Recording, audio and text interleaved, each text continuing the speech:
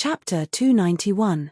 Buchak looked up at Garka above the city wall and said unhurriedly, "Your Highness Garka, we came to guard the imperial palace at the order of Her Highness the Empress. We have no intention of rebelling. Please let us in and meet Her Highness the Empress." Garka barked, "Shut up. You rebels dare to besiege an ally of the Empire. Obviously, you're all traitors trying to assassinate His Majesty. Drop your weapons, kneel on the ground, surrender, and await your punishment." A cold glint flashed past Cicerone's eyes, and he quietly made a gesture. A divine archer of the 2nd Imperial Guard Corps, a high-ranking officer with the cultivation base of a firmament knight, took out a bow, urged his chi, and shot an arrow at Garka. An arrow shrouded in red chi shot towards Garka like a meteor, locking onto his heart. A long sword covered in lightning struck the arrow, shattering it into pieces. "Damn you rebels, all of you deserve to die." Garka's complexion changed dramatically, his eyes flashed with frigid killing intent, and he took out a divine imprint about 10 centimeters in diameter inscribed with countless mysterious runes. The divine imprint was a treasure bestowed by the gods to the Morinth family to control the Victory Palace. Only the bloodline of the Morinth family could use it, and it could not be taken out of the Victory Palace. As soon as the divine seal appeared, rays of dazzling light spread out from the divine seal and enveloped the Victory Palace. The Victory Palace blossomed with resplendent light, as if a peerless beast was slowly awakening. A frightening pressure beyond that of mortals shrouded the area 10 kilometers in radius around the Victory Palace. Under this pressure, everyone felt a little breathless. This is a frightening pressure above that of the Starry Sky Warlock rank. The power contained in the Victory Palace is indeed above that of the Moonlight Warlock rank, touching upon the domain of gods. Yang Feng's complexion changed slightly, and his eyes flashed with a dignified glint. Under this frightening pressure, the vigor of heaven and earth in this area was completely locked and fell under the control of the Victory Palace. With the vigor of heaven and earth locked, Yang Feng could only use his 3 great blood meridian innate spells. The rest of the spells couldn't be cast. So-called spells were spells that the spellcasters used their own mental strength as a bridge to communicate with the various elements in the world's vitality through spell models, forming a kind of extraordinary power that borrowed the power of heaven and earth. If the vitality of heaven and earth was locked or the vitality of heaven and earth was thin, it would definitely be a nightmare for spellcasters. The heaven and earth Yuan Qi was locked, and many powerful spells could not be used. Moreover, if the heaven and earth essence Qi was thin, the power of the spells cast would be greatly reduced. The so-called magic forbidding field was when the essence of heaven and earth was expelled or locked by a powerful force, causing the caster to be unable to borrow the power of the essence of heaven and earth. This was why they were unable to cast various spells. In the anti-magic domain, a legendary mage might not even be as powerful as a high-level warrior. Amid the frightening pressure, countless specks of light poured out of the Victory Palace, condensed in midair, and formed a 10-meter tall, shining with golden light, looking exactly like Morinth's eye. When Buchak saw the statue of Morinth's eye, his heart filled with shock. He knelt on the ground and implored loudly, "Your Highness, please calm down. We surrender. We surrender." Garka's eyes flashed with a fierce glint, and he revealed a cruel smile. "It's too late. I gave you a chance. Since you're not willing to submit to me, then you can all go to hell." Above the Victory Palace, Morinth's eye looked down at the 2 Imperial Guard Corps warriors like a god and brandished the lightsaber in his hand. In an instant, an almost endless rain of lightsabers shot out of Morinth's eye's sword and shot towards the 2 Imperial Guard Corps warriors like raindrops. A rain of blood splattered in all directions. Amidst the miserable screams, the Imperial Guards were pierced by the rain of light and turned into dried corpses. All of their lives and souls were absorbed by the light swords. Cicerone roared furiously, burst out with Star Knight rank Qi, brandished his sword, and chopped the lightsabers to pieces. The Star Knight rank powerhouses of the 2 Imperial Guard Corps also urged their Qi to resist the bombardment of the lightsabers. The Imperial Guard warriors below the Star Knight rank were turned into ashes by the lightsabers, and their life force and souls were devoured by the rain of lightsabers. In less than 30 seconds, the more than 30,000 Imperial Guard Corps warriors were turned into ashes by the rain of lightsabers released by Morinth's eye, and their life force and souls were devoured. After wiping out all the small fries, Morin's eye looked coldly at Ciceron. Ciceron suddenly felt a chill in his heart, and a frightening force erupted inside him in a flash and blew him into countless pieces. Yang Feng's heart shook slightly. Looking at the godlike Morin's eye in the sky, he mused, what a frightening being. When the Imperial Guard warriors above the Gate of Glory saw this scene, they were both fearful and glad. They were fearful that the 40,000 elite warriors of the 2 Imperial Guard Corps were annihilated by Garca, but glad that they were finally on the side of the victor and escaped the calamity of the purge. Every time Morin's eye took a careful look at the Star Knight rank powerhouses of the 2 Imperial Guard Corps, the Star Knight rank powerhouses would explode into countless pieces. In less than 5 minutes, there was no one left alive in the 2 Imperial Guard Corps. The wizards of the 2 Imperial Guard Corps were even more fragile than ordinary warriors, and were enstackled by the rain of lightsabers. Ha ha ha, this is the fate of traitors. Garca burst into laughter and urged the divine seal in his hand. The projection of Morin's eye in the sky collapsed, turned into motes of light, and disappeared into the Victory Palace. Garca inadvertently glanced at Yang Feng, only to see Yang Feng salute him respectfully. The Imperial Guard warriors stared at Garca with both respect and awe. They knew that the man in front of them was about to ascend the throne as the Emperor of the Morin's Empire, and no one could stop him. Yang Feng looked at the tens of thousands of corpses in front of the Gate of Glory and sighed inside. Only in the world of gods can a dynasty be passed down for more than 100,000 years without change. With such frightening power, how could mortals overthrow this dynasty? The Morin's Empire exuded a sense of decay, degeneration, and debauchery from top to bottom, yet it still had a legacy of more than 100,000 years, completely backed by gods. Otherwise, such an empire would have been overthrown a long time ago. The news that Garca destroyed the 20,000-strong Imperial Guard Corps quickly reached the ears of the major forces of the Saint Toulon city. The major forces of the Saint Toulon city understood that the situation was completely under Garca's control. The 4th Imperial Guard Corps immediately declared allegiance to Garca and purged the great Prince Andre's people within the corps. The 4 City Guard Corps of the outer city also pledged allegiance to Garca. The Imperial Guard Hall also declared allegiance to Garca and began to arrest rebels who assassinated Morin's 2867th. The so-called rebels who assassinated Morin's 2867th were naturally people who supported the great Prince Andre, and many of them were important ministers of the imperial court. 3 days later, Garca couldn't wait to hold an enthronement ceremony and announce his ascension to the throne. During the enthronement ceremony, the great Prince Andre's people were all arrested and thrown into prison. Porter and the other 2 princes were placed under house arrest by Garca. No one objected to the enthronement ceremony, and Garca ascended the throne smoothly as Morin's 2868th. In the Imperial Palace's conference hall, Garca, dressed in an imperial robe, sat on the throne, looking down at the important ministers of the imperial court from above, his heart brimming with a sense of accomplishment. In the imperial court, many important ministers held high positions and power. Even a prince like Garca was somewhat inferior in front of these important ministers. But now, as long as Garca gave the order, these important ministers would be deprived of all their rights, and then dragged into prison like dead dogs to spend the rest of their miserable lives. Wherever Garca looked, the important ministers of the imperial court lowered their heads slightly, not daring to look him in the eye. Garca's gaze finally fell on Yang Feng, who was standing respectfully aside, and he said lightly, "Ian." Yang Feng stepped forward and said respectfully, "I'm here."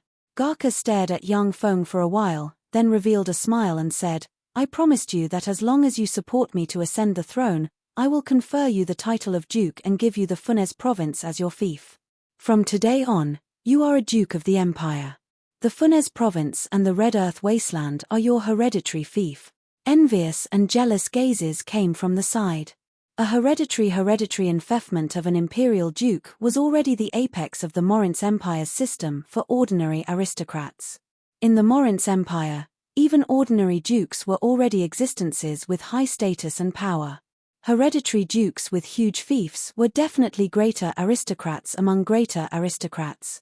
100 years ago, Salamander, the legendary hero who cultivated both magic and martial arts, had worked hard for his entire life, but he had only become a great noble. His greater aristocratic status was also far less valuable than Yang Feng's. That was the territory of a province. Such a huge territory was comparable to that of many small principalities of the Feisuo plain. The only drawback was that the population of the Funes province was slightly smaller. Yang Feng stepped forward and bowed slightly to Garca. "Thank you, Your Majesty." Chapter 292. Garca said with a smile, "I officially appoint you as the Dean of the St. Toulon City's Magic College. Dean Ian, you have to cultivate more magic talents for the Empire." When they heard Garca's words, the eyes of the surrounding ministers flickered with jealousy. The position of Dean of a magic college was extremely important.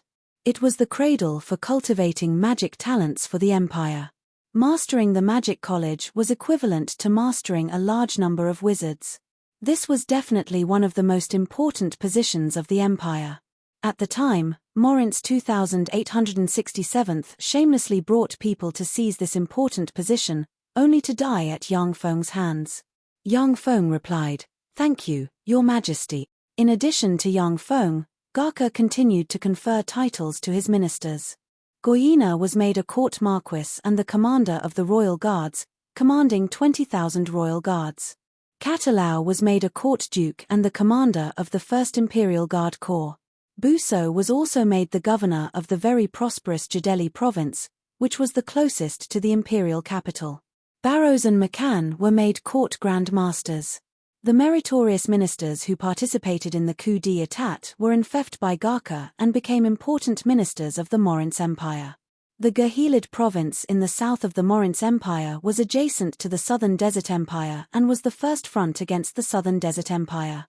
On the Feisuo plain, the Morin's Empire and the Titan Empire were far stronger than other human forces. They were recognized as the two most powerful human empires on the Feisuo plain.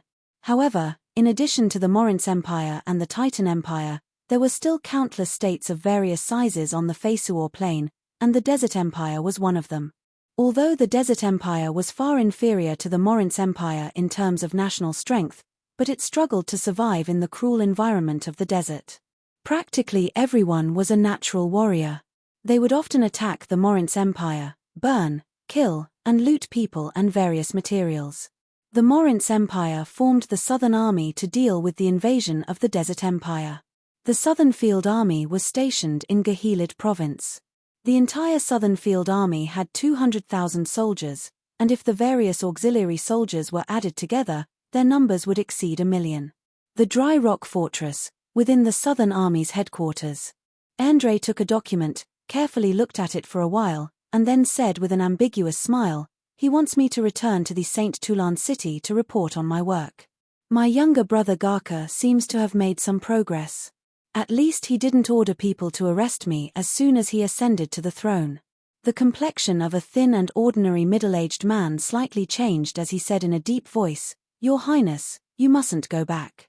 Once you return to the St. Toulon city, Garca will definitely execute you." This thin, ordinary-looking middle-aged man was the leader of Andrei's think tank, Anzolev. "Anzolev, how did your talk with the desert barbarians go?" Anzolev said, "The desert barbarians have agreed to sign a peace treaty with us.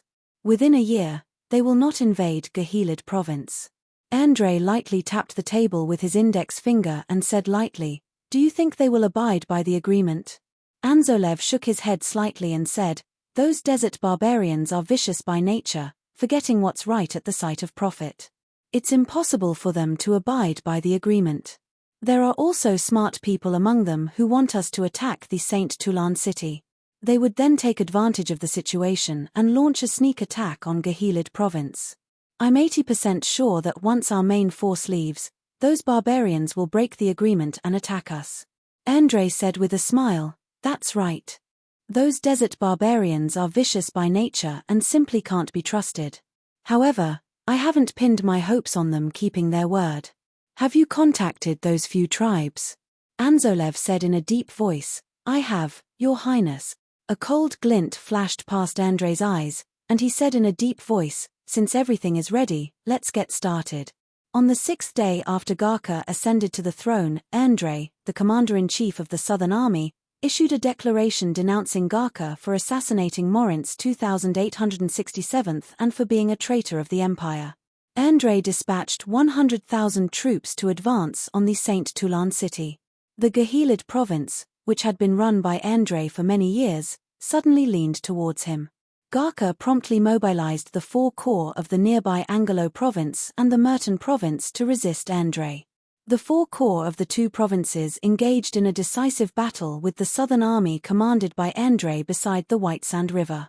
During the decisive battle, a corps of the Merton province switched sides on the battlefield and launched a pincer attack with the Southern Army commanded by Andrei.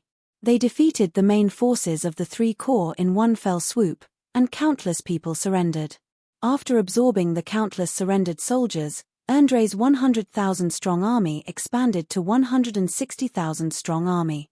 After the main forces of the Garalo province and the Merton province were swept clean, Andrei took the opportunity to send envoys to the 2 provinces. Practically all the officials of the 2 provinces surrendered at the mere sight of him, and most of them easily chose to surrender to Andrei. The Morinth's empire exuded a rotten smell from top to bottom. Coupled with the fact that it was a civil war in the Morinth's empire, the officials naturally weren't willing to risk their lives for Garca. As soon as the Garalo province and the Merton province surrendered, the gate leading to the Saint Toulon city opened. Andrei's 160,000-strong army had to pass through the Tandu province, the Notus province, and the Pove province to reach the Saint Toulon city. After the 4 corps of the Garalo province and the Merton province were defeated and surrendered to Andrei, the rest of the provinces adopted a wait-and-see attitude. Only Andrei's base, the Povinia province, fully supported Andrei and sent 2 corps to the Street Toulon city to obey Garca's dispatch. The border armies with the strongest fighting strength of the Morinth's empire didn't transfer their most elite troops to the Saint Toulon city on the pretext of the appearance of foreign enemies.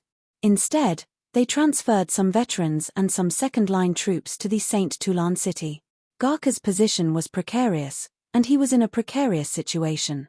Under such circumstances, he didn't dare to kill Porter and the other 2 princes. Once Garca killed Porter and the other 2 princes, the remaining forces of the 3 princes would side with the great Prince Andrei, and Garca would be besieged on all sides. The Victory Palace, inside the imperial study. Looking somewhat haggard, Garca paced back and forth anxiously in the imperial study. Beside Garca stood an ordinary-looking, blue-haired middle-aged man. This middle-aged man was Ghost Fox Bracy, the head of Garca's think tanks. At this moment, Bracy took a document and carefully looked at it for a while before putting it down. Garca asked anxiously at once, "Bracy, what should I do now?" Bracy comforted, "No need to worry, Your Majesty. At present, more than 95% of the Morinth's Empire's provinces are in our hands. Our strength is more than 20 times that of Andrei's rebels. The White Tower has pledged allegiance to you. The Saint Toulon city has gathered 300,000 troops. Andrei is no match for us." Garca's eyes flashed with a cold glint, and he gritted his teeth, saying, "Bracy, don't comfort me with these words. Andrei's Southern Army is an elite border army tempered by decades of fierce battles with the Desert Empire. Even though he only dispatched 100,000 troops, it's still a terrifying force.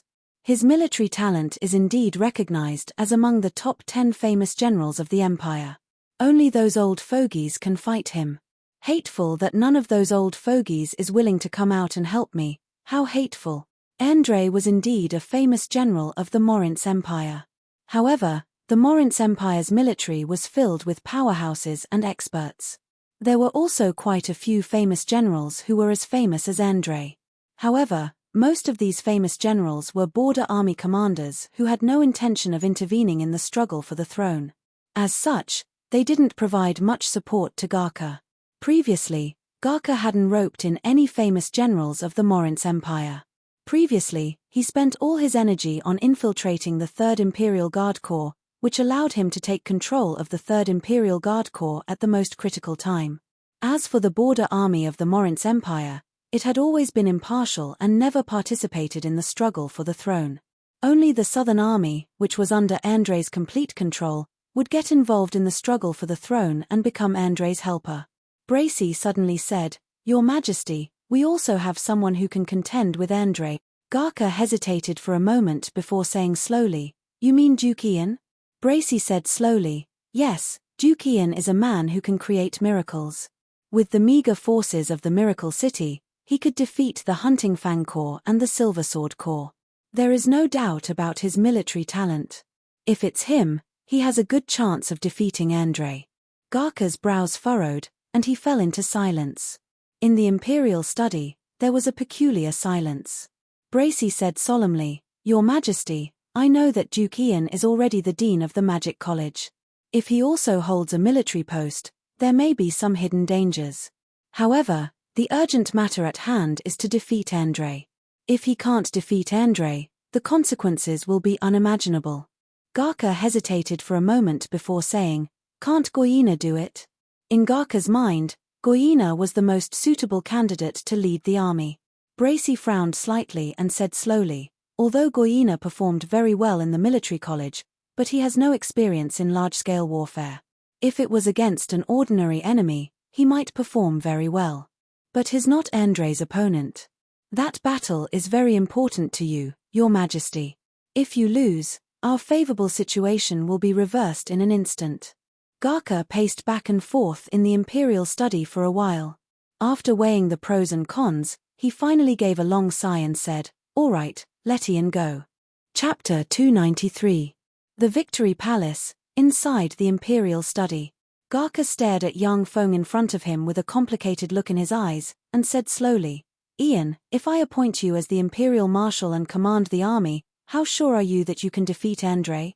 Young Feng said confidently, "Your Majesty, if you entrust me with full authority to be the Imperial Marshal and command the army, I'm 90% sure that I can defeat Andre."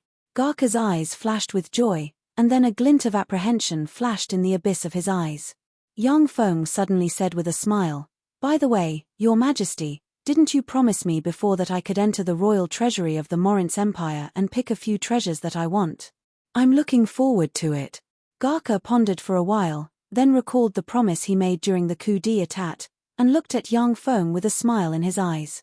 Unless it was a robot, a perfect, powerful, flawless, and desireless subordinate was a dangerous existence that was difficult to control for those in power. Garka said with a smile, "Okay, I'll allow you to enter the royal treasury of the Morince Empire and pick 2 treasures. After you defeat Andre and come back, I'll allow you to enter the royal treasury of the Morince Empire and pick 2 more treasures." "Thank you, Your Majesty." Without any pretense, young Feng showed a smile of joy.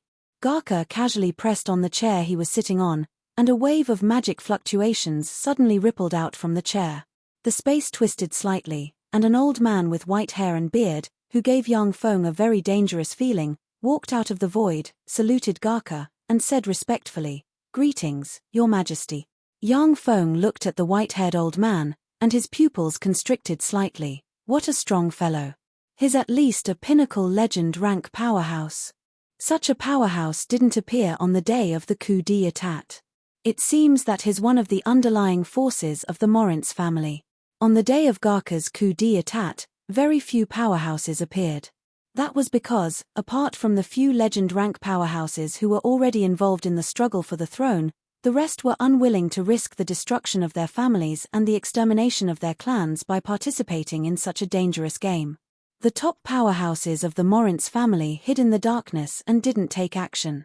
The white-haired old man was clearly one of the underlying forces of the Morince family, a powerhouse who specialized in seclusion and guarding the Imperial Palace. In this Victory Palace, any attempt to assassinate Garka would be easily disrupted. Inside the Victory Palace, there were definitely experts as common as clouds, powerhouses like rain. It was just that those experts and powerhouses would only be loyal to the master of Victory Palace and would not participate in the fight for the throne. This was the iron law of the Morince family. Garka said indifferently, "Reen, take Ian to the treasury and let him choose 2 treasures." "Yes, Your Majesty." Reen responded respectfully, and then said to young Feng, "Ian, come with me." With that said, Reen stretched out his hand and drew a line. With a flash of magic light, a spatial door appeared in front of him. Inside the Victory Palace, with the blessings of the gods, one could do all kinds of unimaginable and magical things. If such a space door was outside the Victory Palace, Even among the Legendramags, only the top Legendramags would be able to open it so easily. Yang Feng stepped into the spatial door. With a flash of spatial fluctuations, countless rays of light shrouded him. His eyes blurred, and in the next moment, he appeared in front of a 10-meter-tall huge bronze gate engraved with countless mysterious runes. Rin walked up to Yang Feng, silently recited an incantation, and pointed at the huge bronze gate. A cyan ray entered the bronze gate. Crack, crack. Following a series of sounds, the huge bronze gate slowly opened, and dazzling rays of light shot out of the bronze gate. Go in. You can only choose 2 treasures from inside. Rin hesitated for a while before saying unhurriedly, there are restrictions set up by the gods in this treasury. Once you take more than 1 treasure, you'll trigger the restrictions and won't get a single treasure.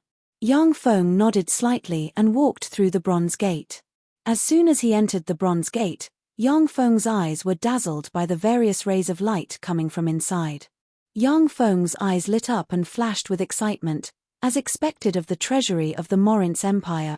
There was no such thing as gold or silver in the royal treasury.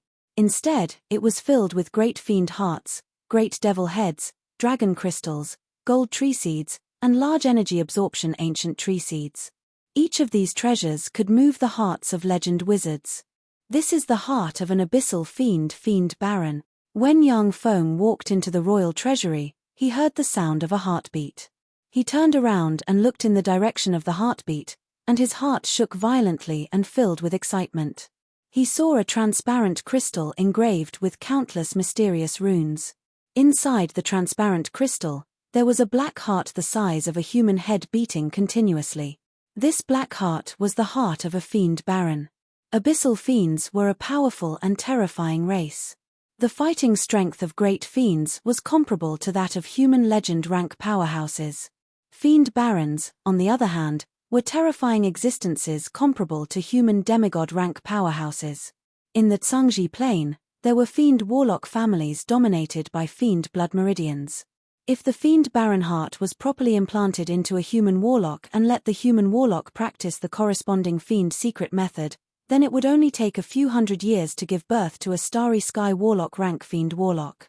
In a place like the Turandot subcontinent, this fiend baron heart would be extremely priceless. Even if a state were to be offered in exchange for it, no one would be willing to sell it. Yang Feng looked at the fiend baron heart with some regret and sighed inside. Unfortunately, fiend blood meridians and black dragon blood meridians can't be fused. Even if I take the fiend baron heart, I can only create a starry sky warlock rank powerhouse after a few hundred years, which isn't in line with my interests. Bloodlines were exclusive. Black dragon blood meridians couldn't be fused with fiend blood meridians. Once the fiend heart was implanted, Yang Feng would explode and die due to a clash of bloodlines. If Yang Feng wanted to implant the fiend baron heart, then he would have to spend his strength and countless precious resources to completely eliminate his bloodline, and then practice cultivation anew. If Yang Feng hadn't planned to walk the god path, then he might have crippled his strength and implanted the fiend baron heart.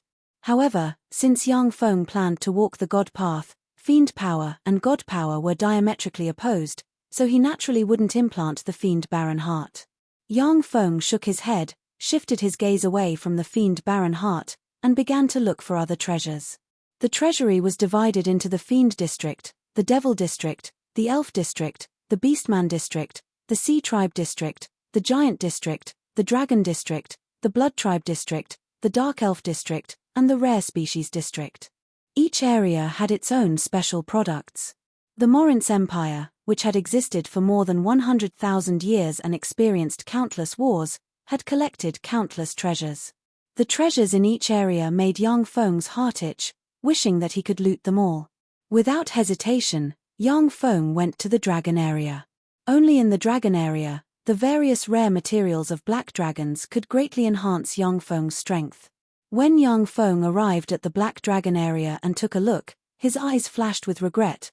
Unfortunately, all the usable materials have been used up. Every part of a dragon was a treasure. Dragon blood, dragon flesh, dragon liver, and dragon eyes were all first-rate materials for refining elixirs. Successive emperors of the Morince Empire had already used up all the usable parts of a dragon, leaving only some dragon bones that were difficult to deal with. This is the bone of a Moonlight Warlock rank black dragon. There are no fluctuations of divine power in these dragon bones. They are the bones of an immemorial dragon. Suddenly, Yang Feng's eyes lit up slightly and flickered with excitement. He walked up to a 50-meter-long dragon skeleton and carefully stroked and examined it. Dragons were divided into 5 categories, namely ordinary dragons, ancient dragons, immemorial dragons, archaic dragons, and primordial dragons. The evolution potential of ordinary dragons was Great Warlock rank. The evolution potential of archaic dragons was Starry Sky Warlock rank. The highest evolution potential of immemorial dragons was Glorious Sun Warlock rank. The highest evolution potential of archaic dragons was Infinity Warlock rank. As for primordial dragons, they could even evolve to contend against human warlock emperors. In the history of the Tsangji Plain, the first warlock emperor, the Time Lord, slayed a time primordial dragon that contained the mysteries of time. After absorbing countless mysteries of time, he finally became invincible, suppressed countless planes, and founded the first warlock dynasty. The giant dragon clan was also one of the most powerful extraordinary creatures in the many planes that could compete with the gods without taking the path of the gods. Of course, the number of immemorial dragons, archaic dragons, and primordial dragons among dragons was very small. Now that Yang Feng saw a Moonlight Warlock rank immemorial dragon bone, he was naturally very excited. In the Tsangji Plain, the Black Dragon Morph secret method contained a secret method to absorb the bone essence of advanced black dragons. As long as he absorbed and refined the bone essence of the immemorial dragon, Yang Feng's strength would increase by a large margin, and his bones would evolve into fearsome immemorial dragon rank existences. Without any hesitation, Yang Feng extended his hand towards the immemorial dragon bone. With a flash of resplendent light, the immemorial dragon bone shrank and condensed into a ball of light that entered Yang Feng's hand. Chapter 294. Yang Feng looked at the immemorial black dragon skeleton in his hand, and his eyes revealed a trace of a smile. Fortunately, the grade of this Moonlight Warlock rank black dragon skeleton is too high, which is why they haven't used it yet. I've picked up a bargain. There were all kinds of dragon skeletons everywhere in the dragon area. Dragon bones were the most difficult material to process, which was why they were left behind. The rest of the dragon scales, dragon blood, dragon tendons, and dragon crystals were mostly used up. In fact, there were relatively more rare materials in the royal treasury of the Morince Empire. After all, great alchemists were very rare in the Morince Empire. In the royal treasury, there were only 2 or 3 archwizard rank great alchemists. Yang Feng carefully examined the dragon area for a while and saw a lot of good things. Unfortunately, they were of no help in promoting his cultivation base, so he could only choose to give them up. Yang Feng went directly to the rare ore area. When he saw the rare ores, his heart jumped and he clenched his fists, full of excitement. This is star spiral steel ore, which can be used to make antimatter annihilation artillery. This is inert atlam stone, which can be used to make warp gates and perform spatial jumps. This is star rune stone, which can be used to make automatic recovery armor. When Yang Feng saw the various rare ores, his heart thumped violently, and he wished he could snatch them all. After Yang Feng obtained number 3796, he had a large number of super technological designs in his hands. However, if he wanted to make those super technological items, he first had to solve the problem of materials. In the rare ore area, there were precious ores collected by the Morince Empire over 100,000 years. If he could take away all the rare ores in the ore area, Yang Feng would be able to make terrifying battle robots capable of hunting demigod-rank powerhouses. This is Black Bonita stone, which can be used to make closed space. Suddenly, Yang Feng's eyes lit up, and he walked up to a 6-meter-tall black stone. After carefully examining it for a while, he revealed a trace of a smile, extended his hand, and the Black Bonita stone flew into his hand. The moment the Black Bonita stone entered Yang Feng's hand, a ray of light shone, and he disappeared from where he stood. He appeared outside the door. "You can leave." Reen waved his hand, and a spatial door appeared out of thin air. Yang Feng smiled faintly, walked into the spatial gate, and appeared in the imperial study. Garka smiled and said, "How is it?" Ian, are you satisfied with those treasures? Yang Feng said with a slight smile, I'm very satisfied. I hope I can go in a few more times. Garka glanced at a hidden corner without anyone noticing and saw a blue light appear on a piece of jade. The smile on his face became even wider. Garka revealed a smile and said, Good. Ian, I will now officially appoint you as the Supreme General of the Empire. You will lead the army and suppress the traitor Andre. Yang Feng responded calmly, Yes, Your Majesty. After leaving the imperial palace, Yang Feng rode a luxurious carriage towards his villa, a look of indescribable joy in his eyes. Once Yang Feng used the secret method recorded in the Black Dragon morph to refine the Moonlight Warlock rank immemorial Black Dragon bones, the hardness of his bones would surpass that of the Great Warlock rank, and reach the Starry Sky Warlock rank, and even Moonlight Warlock rank. It could greatly enhance the strength of his body. In this way, his body would be comparable to the toughest weapon, and his hands would be able to resist legend rank magic weapons. Suddenly, the carriage slowly stopped. A magnetic voice came from outside the carriage. Duke Ian, I am Florence. I have something to talk to you about. Yang Feng raised the curtain of the carriage and saw Florence standing quietly not far away. She was beautiful and otherworldly, looking like a beautiful painting. Yang Feng looked at Florence, and his heart stirred slightly, and he revealed a smile, saying, Of course, please come up. With a sweet smile, Florence boarded the carriage and sat opposite Yang Feng, a fragrance wafting out from her.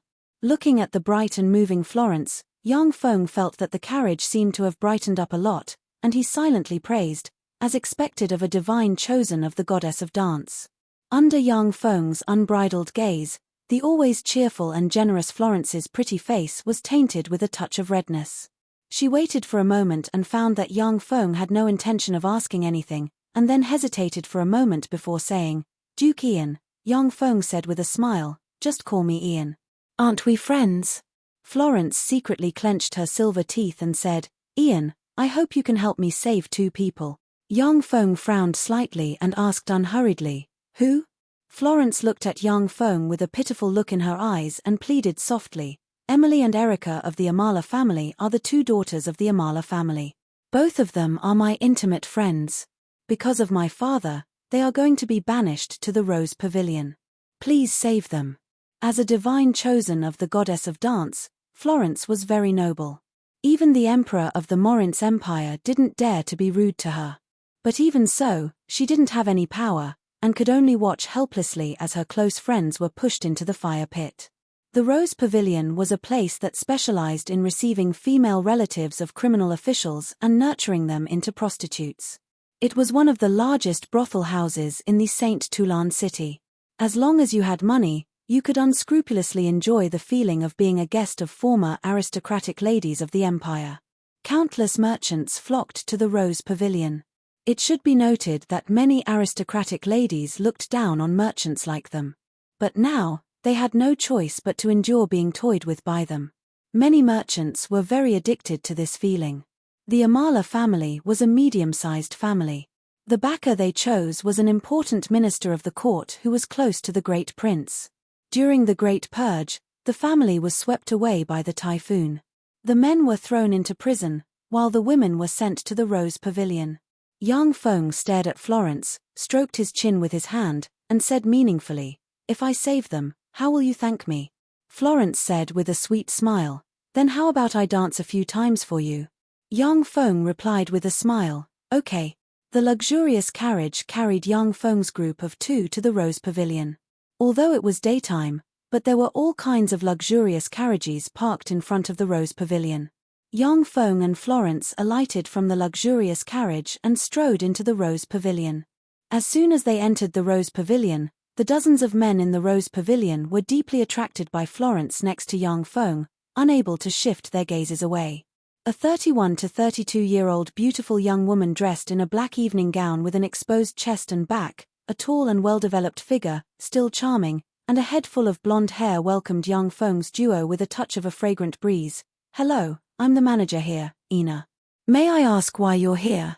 What a beautiful woman, so beautiful. Haha, little beauty, how many gold coins do you want for one night? I'll take care of it. A young man with a frivolous expression, slightly puffy eyes, a tall yet somewhat obese figure, and the appearance of a silk pants walked over and frivolously reached out to grab Florence.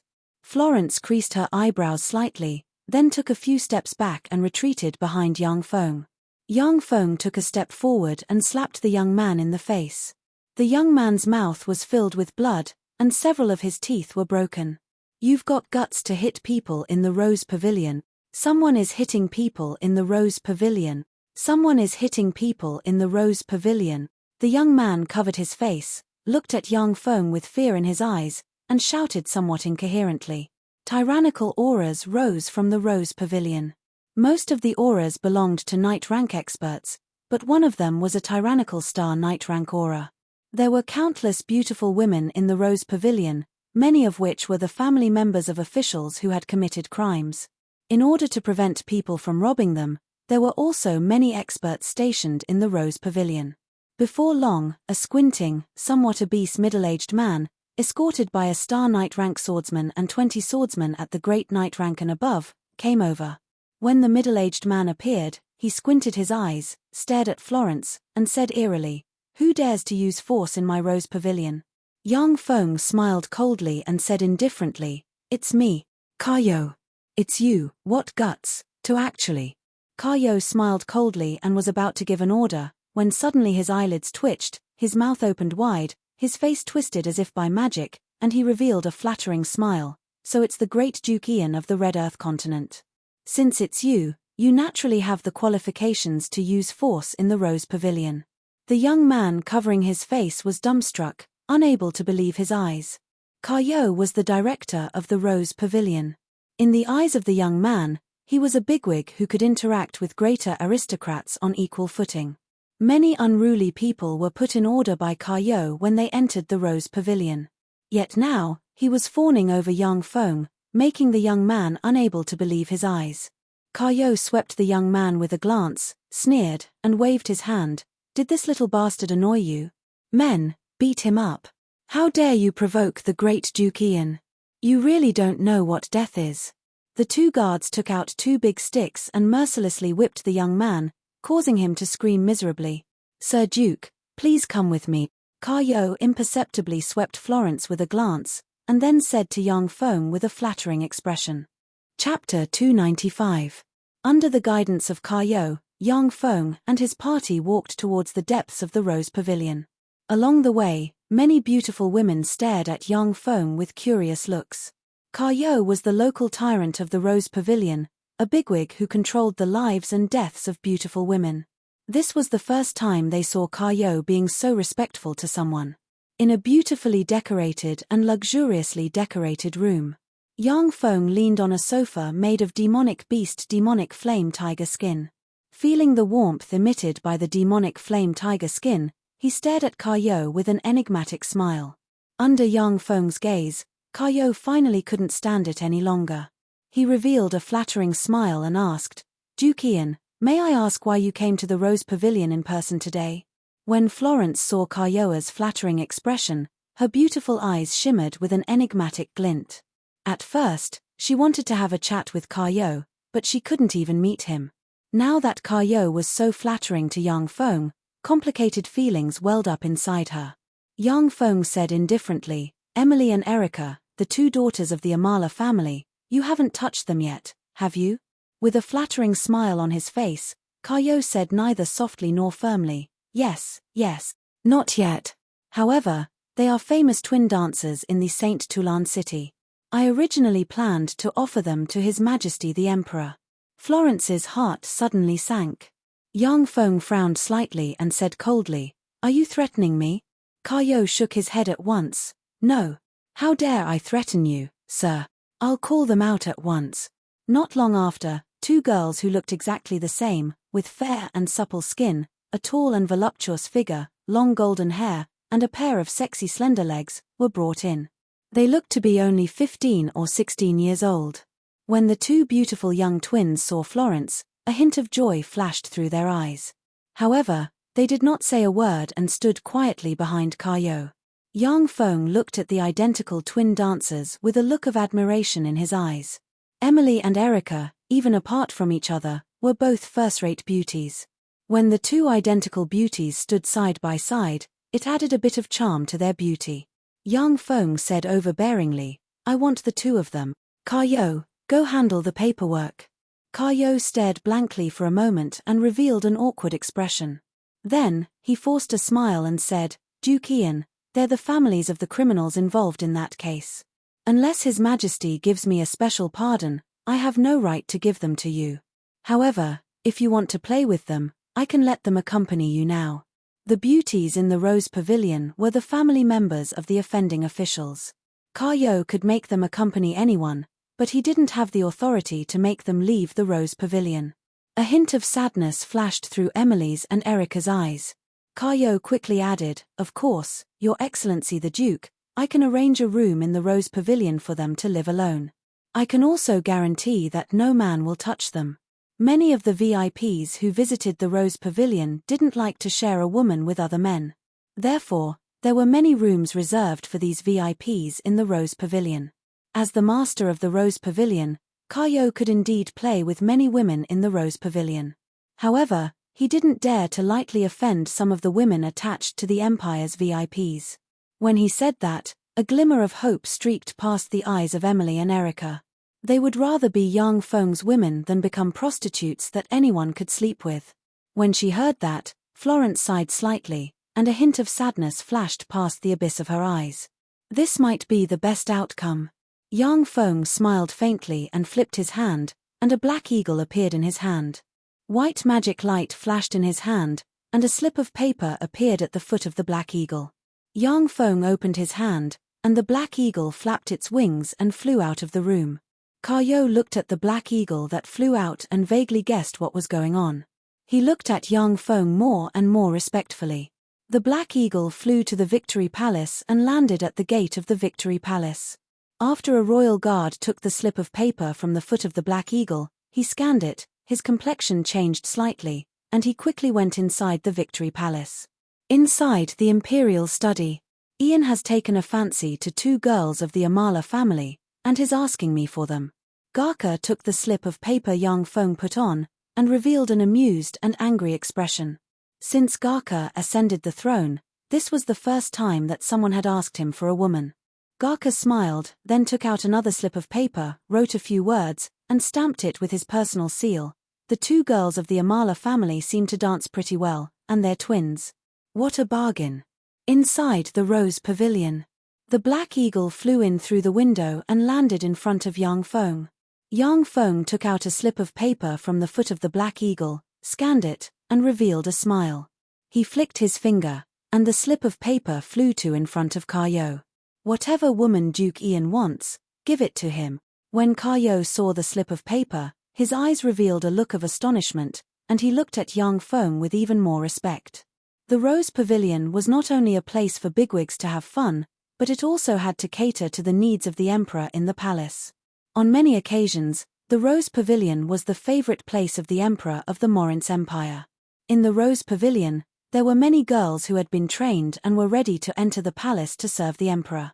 For Garka to issue such an order, it was evident how much he favored Yang Feng. This meant that as long as Yang Feng took a fancy to a woman in the Rose Pavilion, he could have her with a word. Kayo said full of dignity, "Emily, Erica, why aren't you going to meet your new master?" Emily, Erica, greets master. Emily and Erica, two beautiful girls brimming with the aura of youthful girls, prostrated in front of Yang Feng and said respectfully as if lowly female slaves. When Florence saw this, her heart ached slightly, and she gave a long sigh. Emily and Erica, two beautiful girls, were a pair of very famous sisters in the social circles of the Saint Toulon city. Who knows how many aristocratic youngsters wanted to get close to them. At the time, they even refused the pursuit of the heirs of many greater aristocrats. They were extremely proud. However, this pair of beautiful twin lotus flowers prostrated at Yang Feng's feet as if lowly female slaves. The cruelty of political struggles was once again displayed in front of Florence. Yang Feng said lightly, "Get up. Master, I have a presumptuous request. Please help me, Master. No, I beg you, please help me." The elder sister Emily suddenly looked up at Yang Feng with a pleading look in her beautiful eyes. Yang Feng's eyebrows wrinkled slightly. He fell into silence and stared coldly at Emily. Erica's beautiful eyes also revealed a hint of fear. Emily begged with teary eyes, "Master, please save my mother and auntie. As long as you save our mother and aunt, Erica and I will serve you wholeheartedly. We are willing to do anything you want us to do." Erica hesitated for a moment, then clenched her teeth and kowtowed to Yang Feng, saying, "Master, I beg you, please save my family. Even if you want them to be your female slaves, that's fine." Being a female slave at Yang Feng's side was better than being a prostitute in the Rose Pavilion. After all, when the women in the Rose Pavilion were young and beautiful, they could enjoy a bit of glory. But once they grew old, they would be reduced to the lowest rung of the Rose Pavilion, where they couldn't even compare to the prostitutes outside. The most tragic thing was that it was impossible for the women in the Rose Pavilion to marry a good man. The bigwigs who came to the Rose Pavilion to have fun only treated the women in the Rose Pavilion as toys. No one would waste their strength to rescue the women in the Rose Pavilion. Yang Feng uttered lightly, "Kayo, give me their relatives." Kayo replied respectfully, "Yes, sir." What did a trifling family of Emily and Erica count for? As long as Yang Feng wanted them, Kayo would even pack up all the women in the Rose Pavilion and give them to him. This was an order from His Majesty the Emperor. A nobody like Kayo didn't dare to disobey. There were a total of more than 30 women in the Amala family, and they were all very beautiful women. The women who weren't beautiful were already dead. In a luxurious carriage, Yang Feng was sitting on a soft chair with the beautiful twins Emily and Erica in his arms.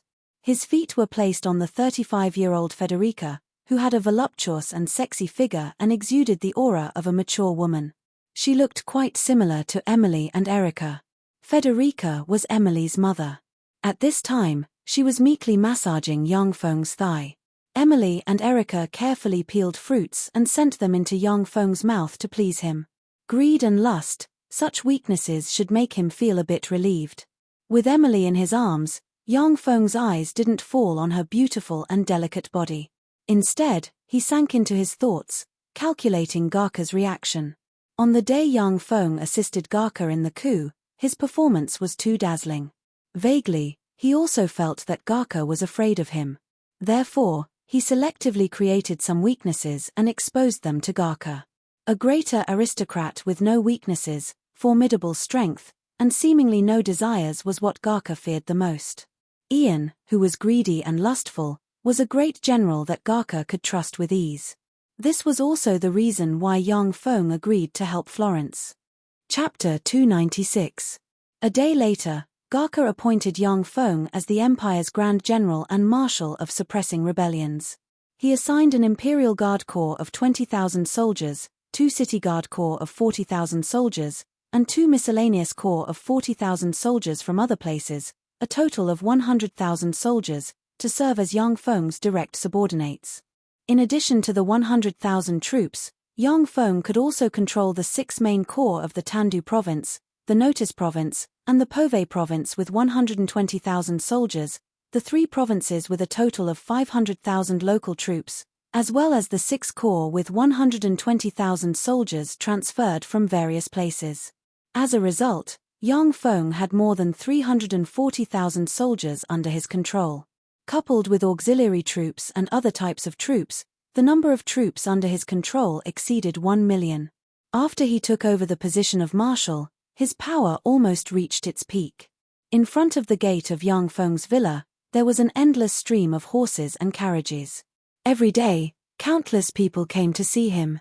On the 3rd day, Yang Feng took the 100,000 troops directly under his command and moved towards the Tandu province. The news that Yang Feng became the imperial general and marshal of the rebellion suppression spread throughout the Morince Empire. All the major forces of the Morince Empire knew of Yang Feng's name. Numerous forces sent people to collect information on Yang Feng. Countless forces of the Morince Empire focused their gazes on Yang Feng. The headquarters of the Morince Empire's southern army. Ian, it's actually him.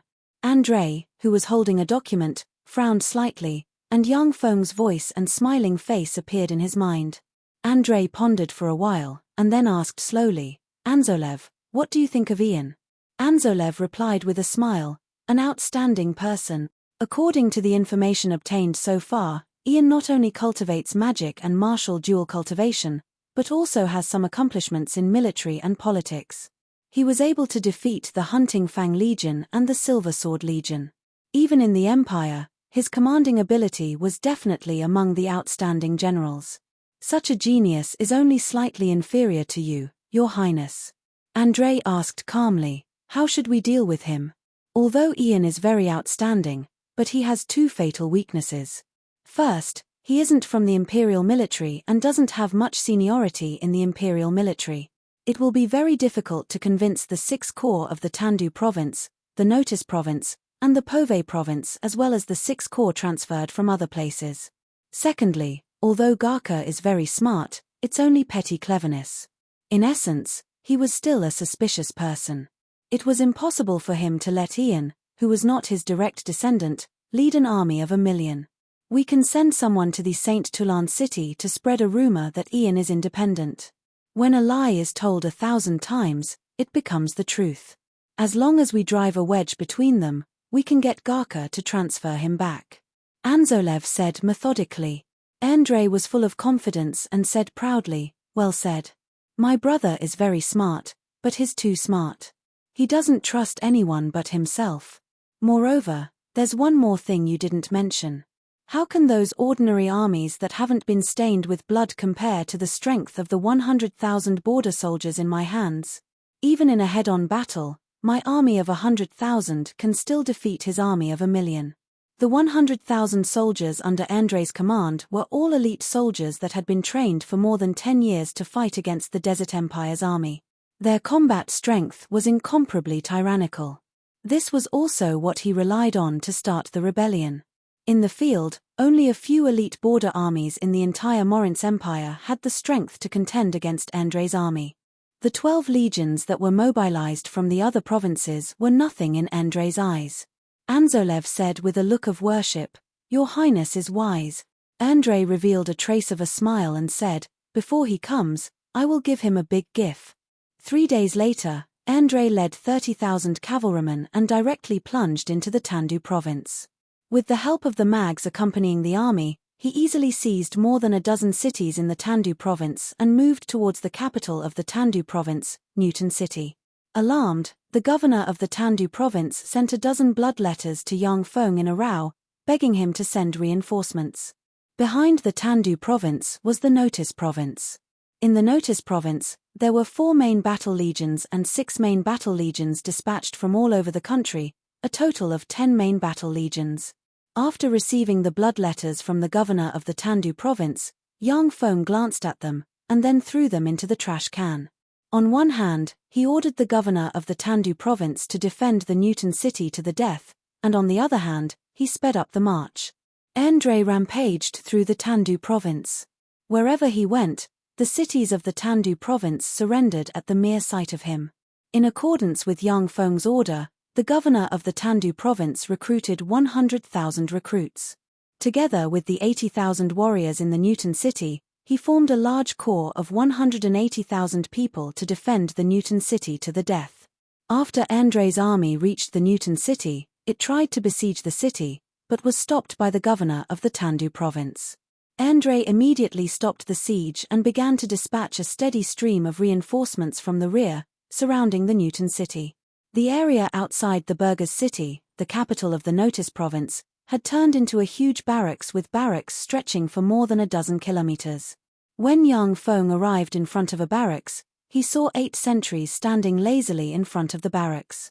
The 8 sentries gathered together and chatted with each other, not paying any attention to their vigilance. Yang Feng's eyebrows creased slightly, then he conjured a magic stealth and disappeared at once. He strode into the barracks. As soon as he entered the barracks, Yang Feng heard the sounds of gambling. There were also women's groans and men's lewd laughter coming from many barracks. Along the way, Yang Feng's eyebrows creased more and more, and a frigid killing intent appeared in the abyss of his eyes. This is the army I want to command. With such an army, It's no wonder they suffered a crushing defeat at the hands of Andre. The Morinth Empire was rotten to the core, and the army was similarly rotten. Apart from the several border armies of the empire, most of the standing corps in the other provinces had become tools for officers of all levels to fish for money. It was normal for them to eat without pay and drink the blood of the soldiers. The reason why Yang Feng could defeat the armies of the Morinth Empire with an irresistible force with the meager troops of the Miracle City was that, apart from some main corps, the fighting strength of the other troops of the Morinth Empire wasn't high. After going around the barracks, Yang Feng turned around and left. 2 days later, an emissary rode into the burghers' city. Before long, the officials of the burghers' city were led by Governor Chiron of the Notice province to wait 10 kilometers outside the city. After waiting for about an hour, a huge army stretching for more than a dozen kilometers appeared in front of everyone. At the forefront of the huge legion, the person in the lead riding a majestic black horse was Yang Feng.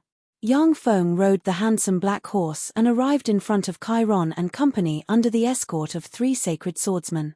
He dismounted and walked towards Chiron and company with a smile on his face. Chiron carefully looked at Yang Feng for a while, then took a step forward and saluted him, saying, "Governor Chiron of the Notice province greets Marshal Ian." The officials of the Notice province behind Governor Chiron also saluted Yang Feng. "Greetings, Marshal." "Hello, I'm Ian." Yang Feng swept the officials who came to greet him with a glance and said with a smile, "Let's go back to the city." As soon as they returned to the burghers' city, Chiron held a grand welcome banquet to greet Yang Feng. At the banquet, celebrities and aristocrats of the burghers' city came one after another. Countless young and beautiful aristocratic girls surrounded Yang Feng and fawned on him. With Chiron's introduction, Yang Feng got to know Ennio, the commander of the Olive Leaf Corps, Duccio, the commander of the Polar Bear Corps, Gan, the commander of the Cyan Falcon Corps, and Giacomo, the commander of the Iron Thornwood Corps. The commanders of the 4 corps were respectively the commanders of the 4 main corps of the Notice province and the Pove province. They participated in greeting Yang Feng. As for the commanders of the other 6 corps, they were dismissive of Yang Feng, and none of them went to greet Yang Feng. The next morning, the headquarters of the rebellion subduing Marshal Yang Feng, who was sitting on the seat of honor in the marshal's barracks, glanced at Andro with an ice-cold expression, and said lightly, "Sound the assembly drum." Andro responded loudly, "Yes, Marshal." The impassioned and resounding assembly drums reverberated in the barracks. After hearing the drums, a commander immediately rushed to the marshal's barracks. When the high-ranking officers entered the marshal's barracks, they saw a gloomy Yang Feng sitting on the seat of honor, and they kept silent, not daring to say anything. Ennio, Duccio, Gan, and Giacomo, the 4 commanders rushed to the marshal's barracks before the assembly drums were about to disappear. After the assembly drums stopped, only the high-ranking officers of the Olive Leaf Corps, the Polar Bear Corps, Duccio, the Cyan Falcon Corps, the Iron Thornwood Corps, as well as the Imperial Guard system and the City Guard system were left standing in the marshal's barracks. The high-ranking officers stared at Yang Feng sitting on the seat of honor with ridicule in the abyss of their eyes. For Yang Feng to become the marshal of the empire at such a young age, the high-ranking officers were naturally unconvinced. Even though Yang Feng was the master of the Miracle City and had successively defeated the Hunting Fang Corps and the Silver Sword Corps, but the high-ranking officers of the Morinth Empire still didn't take him seriously. "Sorry, we're late." "Haha, I'm really sorry."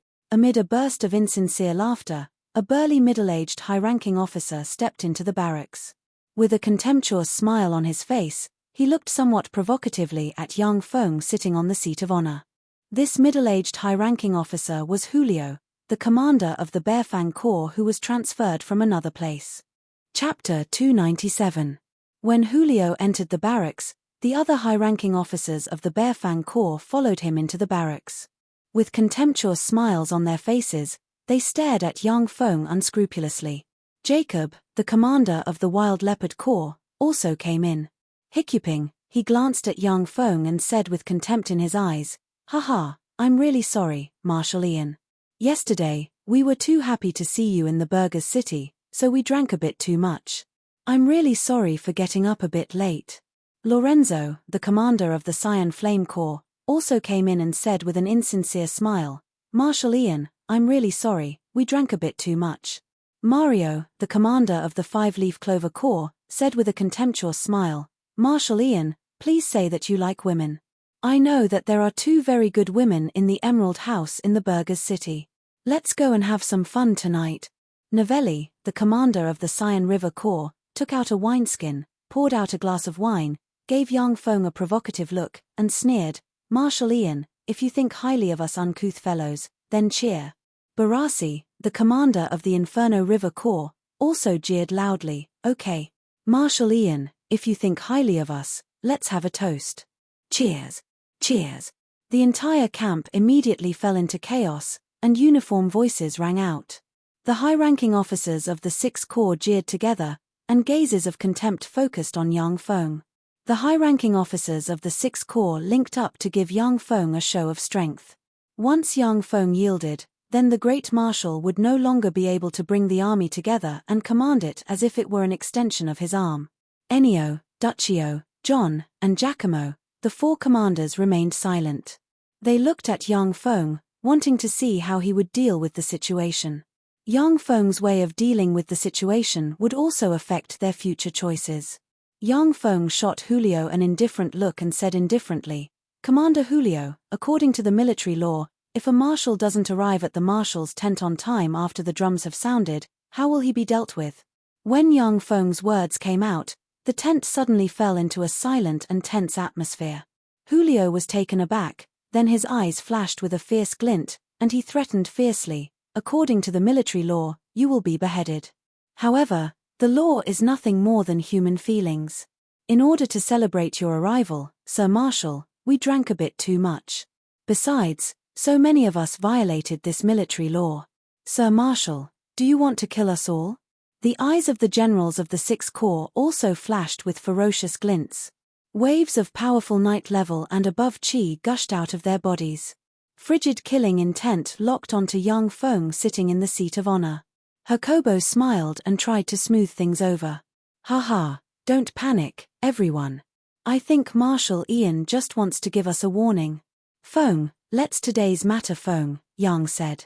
A cold look in his eyes, Yang Feng clapped his hands. As the Empire's Marshal, I order all of you to immediately lay down your weapons and wait to be captured.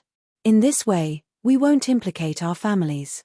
Otherwise, according to the laws of the Empire, all of you will be charged with the crime of treason, and your entire clan will be implicated. 500 warriors armed with military crossbows and 500 warriors armed with great swords quickly rushed over and surrounded the commanders of the 6th Corps. The commanders of the 6th Corps felt that things were far from reassuring, and their eyes flashed with fear. Julio's eyes flashed with a fierce glint, and he burst out with Sky Knight rank chi and barked, Brothers, let's kill our way out. After we kill our way out, we'll go and seek refuge with His Highness Endre. Yang Feng frowned and ordered coldly, Kill them all. In an instant, a dense rain of crossbow bolts covered the commanders of the 6th Corps. The Morince Empire's special military crossbows were so powerful that they could even pierce through knights wearing heavy armor. When the commanders of the 6th Corps came here, they didn't wear any armor. More than half of them were pierced by the crossbow bolts and shot dead on the spot. The generals of the other 6 legions activated their battle chi and frantically deflected the crossbow bolts, sending them flying one by one. A fierce glint flashed in the eyes of Jacopo, who had been smiling all along, and he bellowed. He burst out with Star Knight rank chi, his figure shook, and he madly rushed towards Yang Feng. Only by capturing Yang Feng alive would they have a chance at survival. At this moment, the lightning sacred swordsman Cassius, who was standing quietly next to Yang Feng, took a step forward and stabbed with his sword, and a resplendent lightning ray suddenly stabbed at Jacopo's sword. Ding! Following a crisp sound, Jacopo's sword broke, and Cassius took advantage of the situation and chopped Jacopo in two. The eyes of the raging sacred swordsman Lucero flashed with a bloodthirsty glint, and he suddenly erupted and slashed at Julio like a raging sea. Julio's complexion changed greatly, and he raised his sword to block. Ding! Following a crisp sound, Julio was instantly chopped in two by the sacred swordsman Lucero's sword. Blood splashed about, and he died on the spot. The two sacred swordsman rank experts, the lightning sacred swordsman Cassius and the raging sacred swordsman Lucero, attacked with all their might. The commanders of the 6th Corps couldn't withstand a single blow, and were chopped in two. The smell of blood pervaded the camp. The commanders in the camp were awed by this scene, and their eyes flashed with fear as they looked at young Feng sitting in the commander's seat. It didn't take long for the commanders of the 6th Corps to be slaughtered, with not a single survivor remaining. Young Feng said lightly, "Andro." Andro immediately stepped forward and said respectfully, "Sir Marshal, your subordinate is here." Young Feng said coldly, "These people dared to resist our arrest.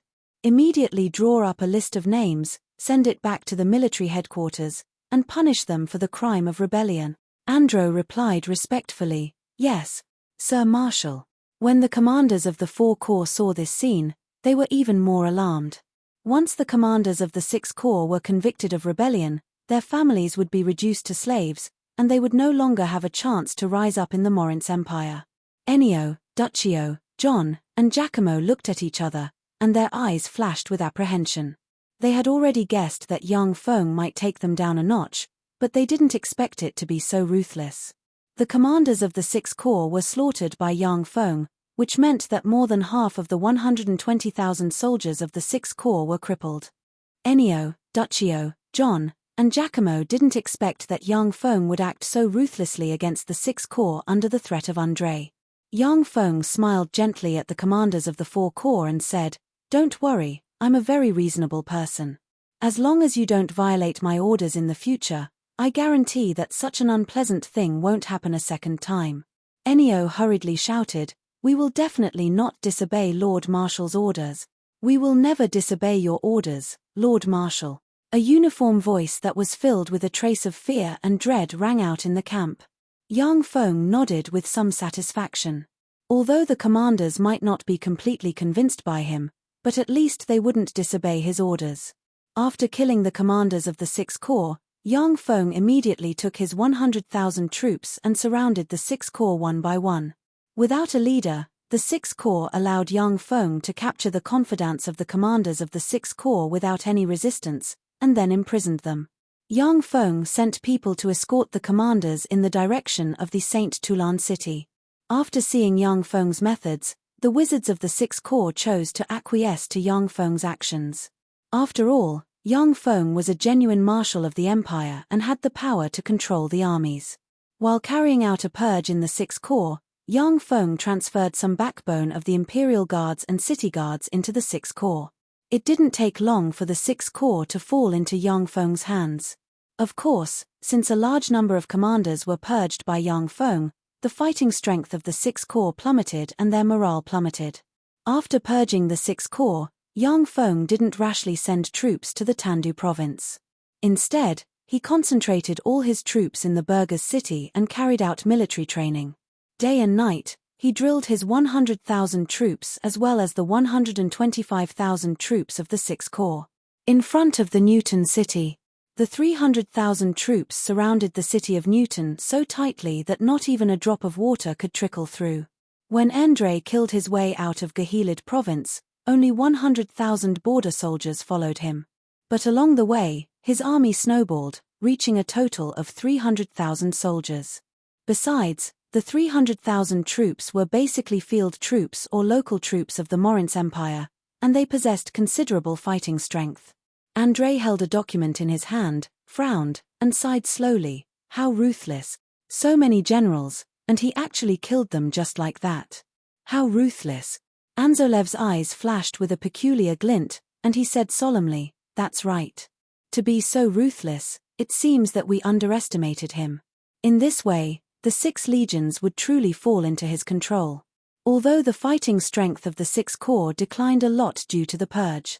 But if we give him a few months, we'll be faced with a powerful monster that has finished integrating. Your Highness, it's time to make up your mind. We can't give him time. Andrei pondered for a long time, then paced up and down in the room. Finally, his eyes flashed with a fierce glint, and he gritted his teeth and said, "All right. Anzolev, contact them and tell them that I agree to their conditions." Anzolev lowered his head slightly, and the abyss of his eyes flashed with joy. "Yes, Your Highness." Chapter 298. Newton City, inside the governor's mansion. Arseny, the governor of Tandu province, sat in his study, his eyes swollen and his face haggard. He slumped weakly on a large soft sofa. These days, Andrei had tentatively attacked the city twice, but each time, he was repelled by the army led by Arseny relying on the city wall. However, the bravery and fighting skills of Andrei's soldiers still shocked Arseny. As the defending party, Arseny should have had a great advantage.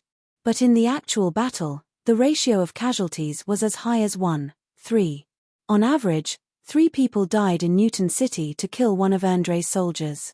If it weren't for Andrei not wanting to lose too many of his elites in Newton City would have been taken by Andrei long ago. As the governor, Arseny was also under tremendous pressure these days. He often woke up in the middle of the night, fearing that Andrei had already attacked the city. Arseny was a hardcore supporter of the Orthox family. He had spoiled many of Andrei's plans, so he didn't dare to surrender to Andrei. He could only desperately resist Andrei's attacks with all his might. Massaging his temples, Arseny constantly calculated in his mind, "No, this can't go on. It seems that I have to recruit more soldiers tomorrow. Recruit 50,000 more, no, 100,000 more." The door was suddenly pushed open, and a tall, sexy, and voluptuous young woman of about 17 or 18 years old walked in with a bowl of chicken soup. Arseny frowned and shouted sternly, "It's you? Soir, didn't I order you not to come here?" Soir was one of Arseny's concubines and his most favored concubine. He had originally ordered that no one except the important military and political officials of Tandu province should enter this place. Seeing Soir now, he couldn't help but feel a trace of anger in his heart. Soir was as gentle as water. She said with a sweet smile, "Master, you haven't eaten well for several days. I'm giving you a bowl of chicken soup to let you nourish your body. I'll leave after putting down the chicken soup." Arseny looked at Soir's sweet smile, the anger in his heart slowly faded, and he nodded slightly. Only then did Soir approach Arseny with seductive cat-like steps. "Little slut."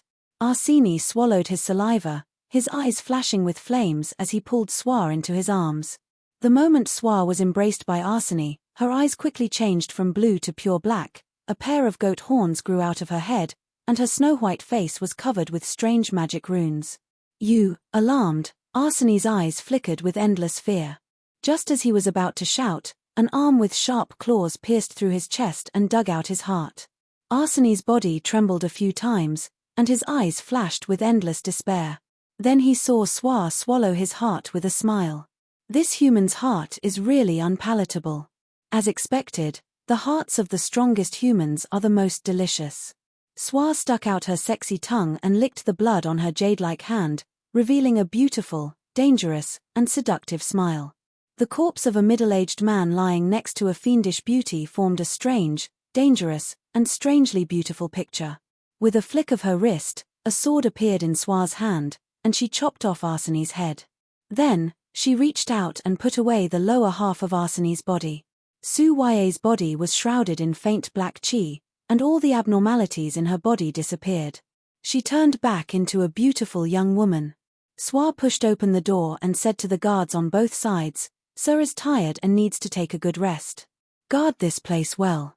No one is allowed to enter for 2 hours." The guards on both sides replied respectfully, "Yes." Under the gazes of countless powerhouses, Soir swaggered out of the city master's mansion. As soon as she left the city master's mansion, Soir turned invisible and disappeared into the darkness. After a while, a cluster of incomparably bright fireworks rose from Newton City and bloomed. "Attack the city." After Andrei saw the resplendent fireworks, he promptly issued an order. The huge weapons of war began to operate, and siege troops madly attacked Newton City. Newton City Master's Mansion. "Governor, is Sir Governor here?" An official hurriedly ran towards the direction of the study. A guard stopped the official and said, "Sir Biko, Sir Governor is resting and won't see anyone." Biko barked, "Get lost. That traitor Andrei has begun to attack the city. Sir Governor needs to preside over the overall situation." The face of the guard changed slightly, and he immediately retreated to the side. Biko pushed open the door of the study and saw Arseny's head lying on the desk with his eyes wide open. He screamed shrilly, "Sir Governor was killed. Who was it? Who killed the governor? The guards outside the door also rushed into the study. When they saw Arsenie's corpse, their eyes were filled with shock. The news of Arsenie's death quickly spread in Newton City. When the soldiers of Newton City heard the news, their morale plummeted. Many generals chose to surrender to Andrei on the spot, and the situation quickly collapsed like an avalanche. Before long, the entire Newton City fell into Andrei's control. When the Newton City fell, the entire Tandu province surrendered at the first sign of trouble. Whenever Andrei's emissaries went to a city, those cities surrendered to Andrei. After Andrei captured the Newton City, he left behind a division responsible for reorganizing the surrendered soldiers of the Newton City, while he commanded his army and madly charged towards the Notice province. Along the way, the cities of the Notice province also surrendered at the first sign of trouble. So long as Andrei's army arrived, the gates of those cities would be opened, and the military and political officials would come out and surrender. The main forces of the Notice province had already gathered in the Burghers' city. As for the rest of the provinces, even the local forces had already been mobilized by Yang Feng, and they had no power to resist. After Andrei's main forces killed their way into the Notice province, they slowed down and advanced towards the Burghers' city very carefully. Andrei's advance was very careful, not giving Yang Feng any chance to mount a sneak attack. At the same time, his main forces poured into the Notice province from the rear. As long as Yang Feng was defeated in the Notice province, then there would be no force on the road leading to the Saint Toulon city that could contend against Andrei's army. Many forces of the Morince Empire were now spectating the struggle between the two princes, Andrei and Garka. They had no intention of getting involved in this whirlpool. If Yang Feng was defeated, then Andrei would gain a huge advantage, and he would be a few steps closer to the throne of the Morince Empire. Faced with Andrei's pressure, Yang Feng just holed up in the Burghers' city and methodically trained his troops as usual, improving their fighting strength. Originally, some people in the Burghers' city were restless. But when they saw Yang Feng training his troops so confidently, the people in the city felt a lot more at ease. At the same time, without attracting attention, Andrei often escorted mysterious convoys shrouded in heavy curtains into the Burghers' city.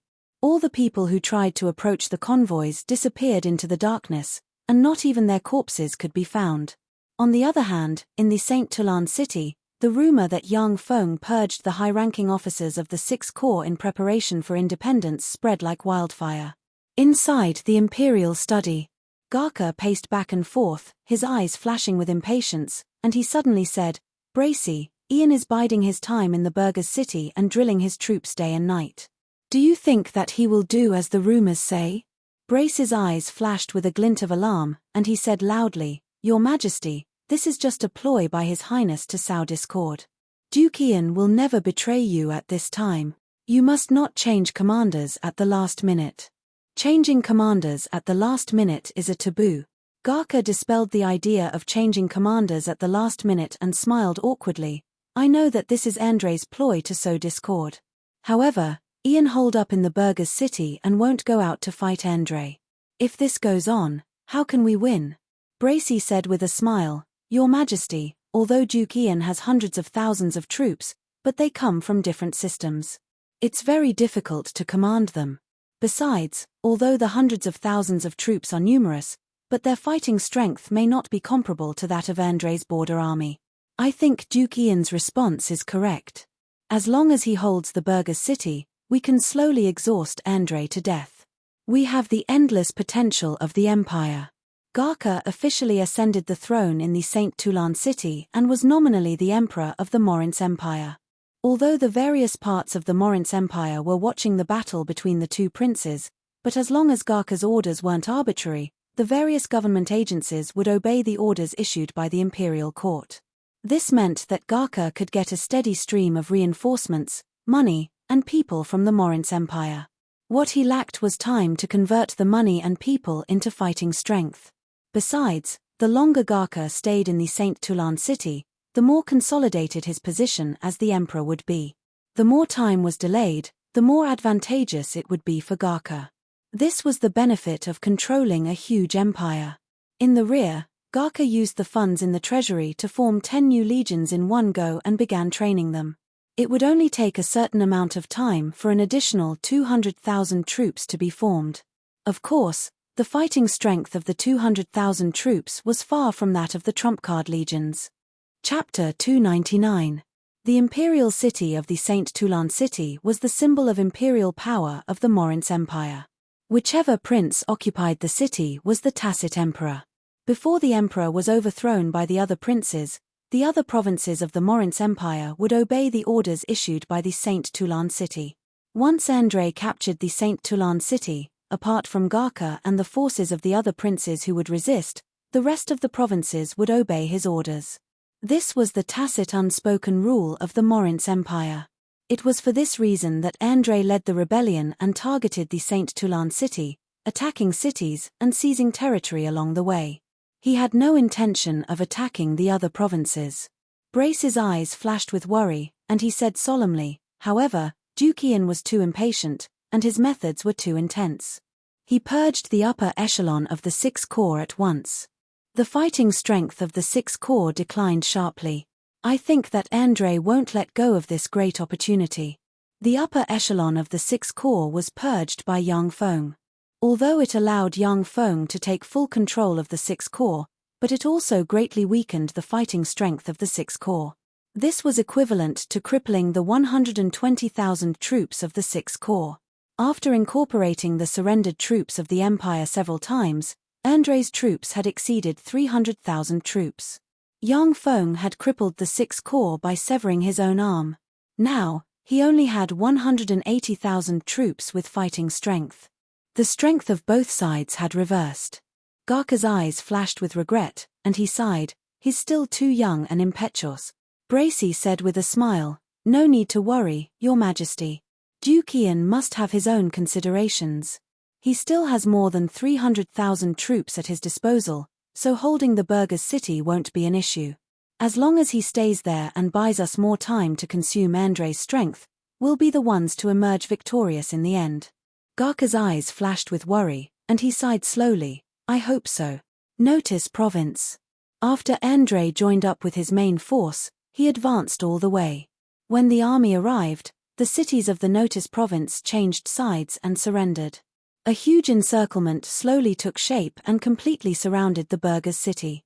Yang Feng just watched coldly from the sidelines. From time to time, he sent teams of cavalrymen to devour Andrei's troops. When they encountered Andrei's main force, they immediately chose to retreat to burghers' city. In the scattered battles, Yang Feng also devoured nearly 4,000 of Andrei's troops. However, Andrei didn't care about the loss of his troops at all. He continued to make arrangements in an orderly manner, constantly shrinking the encirclement, like a noose tightly wrapped around the burghers' city. After the huge encirclement was formed, Andrei commanded the 460,000-strong army to surround the burghers' city. The scorching sun hung high in the sky. Outside burghers' city, there were countless banners and barracks. Fear surged in the hearts of some soldiers above the burghers' city as they looked at the mighty, majestic, and densely packed enemies outside the city.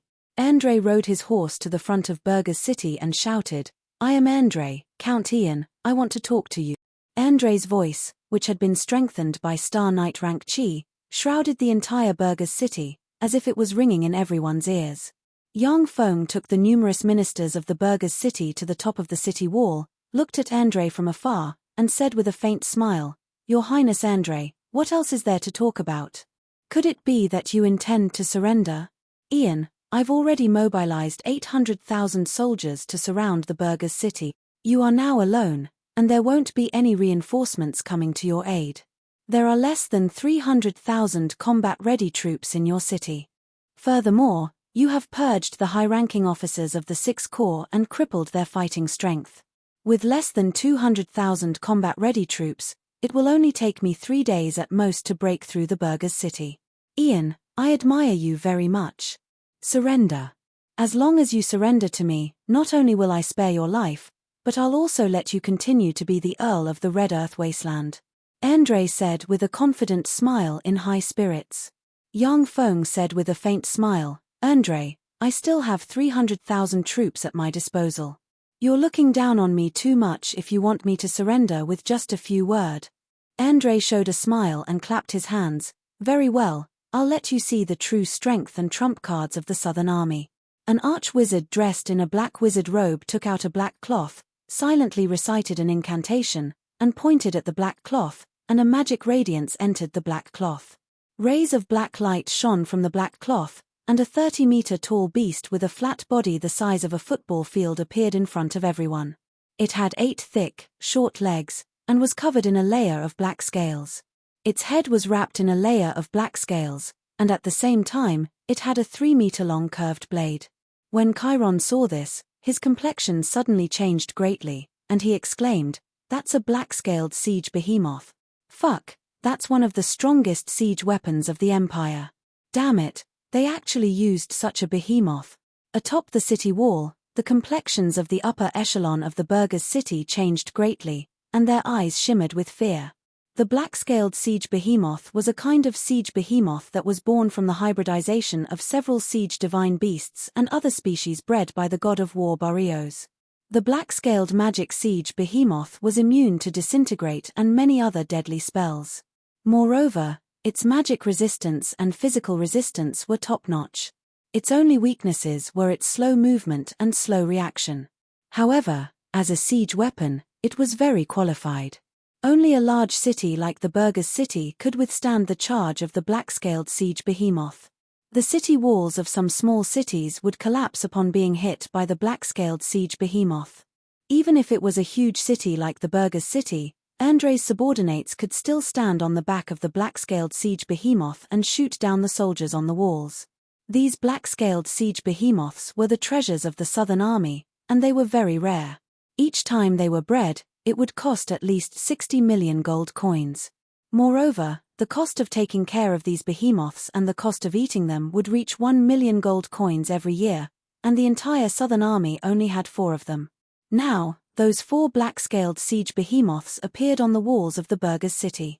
Seeing those 4 terrifying behemoths even taller than the city walls, the morale of the soldiers on the city walls plummeted. The 4 black-scaled siege behemoths were like 4 tall mobile city walls. As soon as these 4 terrifying black-scaled siege behemoths appeared, the advantage of the burghers' city's city walls shrank a lot. Andre had a proud smile on his face as he clapped his hands.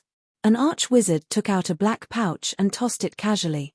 Black light shone from the black pouch and fell on the ground. A 20-meter-tall, bald giant with a 15-meter-long wolf tooth club in hand, engraved with countless mysterious magic runes, and lifeless eyes appeared in front of everyone. Chiron's voice trembled, and he exclaimed, "Golem giant." Golem giants were weapons that the radiant primary god Prodos of the Morinth Empire made from the corpses of the giants after he defeated them.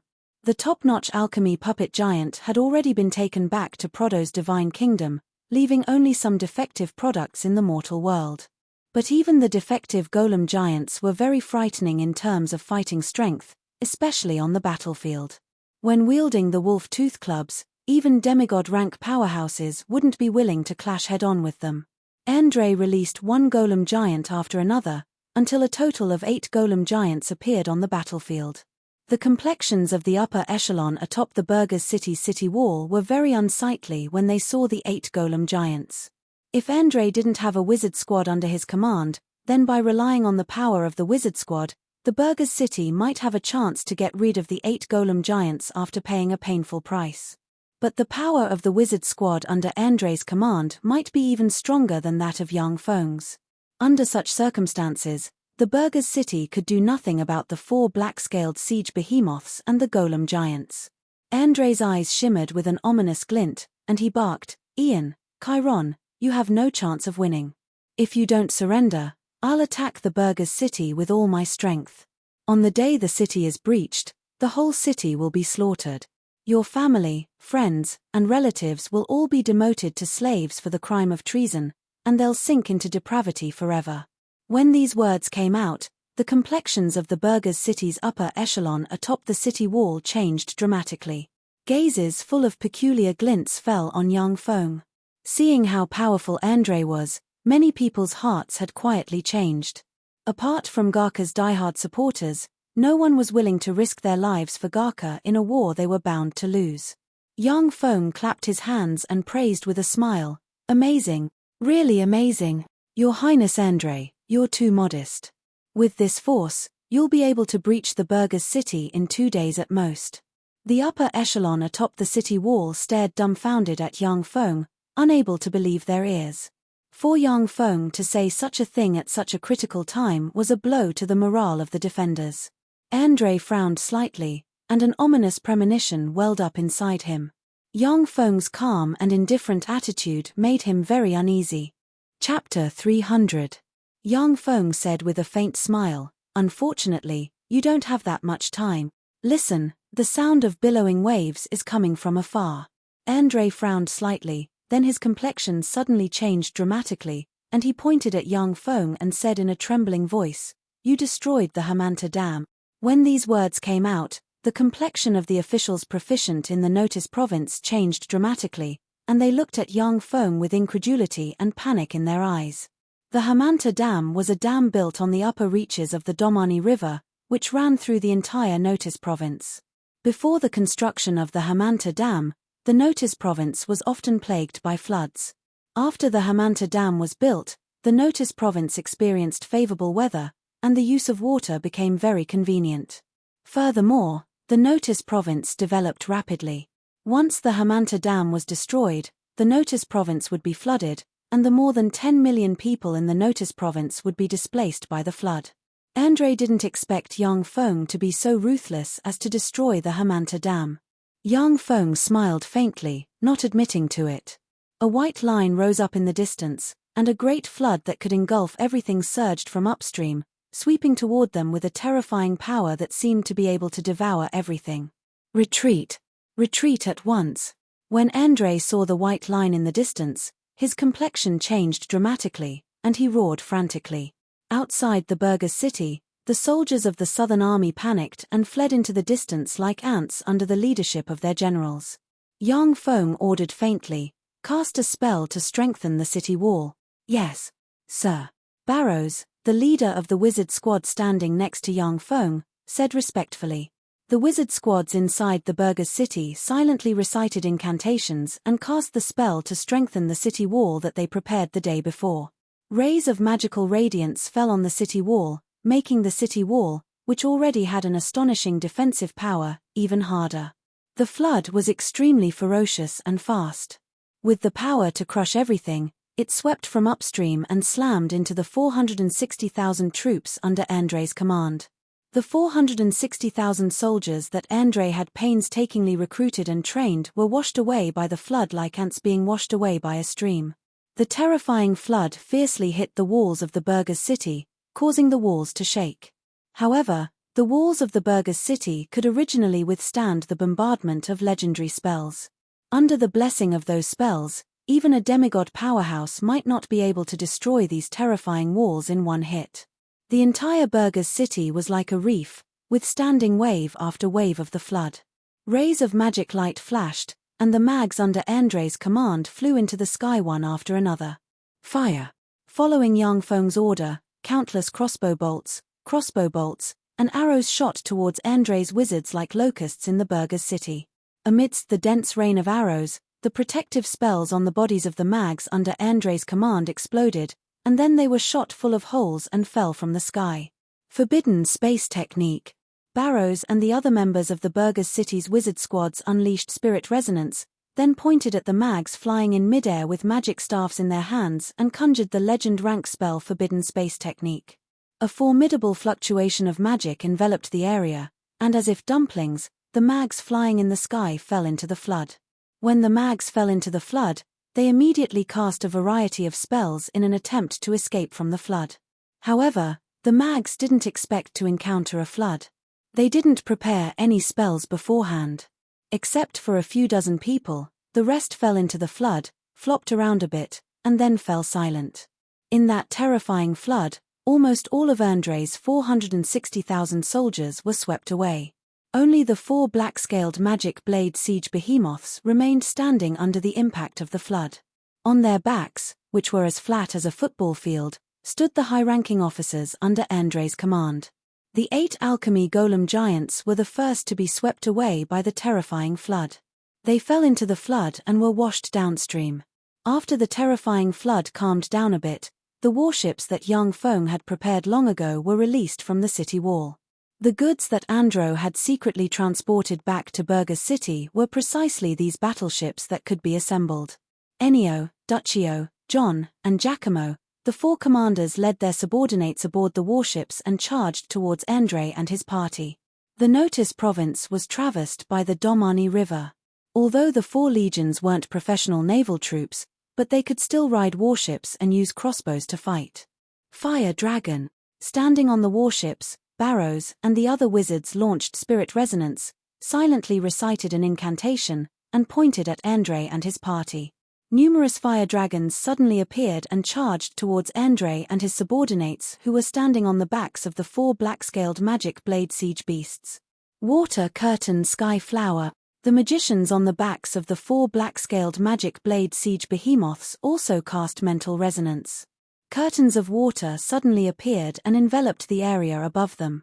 The fire dragons descended from the sky, intertwined with the water curtains, issued sizzling sounds, and large tracts of mist rose.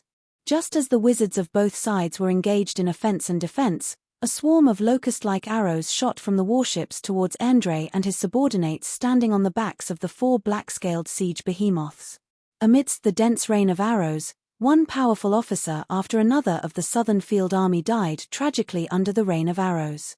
At the same time, some wizards whose defenses weren't tight enough were shot to death by the rain of arrows, falling to the ground and falling into the flood. Standing on the back of the black-scaled siege behemoth, Andre brandished his sword to parry the rain of arrows. His eyes were bloodshot, and he felt as if his heart was being cut by a knife. In this battle, the 100,000 elites brought by Andre from the Southern Army were swept clean by Yang Feng. At the same time, a large number of elite surrendered troops suffered heavy casualties. Once he retreated to the south in defeat, all his previous efforts would be in vain. Garca could rely on this period of time to stabilize his position on the throne. With the passage of time, Garca's position on the throne would become more and more stable. Andre wouldn't stand a chance. While parrying the arrows, a high-ranking officer with a Star Knight rank cultivation base barked, "Your Highness Andre, run. We'll stay behind to bring up the rear, but you must avenge us in the future. Your Highness Andre, leave here and avenge us in the future." The high-ranking officers of the Southern Army shouted loudly with bloodshot eyes. As long as Andre didn't die, the families of the high-ranking officers of the Southern Army would have a chance to make a comeback. Once Andre died here, the high-ranking officers of the Southern Army would be labeled as traitors, and their families would sink to the bottom. Andre gritted his teeth, turned around, and his figure blurred. Like a big bird, he landed on the flood, tapped lightly, and his shoes flickered with blue magic light, and a mirror suddenly appeared under his feet. Andre's figure flickered. Stepping on the mirror in the flood, he quickly fled into the distance. If he stayed outside the Burger's city, then even if he led his subordinates to fight bitterly to the end, the best outcome would be to become a prisoner. He decisively chose to retreat. After all, the warriors of the Four Corps weren't professional Marines. They could only watch helplessly as Andre escaped by himself. Yang Feng suddenly said, "Chiron." Chiron's eyes flickered with a complicated glint, and he replied respectfully, "Yes, Sir Marshal." The many high-ranking officers atop the city wall stared at Yang Feng with a complicated glint in their eyes. Andre's previously invincible army was wiped out by Yang Feng's flood, suffering heavy casualties. However, the destruction of the Hamanta Dam also turned the Notice province into a swamp. More than 10 million residents of the Notice province would become homeless and become refugees. Although the battle was won, but the Notice province might not be able to recover for decades due to the flood. However, a victory was a victory. Yang Feng wiped out Andre's main force in one fell swoop and reversed the situation. Now, no one could disobey his orders. His prestige in the army had also risen to its peak. Yang Feng said lightly, "I'll leave this place to you. I'm going back to rest." Chiron replied respectfully, "Yes, Sir Marshal." At this time, Andre's remnants were struggling against the four black-scaled siege behemoths. Their defeat was already inevitable, and there was no need for Yang Feng's command. As soon as Yang Feng left the Burgers city's city wall, his body disintegrated, turned into white mist, and collapsed. Andre gasped for breath as he quickly darted through the flood. He had already fled for dozens of kilometers, yet everywhere he looked, there was still the hateful flood. Looking at the flood, he felt as if his heart was being cut by a knife. Other troops were fine, but the 100,000 elites he brought from the Southern Corps were the strongest troops under his command, as well as his foundation. Now that they were thrown outside the Burgers city, it was definitely a heavy blow to him. "Your Highness Andre, please wait." A black ray of light descended from the sky, landed in front of Andre, and condensed into Yang Feng's figure. With a smile on his face, Yang Feng blocked Andre's path of escape. Andre's eyes narrowed slightly, a fierce glint flashed past them, and he said coldly, "Ian, are you here to take my head and claim credit from Garca? Interesting. I really want to see what kind of ability you have to actually dare to chase after me alone." Chapter 301. Yang Feng uttered with a faint smile, "Your Highness Andre, I came here just to have a talk with you." Andre's thoughts revolved, and he revealed a sneer, "You want to have a talk with me? So that's how it is. You're not loyal to that idiot Garca, but to yourself." Yang Feng said calmly, "Your Highness Andre, I came here today because I'm 80% certain that I can keep you here. What price are you willing to offer?" Andre's eyes narrowed slightly, and he stared at Yang Feng with frigid killing intent in his eyes.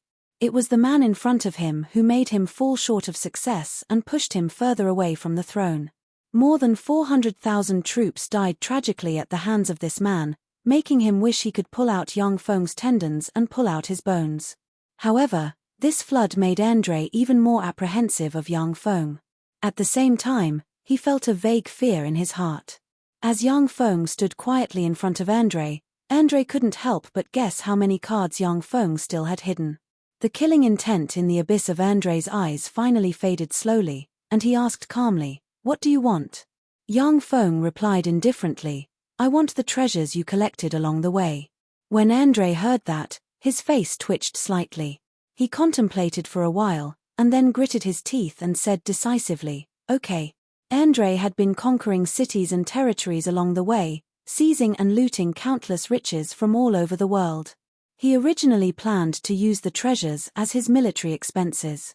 Now that the 460,000 troops were washed away by Yang Feng, he was unable to protect the treasures. Therefore, he decided to give them to Yang Feng. It was better for the huge amount of wealth to fall into Yang Feng's hands than into Garca's. Yang Feng said with a smile, "I'm a wizard and a grandmaster pharmacist. I'm very interested in all kinds of mysterious magic items. For example, rare magic ores, magic plant seeds, rare alchemical items, all kinds of precious magic notes, and mystical secret methods can be exchanged." As the great prince of the Morince Empire, Andre had the support of 3 top aristocratic families of the Morince Empire. He was also the commander-in-chief of the Southern Army. The treasures he possessed were beyond the imagination of ordinary people. Andre was silent for a while, then flicked his wrist, and a black bag appeared in his hand. He tossed the black bag towards Yang Feng. Planar stone. When Yang Feng opened the black bag and took a look, his eyes lit up, and excitement shimmered in the abyss of his eyes. Inside the black bag, there was a black, ordinary-looking stone.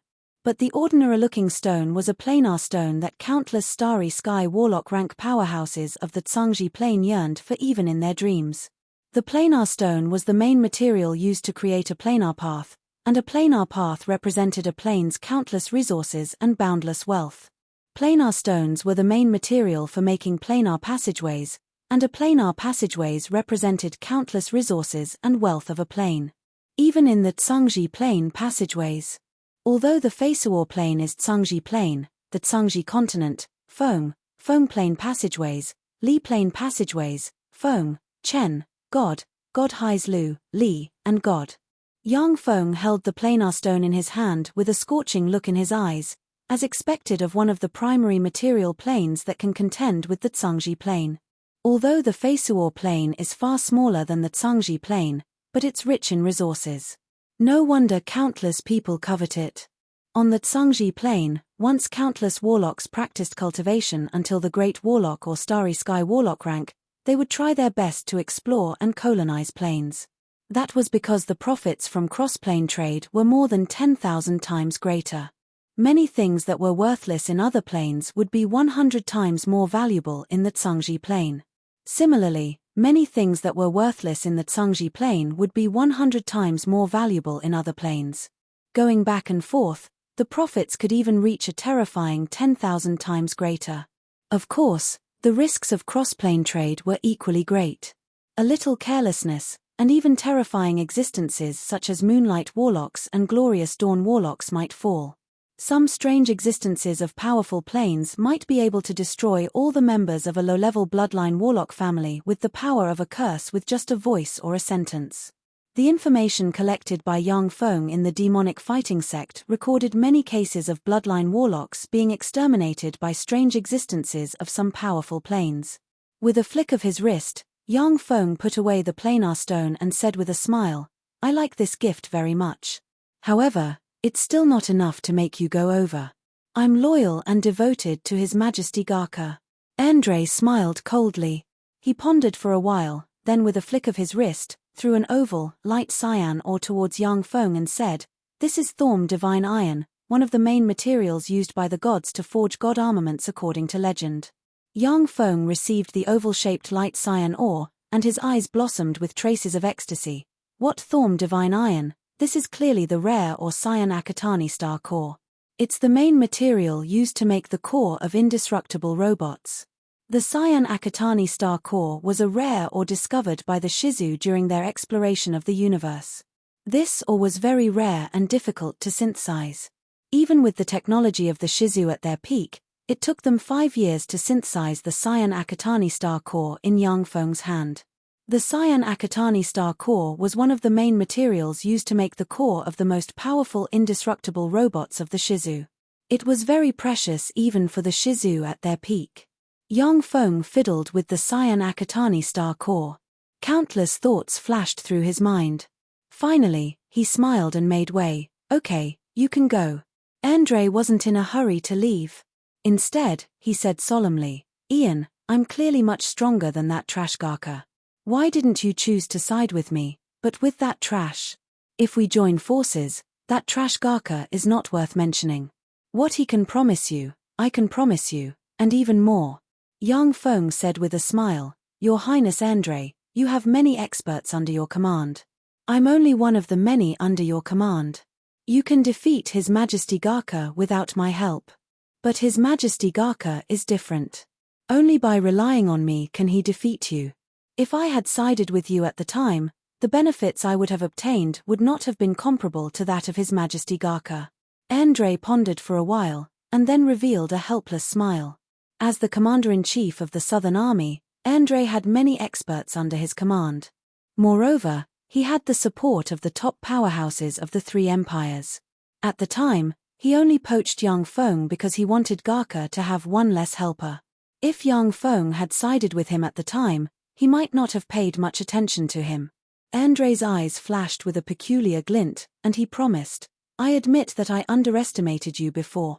Ian, as long as you side with me now, then when I ascend to the throne, I'll confer you the title of a prince. You'll be the first prince of the Morince Empire with a different surname." Yang Feng smiled faintly and made way. "Thank you for your kindness, Your Highness." "Please." Andre heaved a long sigh and walked past Yang Feng vigilantly. Yang Feng suddenly said, "I'll submit my resignation to His Majesty Garka later and take responsibility for the flood of the Notice province." Andre's body trembled slightly, and his eyes shimmered with a complicated glint. His figure shook, and he rushed into the distance. Yang Feng looked at Andre's departing figure, smiled faintly, and turned to leave. In front of the burgher's city, Andre's 460,000 troops were washed away by the flood, suffering heavy casualties. Only 100+ wizards chose to surrender, while the rest of the generals died in battle. Andre had just fled back to the Newton city when he took his subordinates, abandoned their supplies, and fled the Newton city. Andre had just fled when a mysterious cavalryman appeared outside the Newton city, ransacked the city, and then mysteriously disappeared again. Yang Feng commanded the 300,000 troops to advance steadily and sent envoys to various places. When Yang Feng's envoys arrived at the Tandu province, the major cities of the Tandu province immediately changed their banners and issued envoys. Just as Yang Feng advanced steadily, the memorials sent by countless aristocrats flew into the Saint Tulan city like flowers of blood. The greater aristocrats with fiefs in the Notice province, in particular, attacked Yang Feng frantically. Yang Feng's flood not only submerged more than half of the Notice province, but also affected the two surrounding provinces.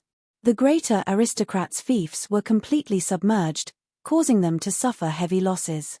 They hated Yang Feng to the core. However, they didn't dare to explode in front of Yang Feng, a god of death. They could only complain to Garca sitting on the throne in the Saint Tulan city. The Saint Tulan city, inside the imperial study. Garca held a document and looked at it carefully. His eyes were filled with indescribable joy and delight, but when his gaze fell on a memorial on his right, he frowned slightly.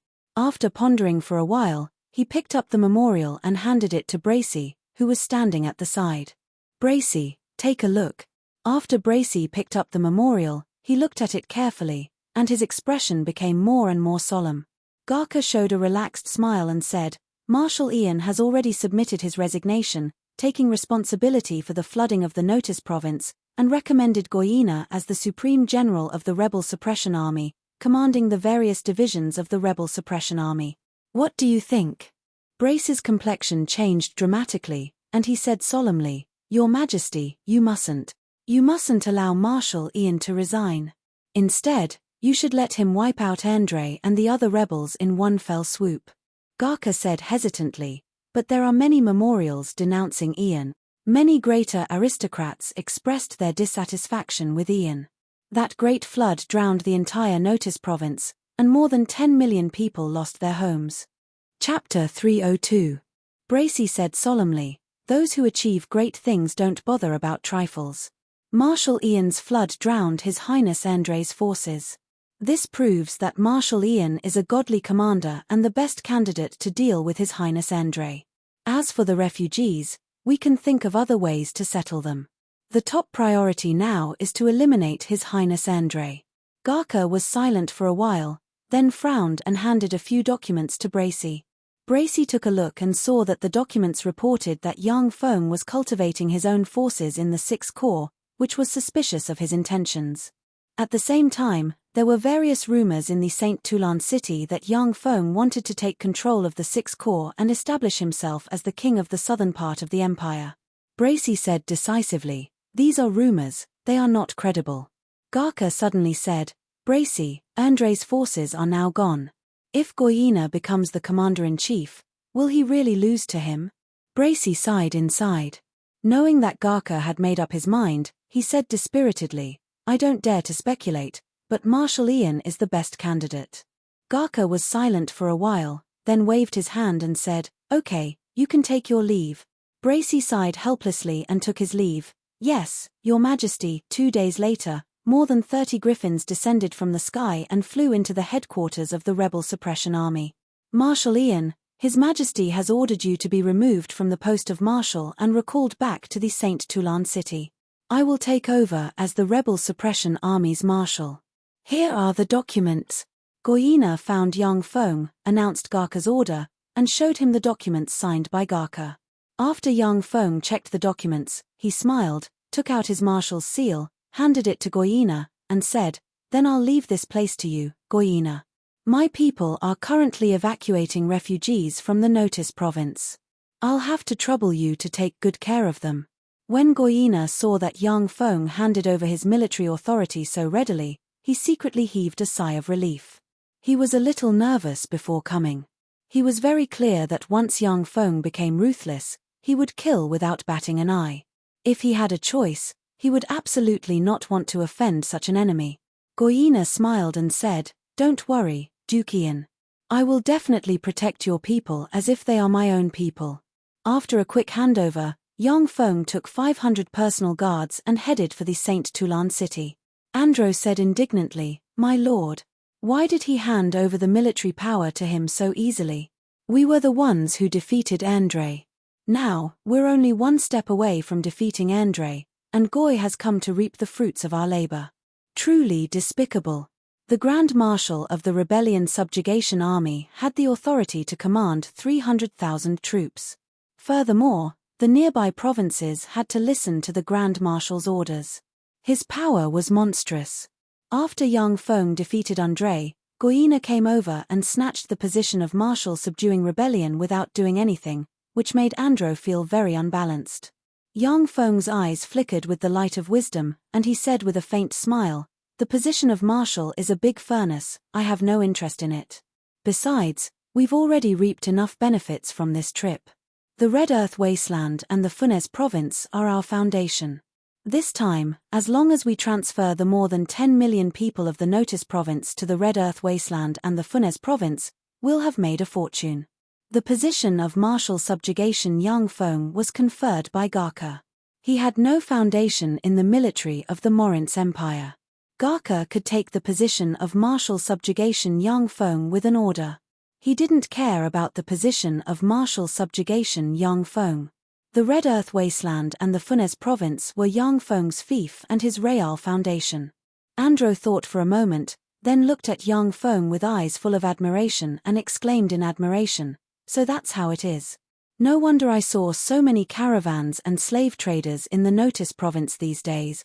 With their help, we'll be able to better evacuate the refugees from the Notice Province. My lord, you're really wise." The flood washed away the fields and residences of most of the people of the Notice Province. Now, they could only become refugees. In this way, Yang Feng could transfer them to the Red Earth Wasteland and the Funes Province as a savior. At this time, the Notice Province was already full of caravans of all sizes. Yang Feng offered a high price of 10 gold coins per refugee. As long as the caravans transported the refugees who were willing to leave to the Red Earth Wasteland or the Funes Province, they could get a high price of 10 gold coins per refugee. Stimulated by the gold coins, countless caravans rushed into the Notice Province like hungry wolves and began to transport the refugees to the Red Earth Wasteland and the Funes Province. The St. Toulon City, inside the Imperial Study. "Ian, you did a good job. You didn't let me down."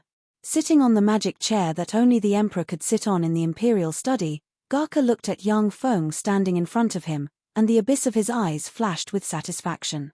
Yang Feng handed over the authority of the general to Goyina without hesitation, leaving Garca very satisfied. Yang Feng smiled slightly and said somewhat impatiently, "Thanks to your Majesty, I was able to defeat Andrei smoothly. Your Majesty, I think I should be able to enter the royal treasury and choose 2 more treasures, right?" Garca's eyebrows creased slightly at first, then relaxed, showed a smile, and clapped his hands, saying, "Of course you can." Ripples rose in space, and the pinnacle legend rank powerhouse Reen walked out and said respectfully, "Your Majesty." Garca said, "Reen, take him to the treasury and choose 2 treasures." "Yes, Your Majesty." Reen responded, then glanced at Yang Feng, slashed with his hand, opened a spatial gate, and said indifferently, "Come with me." Yang Feng stepped into the spatial gate and entered the royal treasury of the Morince Empire just like last time. Once he entered the royal treasury of the Morince Empire, Yang Feng went to the fiend area, stared at the sealed fiend baron heart, and sank into his thoughts. Fiend barons were frightening existences comparable to starry sky warlocks, and their hearts were extremely rare. Once Yang Feng got his hands on the fiend baron heart, he could create a fiend bloodline warlock family.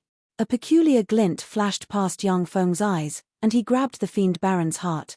By the way, the Cyan Akatani star core and the fiend baron's heart can be made into that treasure. Although it can't improve my cultivation base, but it can greatly improve my fighting strength in a short period of time. After putting the fiend baron heart into his pocket, Yang Feng went towards the mining area.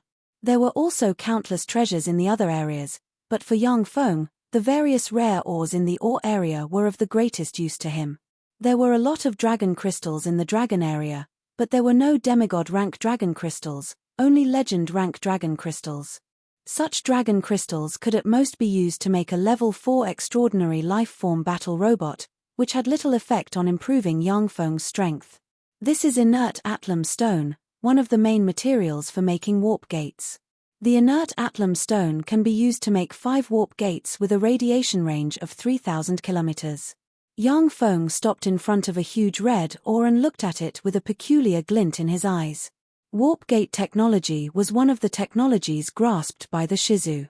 So long as a huge amount of energy was consumed between two warp gates, it could allow people to cross a great distance and reach the location of another gate. The red ore was the core material for making warp gates. This kind of inert atlam stone could only be produced in level 2 strongholds or above by consuming a large amount of energy and materials using a more advanced energy and material converter. If he could make 5 warp gates, it would mean that it would take Yang Feng less than a minute to return to the Miracle City in the Red Earth Wasteland from the Saint Tulan City. As long as the warp gates were distributed in Yang Feng's territory, he could go to his territory at any time, which was equivalent to bringing his territory closer. The maximum distance of warp gates wasn't just 3,000 kilometers, but the quality and quantity of inert atlam stone weren't good enough. They could only be used to make warp gates that could cross 3,000 kilometers. Star River Mysterious Heavy Stone, the core material for the super-gravity gun. Yang Feng hesitated again and again, before his gaze finally fell on a huge black ore. He made a decision and extended his hand towards the huge black ore. With a flash of light, the Star River Mysterious Heavy Stone flew into Yang Feng's hand. Warp gates could enhance Yang Feng's control over the major forces under his command, while the Star River Mysterious Heavy Stone could greatly enhance Yang Feng's fighting strength and make his combat methods more varied. In the end, Yang Feng chose to enhance his fighting strength. Warlock cultivation basically followed a prescribed order. Yang Feng has already assessed that with his current cultivation speed, it would take him at least a decade to promote to a great warlock. During this process, it was particularly important to enhance his fighting strength. Otherwise, once he died, all his plans would be for naught. After Yang Feng selected the treasures he wanted from the treasury of the Morince Empire, he returned to the Imperial Study. After feigning civility with Garka, he left the Victory Palace. As soon as Yang Feng left the Victory Palace, he went straight to his villa. After entering the villa, he closed the door and refused to see anyone. Before long, outside the Saint Tulan City, a level 4 extraordinary life-form Thunder Hawk, shrouded in countless arcs of lightning, appeared in the air and flew towards the Miracle City at Mach 5 speed while carrying Yang Feng. Chapter 303. The Red Earth Wasteland, inside the portable fortified stronghold. Yang Feng took out a black cloak from an export box, and his eyes flickered with excitement. It's finally done. The crystallization of Shizu technology and Warlock technology, the magical mechanical cloak. That black cloak looked very ordinary, just like an ordinary cloak. There was no difference between it and the cloak. However, if a god-rank powerhouse cast a secret method, they would see a small space in the center of the black cloak. Inside the space, there was a crystal petri dish. The petri dish contained a large amount of precious culture fluid. Soaked in the culture fluid was the still-beating fiend Baron Heart. Yang Feng draped the black cloak over his body. With a thought, 2 extremely sharp spikes suddenly extended from the cloak and pierced his neck. From the black cloak came bursts of wicked, formidable, and bloodthirsty power.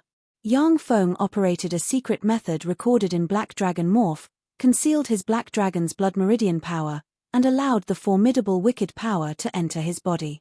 In a split second, a pair of ox horns engraved with mysterious runes grew from the top of Yang Feng's head. The pupils of his eyes dilated and turned crimson, and sharp claws grew from his hands. A bloodthirsty and warlike desire shrouded him, and a terrifying great warlock rank aura diffused from him. Yang Feng felt the changes in his body, and then silently operated a secret method to suppress the bloodthirsty impulse. This is great warlock rank power. The power of a great fiend. This power really isn't easy to manipulate. If one's mind isn't firm enough, then one will become a captive of dark power and sink into slaughter. Fiend warlocks, blood meridian warlocks that rely on dark power, if they don't have secret methods to suppress this desire, or if they have an extremely firm will, then they will become a bunch of dregs. This is one of the flaws of blood meridian warlocks, that is, they are too easily influenced by the life form of the bloodline source. Blood meridian warlocks had the advantages of easy cultivation and long lifespan, but they also had the disadvantages of blood meridian shackles, being suppressed by blood meridian, being influenced by the power of the life form of the bloodline source, and so on. There were advantages and disadvantages. Therefore, the Tsangji plane was still the world of orthodox warlocks. After Yang Feng transformed into a great fiend, he immediately carried out violent movements and unleashed all kinds of great fiend offensive secret methods, destroying everything in the underground laboratory without the slightest scruple. 10 minutes later, Yang Feng shed his transformation and collapsed on the ground, gasping for breath and sweating profusely. Yang Feng silently calculated, the great fiend transformation can only last for 10 minutes at most, any longer and I won't be able to support it. This calculation was very crucial, which meant that transforming into a greater demon couldn't be used as a regular method. It could only be used as a trump card. After resting for an hour, Yang Feng drank a few vials of elixirs, only then did he feel that his body had completely recovered to its peak. Let's begin the experiment of transforming into a demon baron. Yang Feng took a deep breath, his eyes congealed, and with a thought, 2 sharp spikes extended from the magical mechanical cloak and pierced his neck. A vast and nearly endless evil force entered Yang Feng from the spike. The black magical mechanical cloak fluttered despite the lack of wind. Enveloped by dense black demonic chi, high-energy crystals in the power source chamber turned into ashes in an instant. Yang Feng's body swelled, and he became 3 meters tall. A pair of 30-centimeter long horns grew on his head. His face became sinister and distorted, covered in mysterious black magic runes. His muscles tightened, his eyes flashed with a sinister and bloodthirsty red light, and demonic chi surged from his body. He looked like a ferocious fiend that walked out of hell. A frightening starry sky warlock rank aura diffused from Yang Feng. An extremely evil will attacked Yang Feng's sea of knowledge. Yang Feng operated a secret method in an attempt to resist the impact of the frightening evil will.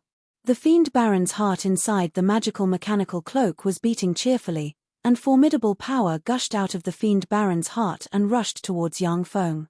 Nourished by various elixirs refined by Yang Feng, the fiend baron's heart came to life and became one of the power sources of the magical mechanical cloak.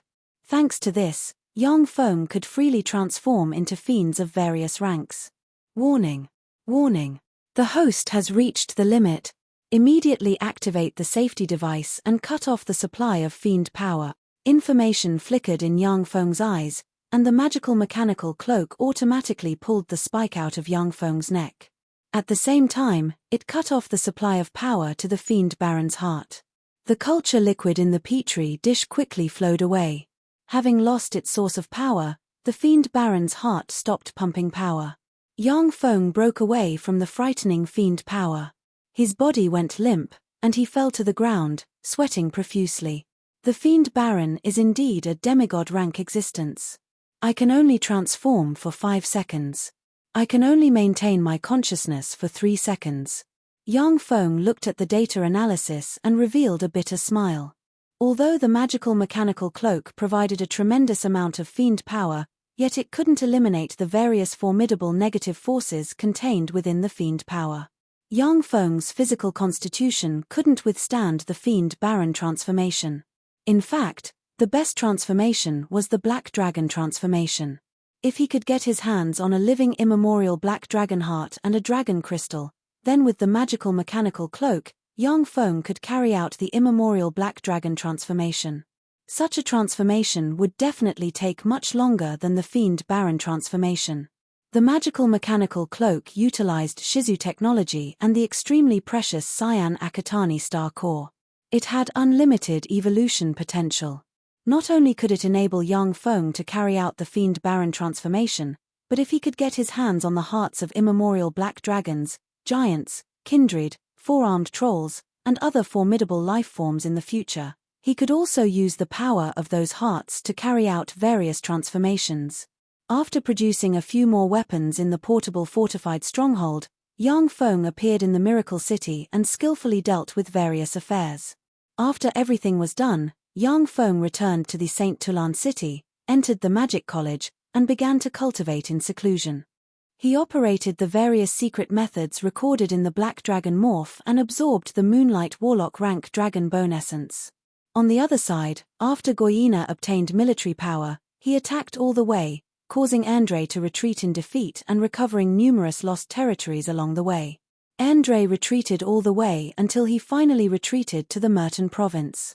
Taking advantage of Goyina's arrogance and complacency, Andre suddenly took 30,000 cavalrymen to the rear of Goyina's army, attacked the Dandun city, where Goyina had stockpiled provisions, and burned the provisions of the 400,000 troops commanded by Goyina in one fell swoop. After Goyina's army received the news, its morale wavered, and it could only retreat. Taking advantage of Goyina's retreat, Andre frantically pursued and defeated Goyina's army in one fell swoop, killing and accepting the surrender of countless people. Goyina could only flee back to the Tandu province in a sorry state. He mobilized 300,000 troops from the Tandu province to defend and contend against Andre. Just as Andre was preparing for a decisive battle with Goyina in the Tandu province, the Desert Empire launched a sneak attack on the Gahilid province. Andre had no choice but to turn back and fight the Desert Empire. Time passed, and a year passed in the blink of an eye. The deepest secret chamber of an 8-story tall magic tower located in the Magic College slowly opened, and Yang Feng walked out of the secret chamber. After a year of bitter cultivation, Yang Feng used a secret method recorded in Black Dragon Morph to absorb a part of the Moonlight Warlock rank dragon bone essence into his body. However, with Yang Feng's current strength, he was still far from being able to fully absorb the Moonlight Warlock rank dragon bone essence. Even so, after absorbing part of the dragon bone essence, the strength of Yang Feng's bones was strengthened by dozens of times, and they were even harder than some frail Starry Sky Warlocks. To absorb Moonlight Warlock rank dragon bone essence, many rare materials were needed. Even if ordinary warlocks with Black Dragon bloodline got their hands on Moonlight Warlock rank dragon bone essence, they would find it difficult to absorb its essence. Yang Feng plundered the wealth of the entire Terendot subcontinent and had countless precious materials on him. Therefore, absorbing Moonlight Warlock rank dragon bone essence wasn't a problem. With a flick of his wrist, Yang Feng looked at the black summon stone in his hand, and his eyes shimmered with an enigmatic glint. He whispered, "It seems that I have to make a trip to the Elven Empire." The ancient Green Forest City was the only window of communication between the elves and the outside world. It was a super city blessed by the Elven Divine System's gods. An incomparably huge fleet of carriages slowly approached from afar.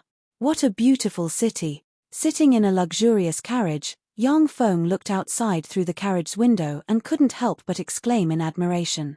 That ancient Green Forest City was like a huge mountain that had its top shaved off by someone with supreme divine power and hollowed out the inside, forming a majestic and extraordinary super city. Although the ancient Green Forest City was called a city, but in fact, it was full of all kinds of plants. Because it was a place blessed by the gods, it was like spring all year round, and fragrant flowers grew everywhere. When the wind blew, bursts of refreshing fragrance wafted in the air, full of natural beauty. Sitting on the other side of the carriage, Faldina smiled sweetly and said, "Of course. Elves are the race closest to nature. Many of them claim to be children of nature." Chapter 304. Yang Feng asked curiously, "Son of nature, are there any other sons of nature among the elves? What other sons of nature are there?" Sons of nature were strange beings of the Fesuor plane. Children of nature were born to be nature's favorites. They could learn countless nature-attributed spells from nature without a teacher. They didn't need to construct spell models in their spirit sea to be able to cast spells like human warlocks. Sons of nature were one of the strongest beings of the Fesuor plane. In forests, jungles, swamps, and other areas with complex natural environments, they possessed terrifying power bonuses.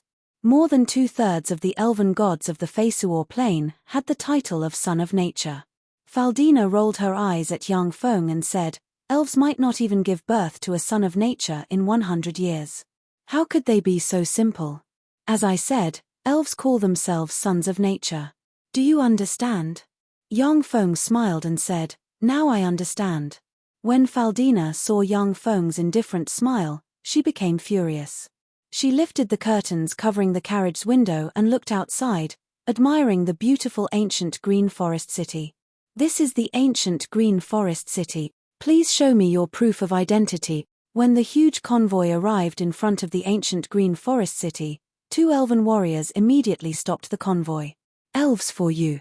Yang Feng carefully sized up the 2 elven warriors blocking the way, and his eyes flashed with appreciation. Elves had more females than males, and the number of female elves was far greater than that of male elves. The 2 elven warriors were both female elves, and they were both beautiful. The reason why elves had more females than males was related to the Tsangji Plains human warlocks. After the Tsangji Plains human warlocks conquered the Feisuo Plain, terrifying human warlocks unleashed secret methods and reversed the fertility of the elven mother tree. More than 95% of the elves born from the elven mother tree were female. During the time when the Tsangji Plains human warlocks dominated the Feisuo Plain, the position of Great Elven Monarch, which had always been held by male elves, was replaced by a female elven monarch, and that tradition had been maintained until now. On the Feisuo Plain, traces of the Tsangji Plains past could be found in many places. After a flat-chested beautiful elven warrior examined Yang Feng's identity card, she said coldly, "Go in. However, I have to remind you that this is not your human kingdom. Any attempt to do harm to our fellow countrymen will be severely punished. This kind of punishment will even implicate your companions and guarantors, so please pay attention to your actions. If a human wanted to enter the ancient Green Forest City to trade with the elves, not only would they need to prove their identity, but they would also need to prove that they had no criminal records. At the same time, they also needed a reputable guarantor. Once someone hunted elves in the ancient Green Forest City, the Elven Empire would kill everyone in that person's caravan as well as their guarantor. Any human who approached the ancient Green Forest City without identification or a guarantor would be warned by the elves, or even attacked directly. Even so, the huge profits from hunting elves still made countless human slave hunters use all kinds of methods to sneak into the ancient Green Forest City to hunt elves. The human slave hunters who attempted to hunt the elves in the ancient Green Forest paid a huge price. Their skulls hung all over the Ironwood Corpse Forest, but there were still people who wanted to hunt the elves in the ancient Green Forest. The beautiful elven warriors weren't very friendly towards Yang Feng. The huge caravan slowly entered the ancient Green Forest City. Once he entered the ancient Green Forest City, Yang Feng saw that the inside of the ancient Green Forest City was completely different from the human cities of the Feisuo Plain. In the ancient Green Forest City, the streets were very spacious. At the same time, the streets were covered with a layer of fluff-like grass that was only 5 centimeters long.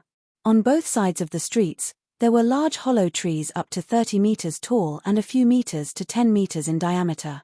The large hollow trees had been transformed into tree houses, inns, and shops.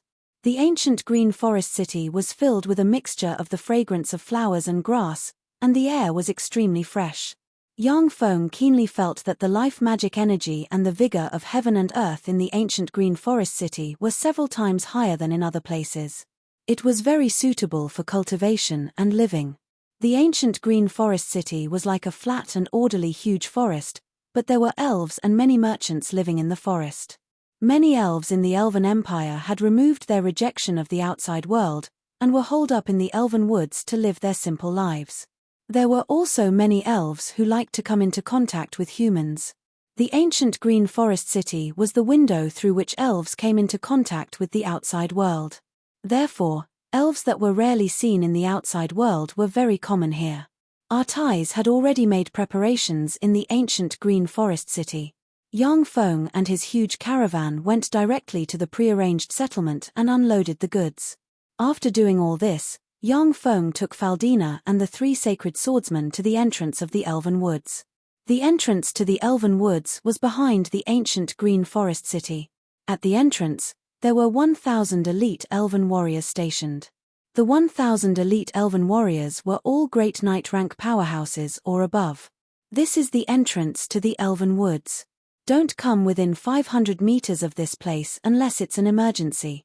Yang Feng's group of 5 had just arrived at the entrance of the Elven Woods, when a flat-chested elven beauty dressed in green leather armor, with a beautiful appearance, slender legs, and a heroic aura blocked their path and barked. At the same time as the flat-chested elven girl berated, the 100 elven warriors quickly drew their bows and aimed their arrows at Yang Feng's group of 5. Yang Feng took out the green leaf given to him by Karina. "I am a good friend of Belinda and Karina, the Red Earth Wasteland's Duke Ian of the Red Earth Wasteland. This is my token. As soon as the green leaf appeared, it blossomed with faint green radiance containing the aura of nature. When the flat-chested elven commander saw the green leaf, her pretty face changed, and she looked at young Feng with a somewhat strange gaze. The tone of the flat-chested elven commander became a bit gentler. So you are Ian. My name is Danny. Please wait a moment, I'll have someone notify the higher-ups. Danny waved her hand, and the 100 elven warriors behind her lowered their bows. Then, she said a few words to an elf beside her. That elf walked briskly to the side of a big tree, grabbed a bowl-sized red flower that was chained to a vine, and whispered a few words. There was a soundproof barrier set up in the area where the big tree was located. Even young Feng, an expert with a level 3 warlock rank physique, couldn't hear what the elf said. Before long, a handsome young elf with snow-white skin, short silver hair, and gorgeous clothes arrived at the entrance to the elven woods under the escort of a dozen beautiful silver-haired elves. The pillously handsome young male elf, who was even more handsome than Amadeo, who was known as the most handsome man in the Morinth Empire, exuded endless arrogance. He glanced at young Feng with an aloof gaze, his eyes flashed with frigid killing intent, and he barked, "You're Ian. You lowly, petty, ugly, and disgusting human, you dare to come to our elven empire. Men, capture him for me." Danny's complexion changed slightly, her eyebrows creased slightly, and she raised her hand. The 100 elven warriors behind her immediately raised their bows and pointed at young Feng's group of 5. Danny's beautiful eyes flashed with frigid killing intent, and she said frigidly, "Ian, surrender. If you resist, you'll be killed without mercy." The elves at the entrance to the elven woods were battle elves who had gone through countless battles. Each of them had hearts of stone, and they had killed who knew how many slave hunters who attempted to hunt elves. So long as they received an order from their superiors, these battle elves could even kill unarmed human women and children. They were the most iron-blooded elven warriors. Young Feng frowned slightly, stared at Danny, and said unhurriedly, "Is this how elves treat their guests?" Danny's beautiful eyes flickered with frigid killing intent, and she said frigidly, "I'm just a commander. I can only carry out orders from my superiors. Ian, please give up resistance. Otherwise, you'll be killed without mercy." Young Feng's gaze shifted and fell on the handsome male elf, saying in a manner that was neither servile nor overbearing, "Please wait a moment, Mr. Elf. I don't think we've met before, have we? Excuse me, when did I offend you? Why did you order me to be arrested as soon as we met?" The eyes of the handsome silver-haired elf flashed coldly, and he barked, "You executioner whose hands are stained with the blood of elves, you have no right to ask my name. Why haven't you arrested him yet?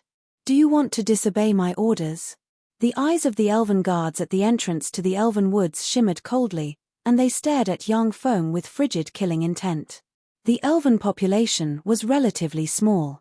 The total elven population of the Elven Empire was only a little over 20 million. It couldn't even compare to the population of the most populous province of the Morinth Empire. The sparse population led to the elves being very united. When they heard that young Feng was the murderer of their compatriots, their eyes shimmered with frigid killing intent. Before the silver-haired handsome elf's words fell, young Feng suddenly rushed towards the silver-haired handsome elf lightning fast. Chapter 305. It happened so suddenly that the elves didn't expect young Feng to take the initiative to attack. Only Danny, who had been staring at young Feng, had her pretty face change. She erupted with Sky Knight rank chi and stabbed at young Feng's back like a meteor. Young Feng didn't evade in the slightest. As if a ghost, he appeared in front of the silver-haired elf and extended his hand to grab him. A silver moonlight suddenly erupted from the necklace on the chest of the silver-haired elf and formed a silver moonlight shield. Young Feng's fist slammed into the silver moonlight shield, and the frightening force completely shattered the silver moonlight shield.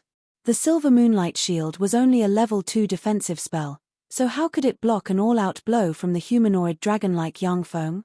However, the silver moonlight shield also blocked young Feng's sure-kill blow, giving the silver-haired male elf some time to catch his breath.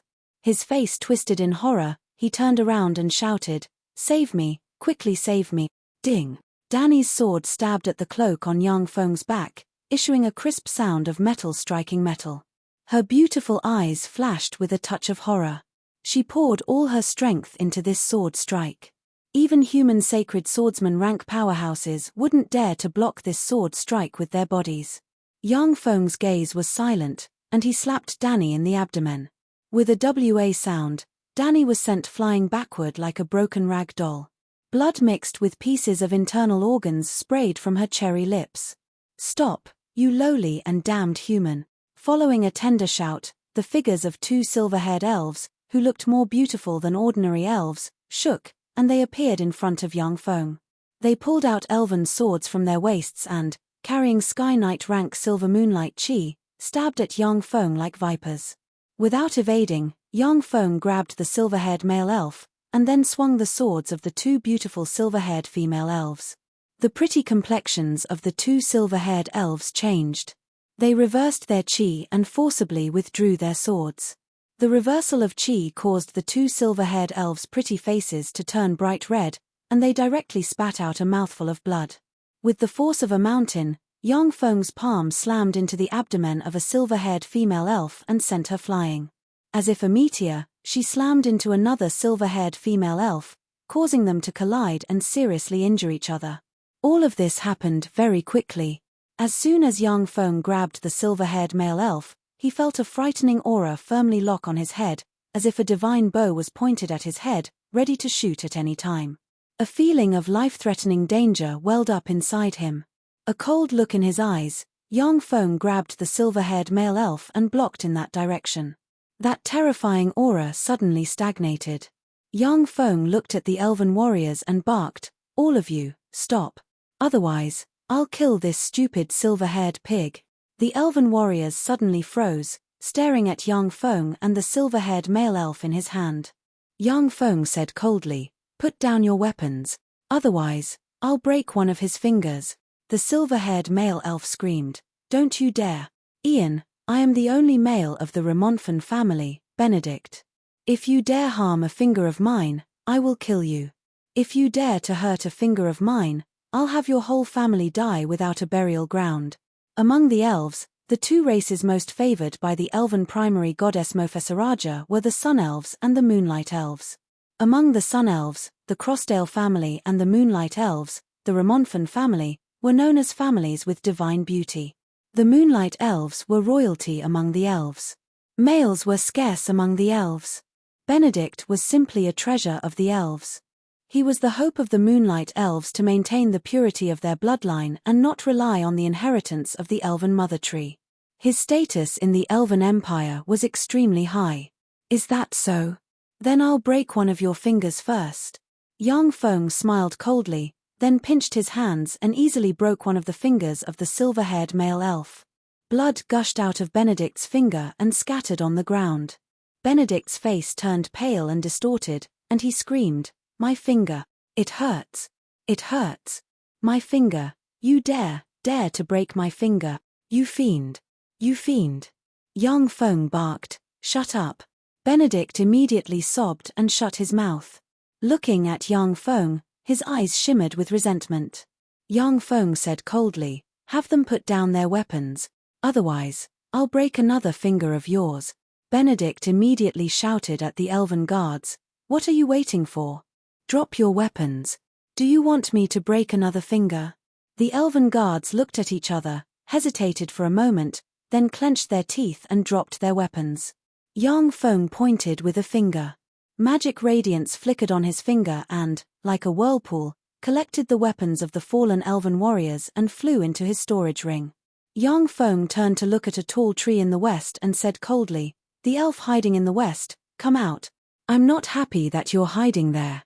If I'm not happy, I might break another finger of his." On top of a large tree with lush foliage, a tall and slender woman with long silver hair walked out. She was wearing an exquisite emerald green leaf armor that was unique to the elves. She had a slim waist and perky buttocks. Her breasts were full and alluring, and her shape was perfect. She exuded an alluring charm, and her appearance was even more beautiful than Karina's. However, she had a hint of a heroic aura about her. The eyes of the peerless beauty were as cold as two sharp arrows, never leaving Yang Feng's vital parts. There was a silver bow in her hand, and the silver bow exuded heart-palpitating fluctuations of power. Yang Feng looked at the peerless, silver-haired elven beauty and exclaimed in admiration, "What an elven beauty! What's your name? Which elven family do you come from? Don't refuse to answer my questions. Otherwise, I'm afraid that your brother will have to break another finger." A look of fear and pain on his face, Benedict implored, "Catalina, save me, I don't want to break another finger. It hurts. It's killing me." Catalina shot Benedict a somewhat resentful look, sighed faintly, and said in a magnetic voice, "I am Catalina from the Remonfon family, the elder sister of the good-for-nothing guy in your hands." Yang Feng said coldly, "Catalina, drop the bow in your hand. If you still want to keep your brother intact." With the powerful perception of a level 3 warlock, Yang Feng could sense the frightening power contained in the silver bow. Catalina raised her eyebrows and said coldly, "This is the Moonlight Divine Bow, a treasure of our family. We won't give it to anyone. Ian, you're just a trifling star knight. In the Elven Woods, you can't escape even if you grow wings. Let go of my brother, and I'll spare your life." Frightening auras rose in the vicinity of the Elven Woods, and Elven experts at the Sky Knight rank and above rushed over. Among them, there were even 3 sacred swordsman rank Chi soaring into the sky, and legend wizard rank Spirit Force stirred the vigor of heaven and earth, forming dark clouds in the sky. The complexions of the lightning sacred swordsman Cassius and the other 2 sacred swordsmen changed slightly, and their eyes shimmered with graveness. Faldina, on the other hand, stared at Yang Feng with a bright smile, not caring about the arrival of the elven experts. "Oh, is that so? How interesting. Let's see what you have." Yang Feng smiled faintly, and a cold glint flashed past his eyes. A secret treasure sword forged from divine blood steel pierced Benedict's abdomen, and a copious amount of blood flowed out of Benedict's abdomen and scattered on the ground. Benedict looked at the sword that had pierced through his abdomen, his handsome face contorted as he screamed miserably, "Save me! Save me! Sister! Save me! Sister!" Catalina's pretty complexion changed, and she barked, "Stop! Ian, what do you want? Do you really want to be enemies with us elves? Very interesting. I'd like to see if you can keep me here. Before that, let me kill the only male of the Remonfon family. I'll let the Remonfon family die out. I think that if he dies, the expressions of the gods you believe in will be very interesting. By the way, I'm a duke conferred by His Majesty the Emperor of the Morince Empire. I have more than 500,000 troops in my territory. You elves are welcome to attack. I think that many human aristocrats will be looking forward to a large number of elven slave." Yang Feng grabbed Benedict and flung him around, revealing a frigid smile. Catalina felt a slight chill in her heart when she heard that, and her eyes filled with apprehension as she looked at Yang Feng. Elves were extremely powerful in the Elven Woods. Even if a 1 million human army came to suppress them, only death would await them in the woods. However, once elves went to fight in other places, although they were still the best archers, but they were no longer invincible existences. Once Benedict was killed by Yang Feng, the elven gods in the starry sky would fly into a rage, and the elves would be forced to leave the Elven Woods and fight outside. In that case, the advantage of the elves would be lost, and who knows how many elves would have to die to win the war. Who knows how many elves would end up as slaves and playthings of human aristocrats. Chapter 306. Catalina, since Duke Ian wants the Moonlight Divine Bow in your hands, then give it to him. Exuding the aura of a powerhouse, 4 beautiful elves around the age of 27 or 28 walked over. In the lead was a beautiful woman with long blonde hair, a tall and voluptuous figure, and a charming appearance. Exuding the majesty of a superior, she looked like a ripe honey peach and slowly walked over. Catalina's eyebrows creased slightly. She hesitated for a moment, then waved her hand and threw the Moonlight Divine Bow to Yang Feng. Yang Feng grabbed the Moonlight Divine Bow and put it into a storage ring. The beautiful woman full of majesty raised her lily-white hand, and the elven warriors guarding the entrance to the Elven Woods put away their bows and arrows. At the same time, she said with a gentle smile towards Yang Feng, "Duke Ian, I am Urza, an elder of the elves. We elves have no malice towards you. Now, can you release Benedict? He is still a naive child. If he offended you in any way, Then I apologize on his behalf. Yang Feng smiled faintly, then pulled out the sword that pierced Benedict's abdomen, pointed with his finger, and a stream of healing water suddenly flew out and entered Benedict's abdomen, healing his injuries. Yang Feng's sword deliberately avoided Benedict's vital points. Under the effect of the healing water, the injury on Benedict's abdomen quickly healed. Aisha silently recited an incantation and pointed with her finger, and streams of healing water suddenly appeared and entered the bodies of the elven warriors injured by Yang Feng, quickly healing their injuries. Speak, why are you framing me? You're saying that I'm an executioner with elven blood on my hands.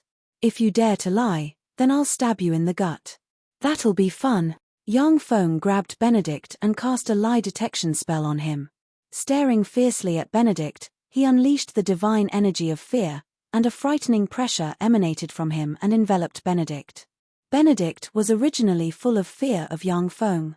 Just now, he was stabbed by Yang Feng, which further proved that Yang Feng didn't care about his identity as a member of the Rimunfin family. Under the effect of the divine energy of fear, he viewed Yang Feng as a godlike existence, and poured out all of his dirty thoughts. Karina always mentions your name, Ian. I'm jealous of you, and that's why I came to frame you. Let me go, Ian. I won't do it again. Hearing Benedict's words, the surrounding elves were disappointed. The elven warriors at the entrance of the elven forest stared at the lie detection spell on Benedict's body. After discovering that the spell proved Benedict's words, they became even more disappointed. Disdainful gazes were focused on Benedict. Kafelina's brows furrowed slightly. The expressions of Elsa and the three elven elders behind her weren't very good. Yang Feng said with a cold smile, I heard that elves are an elegant and noble race. It seems that they're just SOSO. What a disappointment. Elsa said with a gentle smile, Duke Ian, Benedict is still an insensible child. Why do you have to be calculative with a child? Yang Feng frowned slightly.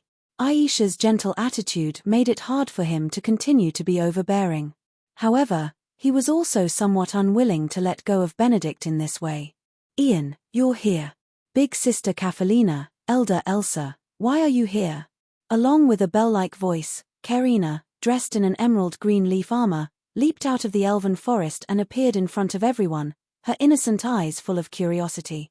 Karina saw Benedict, who was held hostage by Yang Feng, at a glance, and her slim eyebrows creased slightly. Ian, why did you capture Big Brother Benedict?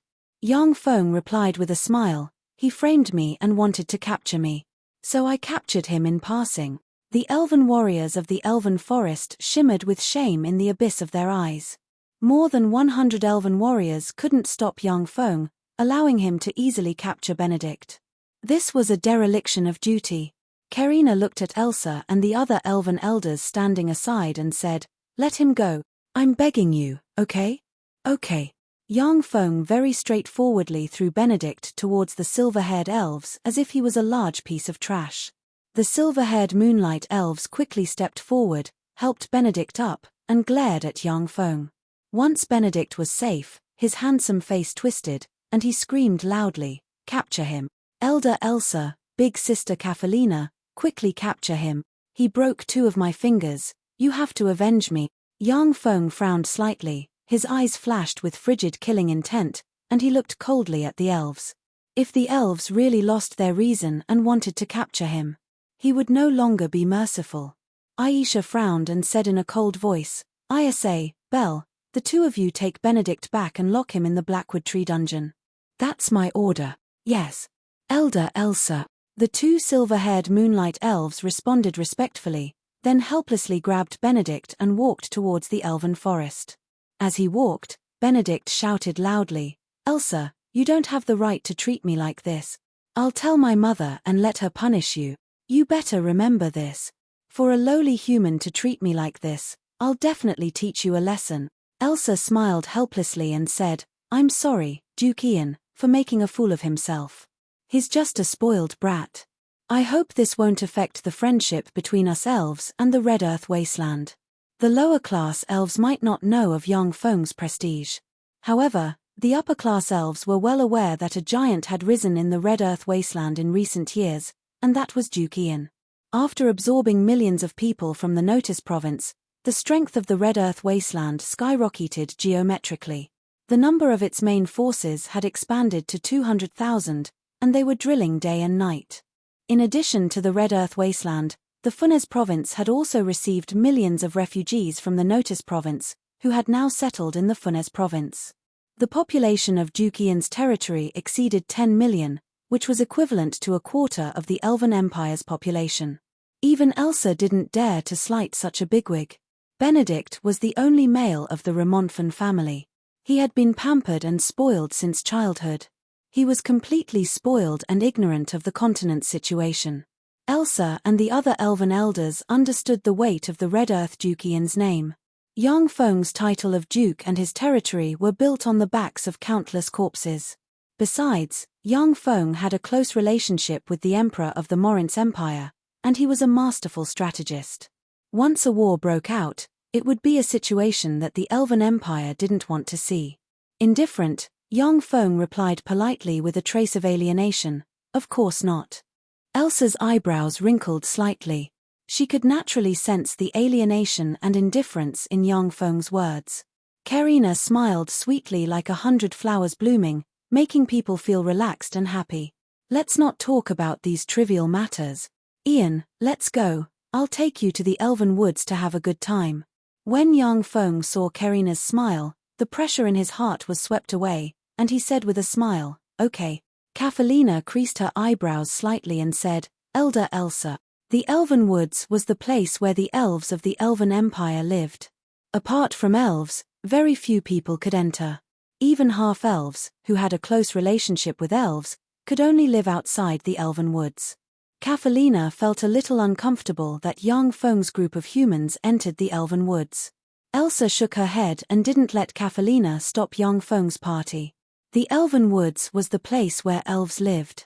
As soon as he entered the Elven Woods, Yang Feng saw many magic plants that were rarely seen in the outside world. Elves were high elves of the Sandra Plane, one of the 36 primary material planes.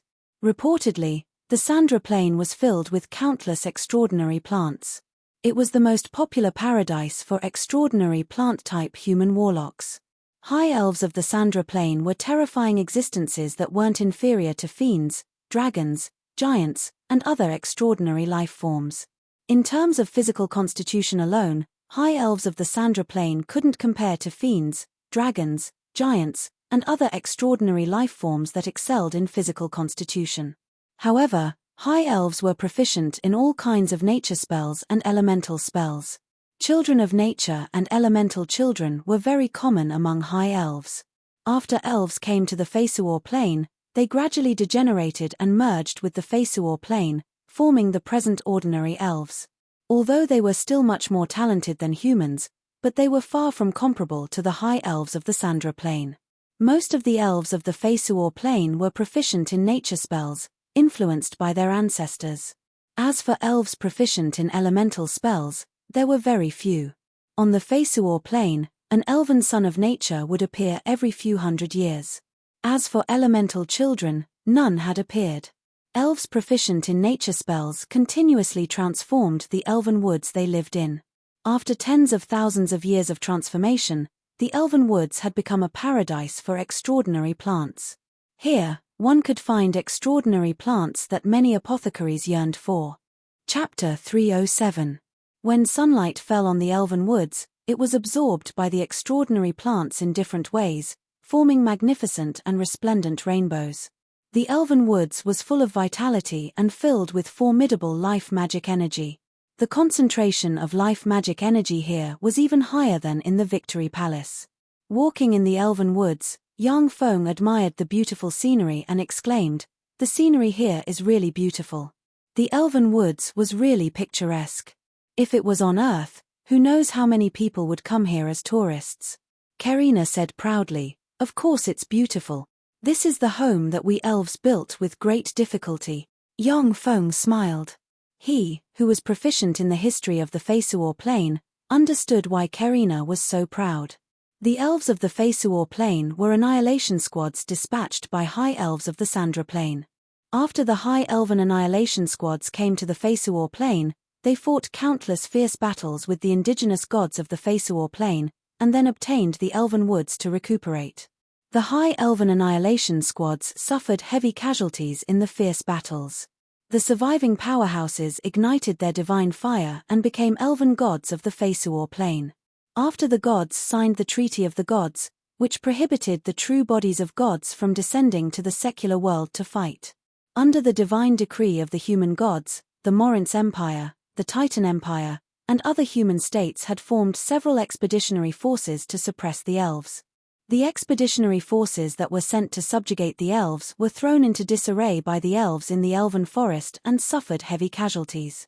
As a result, the elves were able to gain a foothold on the Fesuor Plain. It was also during the past several millennia that the elves were gradually accepted by the races of the Fesuor Plain. Divine decrees to suppress the elves were rarely seen. Yang Feng asked curiously, "Karina, why did you call me over this time? In a few days, I will come of age. According to the customs of the elves, I will be an adult in a few days. I can get married. A few guys came over and wanted to marry me. I didn't want to, so I came to you for help." After Karina said that straightforwardly, she suddenly fell into hesitation. She silently recited an incantation, waved her lily-white hand, and a silent spell enveloped her and Yang Feng. Not far behind, Faldina raised her eyebrows slightly, and then looked around curiously with a look of indifference. The Elven Forest was an important place in the Elven Empire. Very few other races could enter this area. Karina had an extraordinary status in the Elven Empire, and Yang Feng was a greater aristocrat of the Morinth Empire. Due to these two factors, he was able to set foot in the Elven Forest. If Yang Feng was just an ordinary person, then even if he was a sacred swordsman rank powerhouse or even a legend rank wizard, it would be very difficult to get permission from the elves to enter the Elven Woods. A solemn expression flashed across Karina's pretty face. "I have the ability to foresee. Clairvoyance." When Yang Feng heard that, raging waves were suddenly set off in his heart. The ability to foresee was one of the extraordinary powers of time. There were very few intelligent beings with the ability to foresee and predict. This kind of extraordinary ability had nothing to do with cultivation, only talent. Even strong divine force rank gods might not have the ability to foresee. Those who possessed this ability were extremely rare, but once they appeared, they would be fought over by various powerful forces. Ordinary foresight was fine, but if it involved the rise and fall of a major force, then it could even save a major force, or make it more prosperous. Of course, the ability to foresee was very unstable. Even in the history of the Zhangji Plain, the Time Lord, who was known to have the strongest ability to foresee, could only see some fragments of the future. Besides, the future wasn't unchangeable. When you saw fragments of the future, some of your inadvertent actions might affect the changes in the future. Even so, existences with the ability to foresee were even crowned as prophets among many races and civilizations, and were worshipped by countless people. With a strange expression on her face, Karina said unhurriedly, "Recently, I have often seen some vague fragments of the Elven Woods flowing with blood, and you standing in a sea of blood." Yang Feng's body stiffened slightly, and he stopped in his tracks. Frowning tightly, the power inside him surged, and he prepared for battle. Karina chuckled mischievously, "Don't be so nervous, I haven't finished yet. You are a helper on our side, while our enemy is shrouded in obscurity. I can't see their true faces." Yang Feng heaved a slight sigh of relief. He thought that he had been tricked into the Elven Woods and was about to be killed. Karina's beautiful eyes sparkled, and she pleaded softly, "However, I really have an ominous premonition. After seeing the vague fragments, I called you over. My intuition tells me that the Elven Woods might undergo a great change. Ian, please help me." Yang Feng asked, "What's in it for me?" Karina smiled tenderly, and her beautiful eyes flickered with a crafty glint. "In it for me? Aren't we friends? Isn't it a matter of course to help a friend?" Yang Feng spread his hands and said, "The Elven Woods is flowing with blood, so the enemy must not be underestimated. If there's no benefit, I won't have the motivation to help." Yang Feng was indeed a bit fond of the innocent Karina. But for him to risk his life to help her, their friendship had yet to reach that point. Karina thought for a moment, and then said, "Okay, what do you want?" Yang Feng's eyes flashed with a peculiar glint, and he said with a light smile, "Seeds of large ancient energy-absorbing trees." Large ancient energy-absorbing trees could absorb all kinds of energy from different spaces and condense them into magic crystals. The pure magic energy contained in a low-grade magic crystal was dozens of times that of a top-notch magic stone. Once cultivated, a large ancient energy-absorbing tree was a cornucopia that could produce magic crystals in a steady stream. A large ancient energy-absorbing tree had a lifespan of tens of thousands of years, so its value could be well imagined. Even in the Tsangji Plains Great Cloud Dynasty, large ancient energy-absorbing trees were still very precious treasures. Karina creased her eyebrows slightly, saying, "The seeds of such treasures are too precious. Generally, large ancient energy-absorbing trees can only bear a single seed every 10,000 years. We elves have no more than 200 seeds in reserve, so I can't get my hands on them." Suddenly, Karina's beautiful eyes lit up, and she said somewhat excitedly, "By the way, didn't you want to see Her Majesty Great Elven Monarch Esramia last time? I can let you see her." Yang Feng said with a smile, "Actually, I don't really want to see her." Great Elven Monarch Esramia was from the Crossdale family and was reputed to have a godlike beauty. She was also extremely strong. Reportedly, she ranked in the top 5 among the great elven monarchs of the past. On the Feisuor Plain, who knows how many heroes wanted to see Great Elven Monarch Esramia? Reportedly, men who had seen Great Elven Monarch Esramia's true appearance prostrated themselves under her charm, became her subjects, and fell head over heels in love with her. "By the way, this is a special product I brought. Take a look, do you like it?" With a flick of his wrist, an exquisite silver-plated glass mirror appeared in Yang Feng's hand, and he handed it to Karina. "This is a mirror, a very beautiful mirror." Karina picked up the exquisite mirror and took a closer look. When she saw her beautiful face, she immediately revealed an incomparably cheerful smile. The Feisuor Plain was very backward. At present, the mainstream mirrors were still bronze mirrors. It was the first time that a silver-plated glass mirror appeared in this world. The gods above the starry sky could form a very clear magic mirror with a thought. There was no need for a trinket like a silver-plated glass mirror. It was the first time that Karina had seen such an exquisite and clear mirror. She fiddled with the mirror lovingly, made some beautiful poses, and grinned from ear to ear. Yang Feng said with a smile, "What do you think? Will your people like this mirror?" Karina smiled like a little fox and said, "Of course they will. They'll definitely spend a lot of money to buy it. By the way, Ian, how much is this mirror?" Elves were an elegant, beautiful, and artistic race. They paid great attention to their image. The mercury glass mirror was very popular among elves. Yang Feng said with a beaming smile, "I'll sell it to you for 100 gold coins per mirror. You can sell it for 300 gold coins per mirror. In this way, you can earn 200 gold coins per mirror. Not bad, right?" Karina said straightforwardly, "All right. No problem." The lifespan of high elves of the Sandra Plain was almost as long as that of dragons.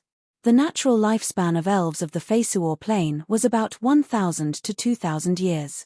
Furthermore, as their cultivation base increased, their lifespan would increase as well. The long lifespan allowed elves to accumulate a lot of wealth. As long as they could find something they liked, their spending power would be terrifying. One of the purposes of Yang Feng's trip to the Elven Woods was to open up a sales channel for elves and sell the goods he produced to them. To maintain an army, money was indispensable. Although Yang Feng raked in a tremendous amount of wealth from the battle with Andre, but he still tried his best to get more money. "Are your goods outside?" "Yes, my goods are in the ancient Green Forest City," Karina said impatiently. "Then let's hurry up. I'll have Belinda send someone to get them." Karina had been staying in the Elven Woods since she was a child. She was tired of the beautiful scenery. She was a lively and active girl, and was very interested in doing business and making money, which gave her a great sense of accomplishment. Yang Feng smiled, sped up his pace, and followed Karina into the depths of the Elven Woods. After passing through forests, swamps, hills, rivers, streams, and other complex terrain, it still took Yang Feng and the other powerhouses 5 days to reach the center of the Elven Woods, the capital of the Elven Empire, the Saint Moonlight City. Chapter 308. Yang Feng looked at the capital of the Elven Empire, the Saint Moonlight City, and couldn't help but exclaim in admiration, "What a beautiful city!" That Saint Moonlight City was a huge tree with lush foliage, boundlessly vast, and towering into the clouds. This towering tree was called the Towering Ancient Tree, and it was a warship of the High Elves dispatched from the Sandra Plain. The Towering Ancient Tree was seriously damaged in the War of the Gods. In the end, in order to protect the elves of the Feisuor Plain, the gods of the Elven divine system left it in the secular world, and it became the capital of the elves. Around the Saint Moonlight City, there were countless branches, and on those branches, there were all kinds of strange flowers, bright purple and brilliant red, incomparably beautiful. Rays of sunlight fell on the branches of the Towering Ancient Tree, and then were reflected by the branches and leaves of the Towering Ancient Tree, transforming the sunlight into bright moonlight that fell on the earth. Under the illumination of the bright moonlight, beautiful elves riding silver pagazi and noble and holy unicorns that only virgins were allowed to approach shuttled back and forth among the towering ancient trees, forming a beautiful scene that only appeared in fairy tales. Silver pagazi were demonic beasts with wings on their ribs that could fly. Reportedly, these silver pagazi had unicorn bloodline, and could carry elven warriors for 100 to 200 kilometers without interruption. However, due to the difficulty of reproduction and huge appetite, they needed to be fed with special plants. As a result, the number of silver pagazi in the Elven Empire didn't exceed 20,000. When Faldina and the three sacred swordsmen saw Saint Moonlight City, their eyes showed a touch of shock. They were shocked by the beautiful scenery.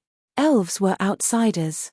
After they descended on the Feisuor Plain, they had conflicts with the gods of the Feisuor Plain, resulting in a war of the gods. On the Feisuor Plain, the human divine system had the largest number of gods. At the time, many elven gods died at the hands of the human gods. At the same time, many human gods also died at the hands of the elven gods, and a deep hatred was formed between the two sides. Even though the Treaty of the Gods was signed, the human gods still issued divine decrees from time to form a human expeditionary force to suppress the elves. The shadows of the human gods were also hidden behind the hunting of elves. The relationship between humans and elves wasn't friendly. In fact, elves were relatively isolated on the Feisuor Plain. In the last 1,000 years, elves slowly integrated into the Feisuor Plain. However, their relationship with humans was still very tense. There were very few humans who could see the true face of Saint Moonlight City with their own eyes, but through those elf slaves, humans were very clear that in the depths of the elven forest, there was an incomparably beautiful Saint Moonlight City. Karina proudly showed off, "Beautiful, right? This is my home." Yang Feng praised sincerely, "Of course, it's really a beautiful city. You have good taste. Let's go in." Karina smiled proudly. Like a lively deer, she skipped toward Moonlight City. As soon as he approached Moonlight City, relying on the terrifying perception of a level 3 warlock, Yang Feng felt a sense of danger from Moonlight City. Frightening killing intent lingered on the flowers on the lush branches of Moonlight City. At the same time, the countless thick roots rooted deep in the ground gave Yang Feng a very dangerous feeling. At the same time, there were countless elves with powerful auras hidden in the lush branches and leaves. Clearly, these elves were ruthless and powerful battle elves. When Karina arrived in front of Moonlight City, she said in her pleasant voice, "I am Karina, these humans are my friends. Please open the door." Moonlight containing fluctuations of divine power fell from the sky and fell on Yang Feng and company. When the moonlight disappeared, Yang Feng and company had already disappeared. Yang Feng's eyes blurred, and he found himself in a place filled with tree houses. There was a layer of grass about 5 centimeters tall growing on the ground, and the air was filled with the fragrance of plants mixed with the fragrance of flowers. At the same time, by relying on the keen perception of the vigor of heaven and earth of a level 3 warlock, Yang Feng also sensed that the life magic energy here was very rich. Practicing various secret methods here would yield twice the results with half the effort. As soon as Yang Feng and his party appeared, curious gazes came from all directions. Yang Feng also looked around curiously. The elves in the Saint Moonlight City were clearly different from the elves Yang Feng saw in the ancient Green Forest City. Most of the elves in the Saint Moonlight City looked at them with a trace of curiosity, indifference, and even vigilance. The elves in the ancient Green Forest City, on the other hand, seemed to be very fond of coming into contact with humans. A team of heavily armed elven guards riding silver-winged pagazi descended from the sky and landed in front of Karina and company. Belinda dismounted from a silver-winged pagazi, came before Karina and company, and said, "Your Highness Karina, I was ordered to invite you and Duke Ian to the Moonlight Palace." Belinda's gaze fell on Yang Feng, and her beautiful eyes revealed a trace of a complicated glint. When they first met, Yang Feng was just the city master of a small city in the Red Earth Wasteland.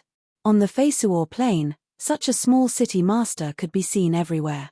The only commendable thing about him was that he established a city in the desolate Red Earth Wasteland. Now, however, Yang Feng was already a duke of the Morince Empire, one of the two human empires. He held great power and had a population of more than 10 million people under his command. He had become an influential bigwig among the humans. The population of the entire elven race was only 40 million. In other words, in terms of population alone, Yang Feng's population was already a quarter of the Elven Empire's population, which shouldn't be underestimated. The lower-class elves might not have heard of Yang Feng's name, but most of the upper-class elves already knew his name. Although the elves holed up in the elven woods, but after thousands of years of operation, they had planted countless spies and informants among the major forces of the Feisuor Plain. They naturally collected all kinds of information. Belinda shuddered at the thought of this seemingly gentle and ruthless person flooding a province of the Morince Empire and then taking advantage of the opportunity to immigrate the refugees of the province to his territory. Belinda shuddered at the thought of the interlinked and ruthless methods of this seemingly gentle and ruthless person. Except for the spoiled elven silk pants Benedict, no one in the upper class of the Elven Empire dared to look down on Yang Feng.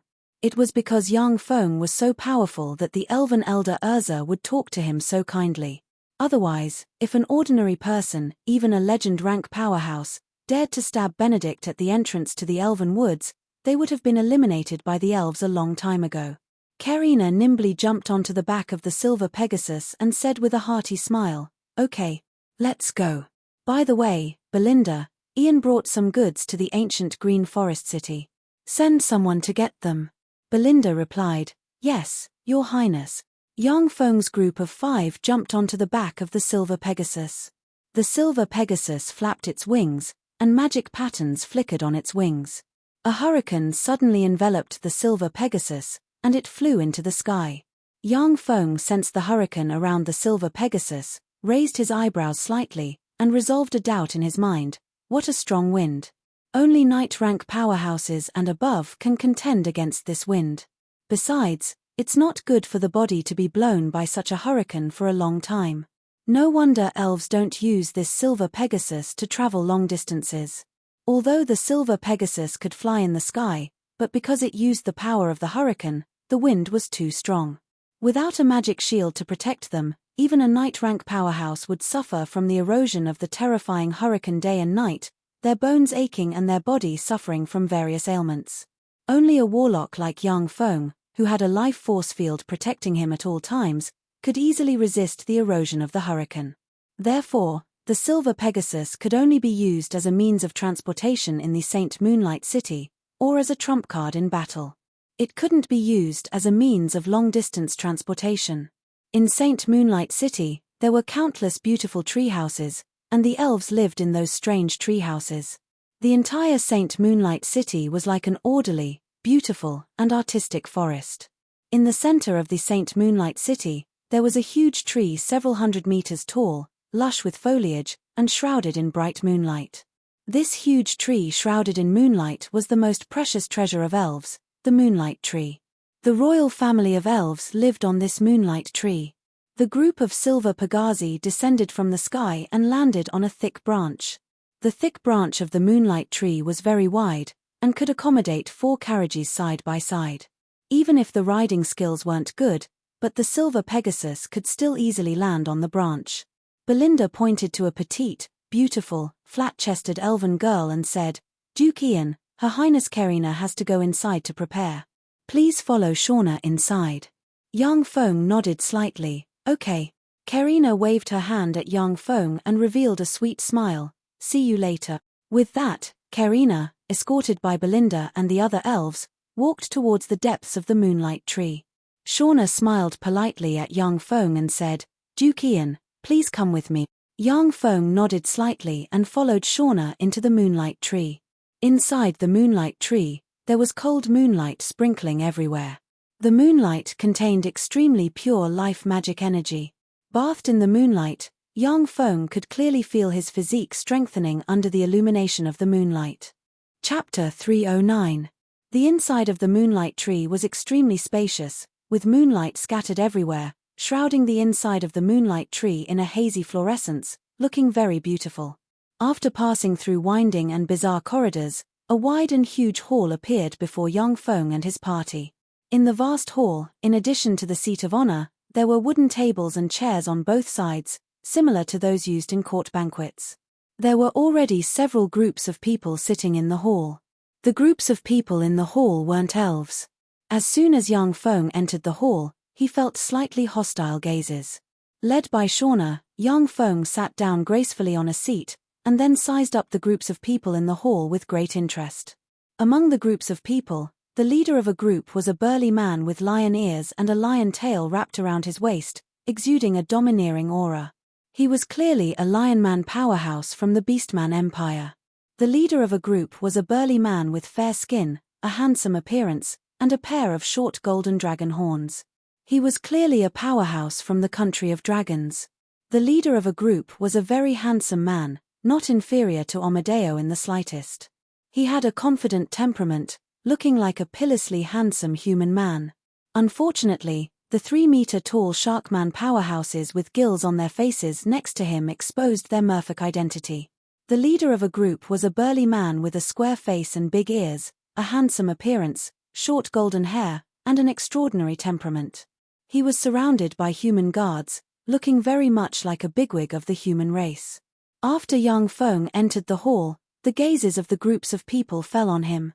After their gazes fell on the delicate and charming Faldina, who exuded an enchanting charm, they clearly flashed with surprise. A strange and quiet atmosphere reverberated in the hall.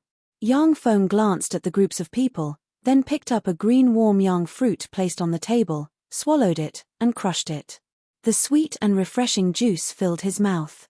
When the juice entered his stomach, an extremely scorching warm current rose inside him. It was warm and comfortable. The green sun-warming fruit was a precious fruit carefully cultivated by elves. Not only was it delicious, but it could also enhance the physique of a cultivator. In the ancient Green Forest City, the wholesale price of such a fruit was as high as 100 gold coins.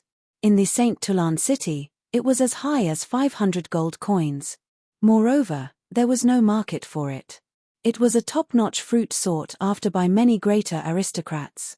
Faldina pointed to the young powerhouse surrounded by human guards and whispered in Yang Feng's ear, "That's Raylo, the most outstanding genius from the Amigo divine descendant family of the Titan Empire. Reportedly, he awakened the bloodline of the god of war inside him at the age of 10. Now, he's only 18 years old, yet he already possesses a pinnacle star knight rank cultivation base. He's already and can advance to the sacred swordsman rank. Although he doesn't cultivate magic, the war god's bloodline is enough to make him immune to spells below the 3rd tier. He is publicly acknowledged as one of the strongest geniuses in the Titan Empire, and more than 3 sword saints have been defeated by him." Yang Feng looked at Raylo with a look of graveness and curiosity in his eyes. A genius who awakened the god of war's bloodline. How could such a genius appear here? Not everyone from divine descendant families could awaken the bloodline of their ancestors. Apart from the first-generation divine descendants who could inherit part of the bloodline of gods, most of the other divine descendants could not awaken the bloodline of their ancestors. On the Feisuor plane, the bloodlines of gods were the most powerful bloodlines on the Feisuor plane. The bloodlines of different gods contained different powers, but each of them was very powerful, far beyond the imagination of ordinary people. The god of war Amigo was a strong divine force rank god of the Titan divine system, and his bloodline also possessed terrifying power. After Raylo awakened the power of Amigo's bloodline, he would possess traces of god power, his fighting strength would be terrifying, and he would possess all kinds of innate extraordinary abilities. If there were no mishaps, he would be able to smoothly advance to the sacred swordsman rank. As for whether or not he could become a demigod rank powerhouse, it would depend on his luck and his own efforts. A tall and slender elf clan peerless beauty stepped into the hall. She had a curvaceous waist and perky buttocks. Her breasts were almost bursting out of her clothes. Her entire body seemed to be perfectly proportioned. Her golden hair cascaded down her shoulders like a golden waterfall. She had a beautiful face and exuded a noble, graceful, and beautiful aura. When Yang Feng saw the peerless elven beauty, his eyes lit up and his heart skipped a beat. The peerless elven beauty was definitely the most beautiful woman he had ever seen. Even a peerless beauty like Karina was slightly inferior in front of her. When the peerless elven beauty stepped into the hall, the entire hall seemed to brighten up a bit. Practically everyone's gazes were attracted by her.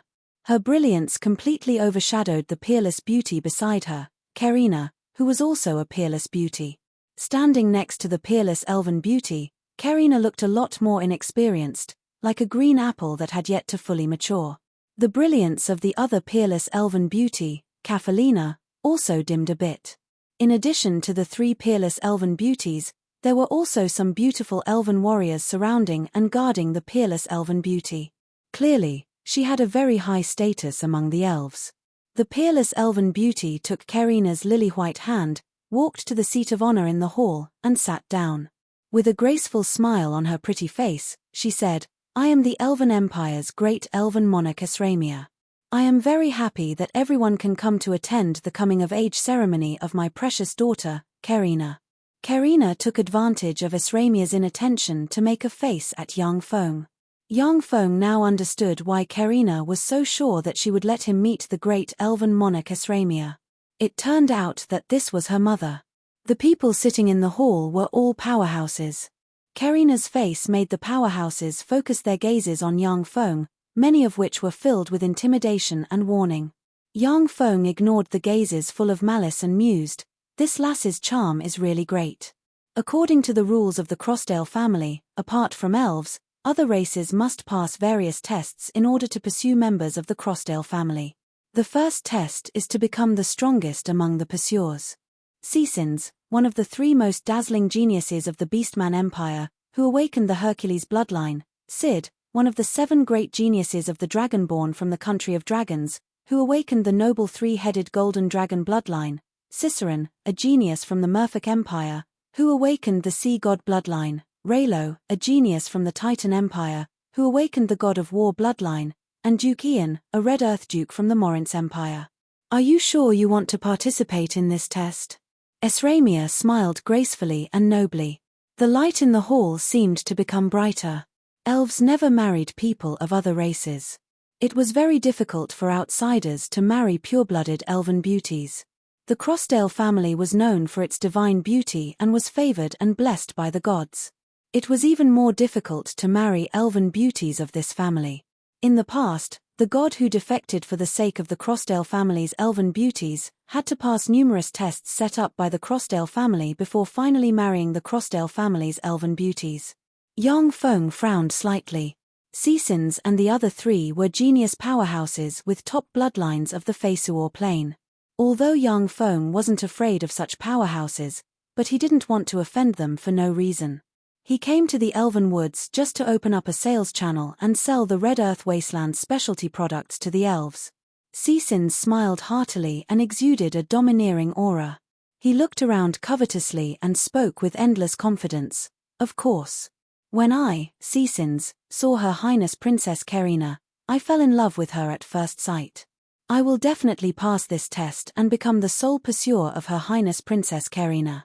Ciceron said with a light smile, "I also fell in love with Her Highness Princess Karina at first sight.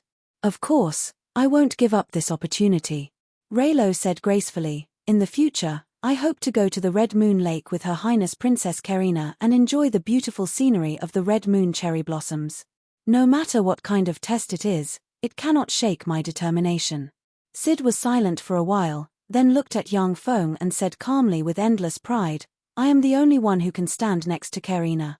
After the 4 strongest geniuses of the younger generation expressed their stance, their gazes focused on Yang Feng. With an anxious expression on her face, Karina winked at Yang Feng, signaling him with her eyes for fear that he would retreat. Esramia said with a faint smile, Duke Ian, do you want to withdraw? Seasons glanced at Yang Feng with contempt in his eyes and sneered, Ian, withdraw. You're just an ordinary person, you're not qualified to participate in this test. For the sake of your life, it's better to withdraw. Cicerone and the other 2 smiled faintly and looked at Yang Feng with contempt and disdain in their eyes. The 4 people here were geniuses among geniuses with formidable bloodlines. Even sacred swordsman rank powerhouses might not be their match. They didn't care about a trifling Yang Feng. Interesting. In that case, let me see what you've got. I hope you don't disappoint me. There was a flash of fighting spirit in Yang Feng's eyes. His figure fluttered, and he flew to the center of the hall, crooked his finger at Seasons and the others, and said provocatively, Who's first? Chapter 310. The Titan's bloodline really deserves its reputation. However, you're the one who will lose. Very well, Ian, I'll let you, an ant-like human, see the gap between us. Seasons smiled ferociously and got up. A tyrannical and fearsome aura spread from him, and he stepped into the center of the hall with a majestic gait. Seeing this scene, the eyes of Cicerone and the others flashed with a dignified glint. When Seasons' fist slammed into the spider flower, the force of the 5 vibrations shattered it in an instant. The spider demonic flower continued to spit out white spider silk towards Seasons. However, Seasons relied on his unreasonable and terrifying strength to shatter them one by one, causing the white spider silk to scatter in all directions. Aoo! By chopping Seasons' right arm into pieces and burning it to ashes, Yang Feng displayed his undisguised malice. When the fearsome sound wave slammed into Yang Feng, it forcibly penetrated his life force cover and entered his body from all directions. The fearsome might released by Seasons was a bit more terrifying than that of a sacred swordsman rank powerhouse. It was very difficult for ordinary Star Knight rank powerhouses to resist Seasons' might. This was the divine might that surpassed the dragon might. Like a demon god, Seasons smiled ferociously and, as if his fist contained the law of power, slammed towards Yang Feng with the force of a mountain. When Yang Feng saw this scene, he smiled coldly. In an instant, Yang Feng felt a pain in his head, a buzzing sound filled his ears, and 2 streams of blood flowed out of his ears. His internal organs churned and roiled, and he felt unbearable pain. Following a fearsome explosion, Yang Feng was sent flying a dozen steps back, his face pale, and blood seeped out of the corners of his mouth. Your strength isn't bad. What a surprise. However, you're still not my opponent. Boom. Yang Feng's eyes flashed with a dignified glint. Is this the suppression of God might? It's really amazing. Even with the help of the Titan's bloodline inside him, Seasons still felt powerless. He could barely muster 50% of his strength. With 50% of his strength, he was obviously not Yang Feng's opponent. The slightest bit of carelessness, and he might even be killed on the spot. Yang Feng clenched his teeth and instantly unleashed the spells Black Dragon Scales and Dragon Force. His whole body was shrouded in a layer of Black Dragon Scales, endless Dragon Force poured into his body, and he punched towards Seasons with Dragon Force. Ever since Yang Feng came to the Tsangji Plain, he rarely fought geniuses of the same rank. That was because he clearly understood that his cultivation was almost entirely built up from all kinds of precious potions. His combat strength was far from that of a true genius, and his combat experience was not as rich as those true geniuses. A cold look in his eyes, Yang Feng silently recited an incantation and spread the fingers of his hand, and 10 seeds suddenly grew frantically and grew into 6-meter-tall extraordinary plant spider demonic flowers covered in fist-sized spider-like fruits. The spider-like fruit shone, and it sprayed countless white threads that turned into a white mist that swept towards Seasons. Young master. Following a crisp sound, Yang Feng's sword forcibly cut off Seasons' right hand, and a large amount of blood sprinkled on the ground. At the moment when Seasons admitted defeat, bright moonlight enveloped him and formed a moonlight barrier. Seasons, however, only shook slightly, and then showed no other reaction. Clearly, Seasons had the upper hand in this blow in terms of strength. I admit defeat. Yang Feng's sword ray flashed, and he chopped Seasons' severed right arm into countless pieces. Then, with a flick of his finger, a fireball suddenly shot at Seasons' severed right arm and burned it to ashes. A trifling ant-like mortal dares to be so arrogant. You're courting death. Since you're courting death, then I'll send you on your way. Esramia smiled merrily and waved her lily-white hand, and bright moonlight sprinkled from all directions and formed a beautiful moonlight barrier that enveloped Seasons and Yang Feng. After coming to the Feisuor plain, Yang Feng, who had been relying on his own efforts, truly developed the potential of the warlock knowledge he learned in the Turandot subcontinent and gained the confidence to face any challenge without fear. There was a dignified glint in the eyes of Ciceron and Raylo. Even they couldn't easily withstand Seasons' punch. Seasons' lion-like eyes flashed fiercely, his chest swelled, he opened his bloody maw, and an earth-shaking roar full of bestiality suddenly erupted and formed a terrifying sound wave blasting towards Yang Feng. Idiot with only brute force. At the moment of imminent peril, the mysterious imprint on Seasons' forehead flickered, and his eyes recovered a trace of clarity. He roared, erupted with Star Knight rank chi, and extended his right hand to block. Looks of horror on their faces, Seasons' subordinates blurted out and shouted. Kafelina, on the other hand, showed a carefree expression. Yang Feng caught her younger brother and forced her to hand over her beloved bow, the Moonlight Divine Bow. Even though her younger brother was in the wrong, but she didn't like Yang Feng very much. Oh, you have some skill. You didn't die. However, that's all there is to it. Go to hell. When she saw this scene, Karina twisted her hands, and her beautiful eyes shimmered with worry. Of course, Seasons' divine might was much weaker than that of a true god. If it was the divine might of a true god, then even if it was only the divine might of a feeble divine force rank god, the fighting strength of experts below the great warlock rank would be weakened by at least 70%. Moreover, under the effect of divine might, very few people would dare to attack a god. Seasons' eyes widened. With a furious roar, he punched out. The fist wind that contained the power of 5 different kinds of vibration and shattering suddenly erupted. The punch contained 5 different kinds of shattering power and shattered the white spider silk into pieces. Seasons' punch, which contained the law of power, destroyed everything with absolute power. That was the fighting style of the god of strength.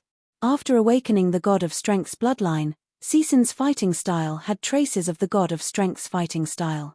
Seasons felt his body go limp, and he could no longer muster any strength, as the countless white threads wound around him.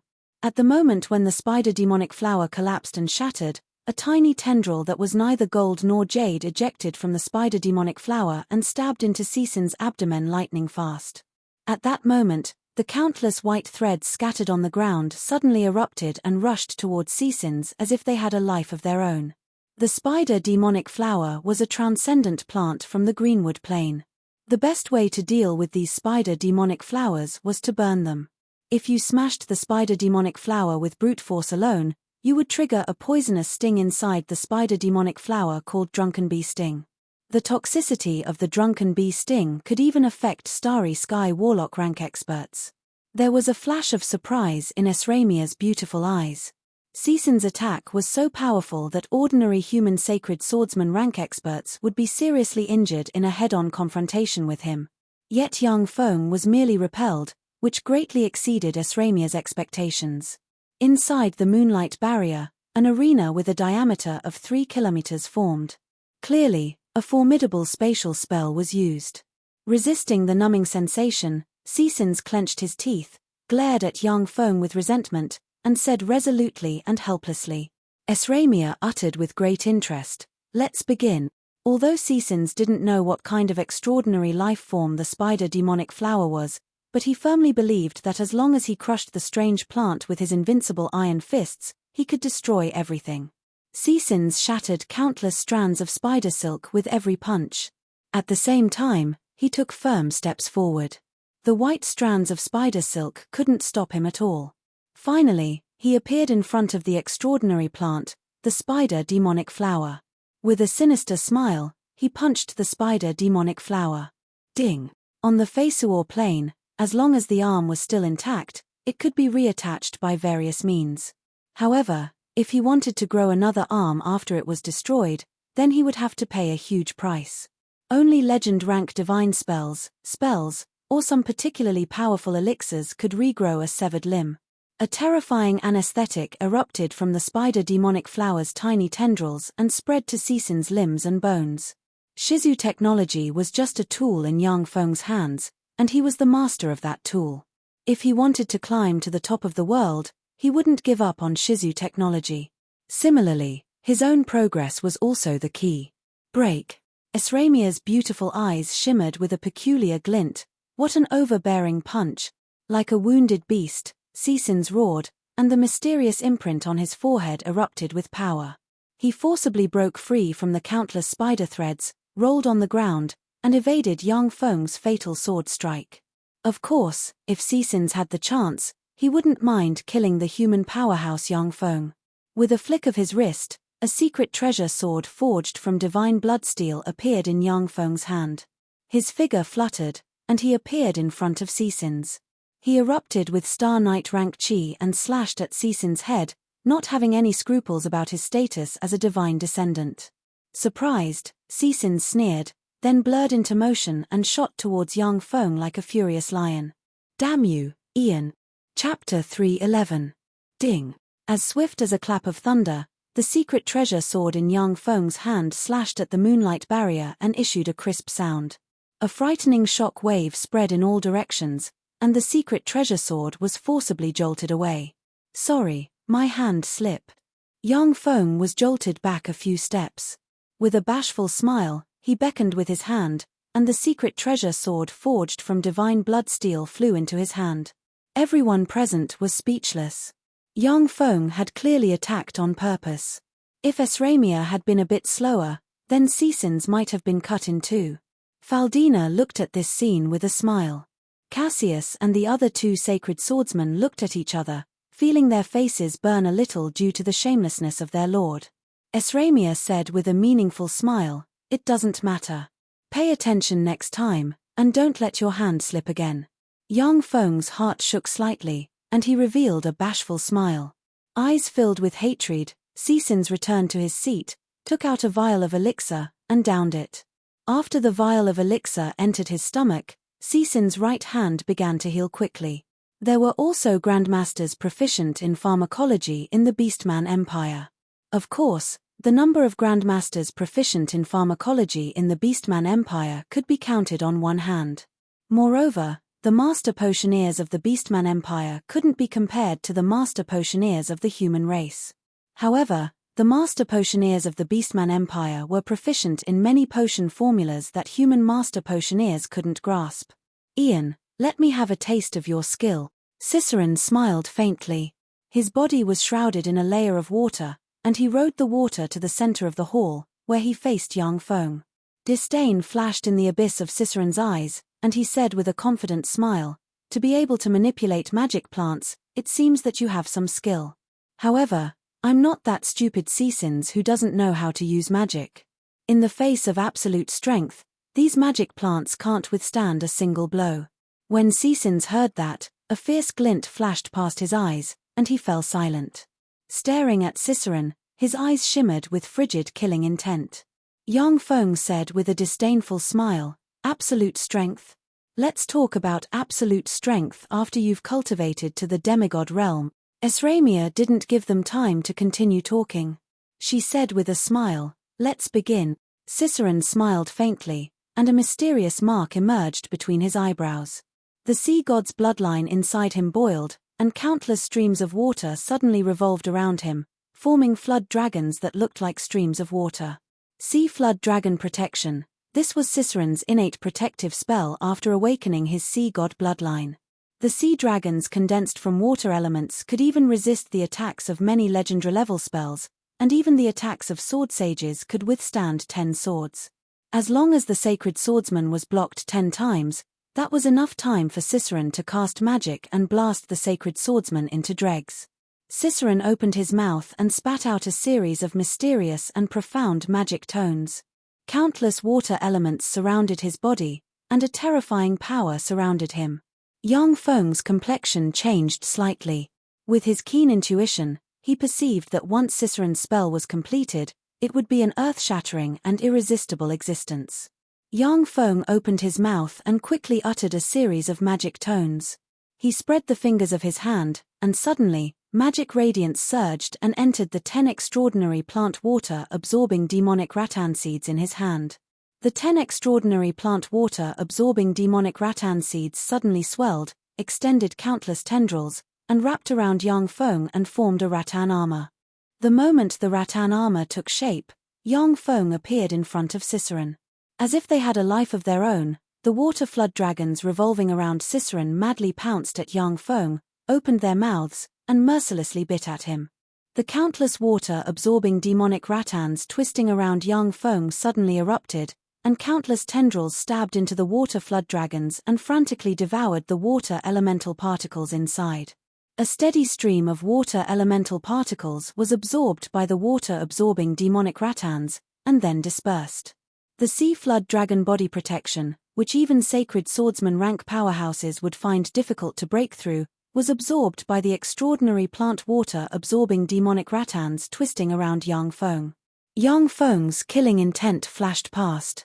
He instantly erupted with Star Knight rank chi and mercilessly slashed at Ciceron like a meteor. Yang Feng had a premonition that once Ciceron completed his large-scale spell, he would either die or be seriously injured.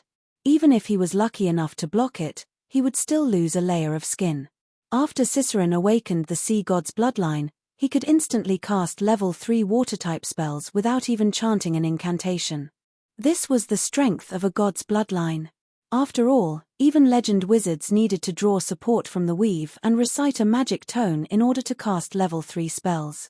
For Ciceron to be able to instantly cast level 3 water-type spells, he was simply a freak. For such a freak to recite an incantation to release a spell, it was definitely a legend rank spell. Ciceron's eyes flashed with regret, and he stopped reciting an incantation. With a thought, he suddenly cast the level 3 spell Great Icicle. A 2-meter-long sharp icicle suddenly appeared and barreled towards Yang Feng with the force of a bolt of lightning.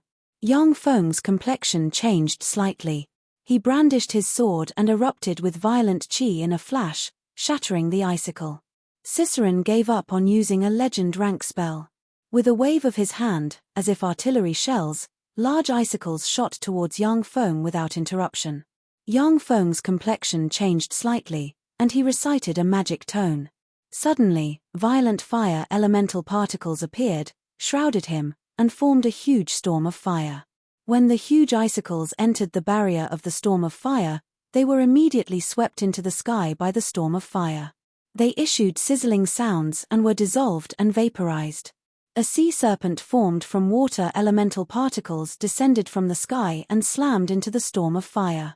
It issued sizzling sounds and neutralized the storm of fire. One after another, huge icicles barreled towards Yang Feng. Yang Feng didn't have time to cast a second storm of fire. He could only urge his chi to form a resplendent sword curtain that slashed at the icicles. One after another, the huge icicles were chopped into pieces by Yang Feng, who used dragon force. Every time the huge icicles were smashed, a frightening cold air would diffuse. The cold air superimposed on Yang Feng, and a thin layer of ice condensed on him. Countless amounts of cold air shrouded Yang Feng, and cold winds whistled. As if to freeze the earth, the air was filled with a bone-piercing chill. By relying on his frightening level 3 warlock rank physique, Yang Feng barely resisted the erosion of the cold air. However, in the midst of the fierce battle, he could feel his physical strength and spirit force rapidly decline. Faldina's beautiful eyes flashed with a dignified glint. Amazing. That's a powerhouse who awakened the sea god's bloodline for you. The complexions of Cassius and the other 2 sacred swordsmen turned even more unsightly. If they were to face Ciceron, the 3 sacred swordsmen would only have one chance to attack. If they couldn't kill Ciceron with one strike, then even if the 3 of them joined forces, they might not be able to deal with the archwizard Ciceron. In front of a freakish archwizard like Ciceron who awakened the sea god's bloodline, even human legend wizards might not be his match. Ciceron's complexion became very unsightly. Cicerin cast level 3 water-type and ice-type spells in a continuous stream. Even he, an expert who awakened the Titan's bloodline, was not Cicerin's match in a one-on-one fight. Raylo's eyes flashed with a dignified glint as he pondered on how to deal with Cicerin's never-ending bombardment of spells. After smashing several large icicles, Yang Feng's eyes flashed with a touch of madness. He frantically cast the spells Black Dragon Scales and Dragon Force, uttered 2 magic sentences, and launched the level 3 spell Fire Serpent. 2 extremely violent fire serpents suddenly appeared and barreled towards Cicerin. The 2 fire serpents had just appeared, when several large water serpents suddenly appeared and ferociously collided with the 2 fire serpents, neutralizing them. The remaining large water serpents pounced on Yang Feng, and then were absorbed by the water-absorbing demonic vines. Yang Feng took advantage of this opportunity to shoot towards Cicerin like an artillery shell. Cicerin willed, and 4 large icicles suddenly appeared and barreled towards Yang Feng like artillery shells. Without dodging, Yang Feng madly rushed towards the 4 large icicles. Before colliding with the large ice cones, Yang Feng silently recited an incantation and pointed at himself. The absorbing water demonic rattans that had absorbed enough water elemental particles suddenly erupted, shot out like flood dragons, and slammed into the 4 large ice cones, sending them flying one by one. "I concede," Cicerin said very calmly after seeing the 4 large icicles sent flying. Practically at the same time, a bright moonlight fell from the sky, shrouded Cicerin, and formed a moonlight barrier. Yang Feng's figure shook, his complexion paled, and he took a few steps back. Shortly after, he spat out chunks of ice from his mouth, and his body unconsciously trembled slightly. Cicerin's spells contained the power of ice. Even though Yang Feng had the life force field of a warlock, but he was still eroded by the cold qi, and suffered a lot of internal injuries. Streams of cold qi scuttled inside Yang Feng's majestic dragon-like body. Wherever the cold qi passed, Yang Feng trembled continuously. He had to go all out to dispel the traces of strange cold qi. If it wasn't for the power of the water-absorbing demonic vines exceeding Cicerin's imagination, then Yang Feng might not be Cicerin's match without using his trump card.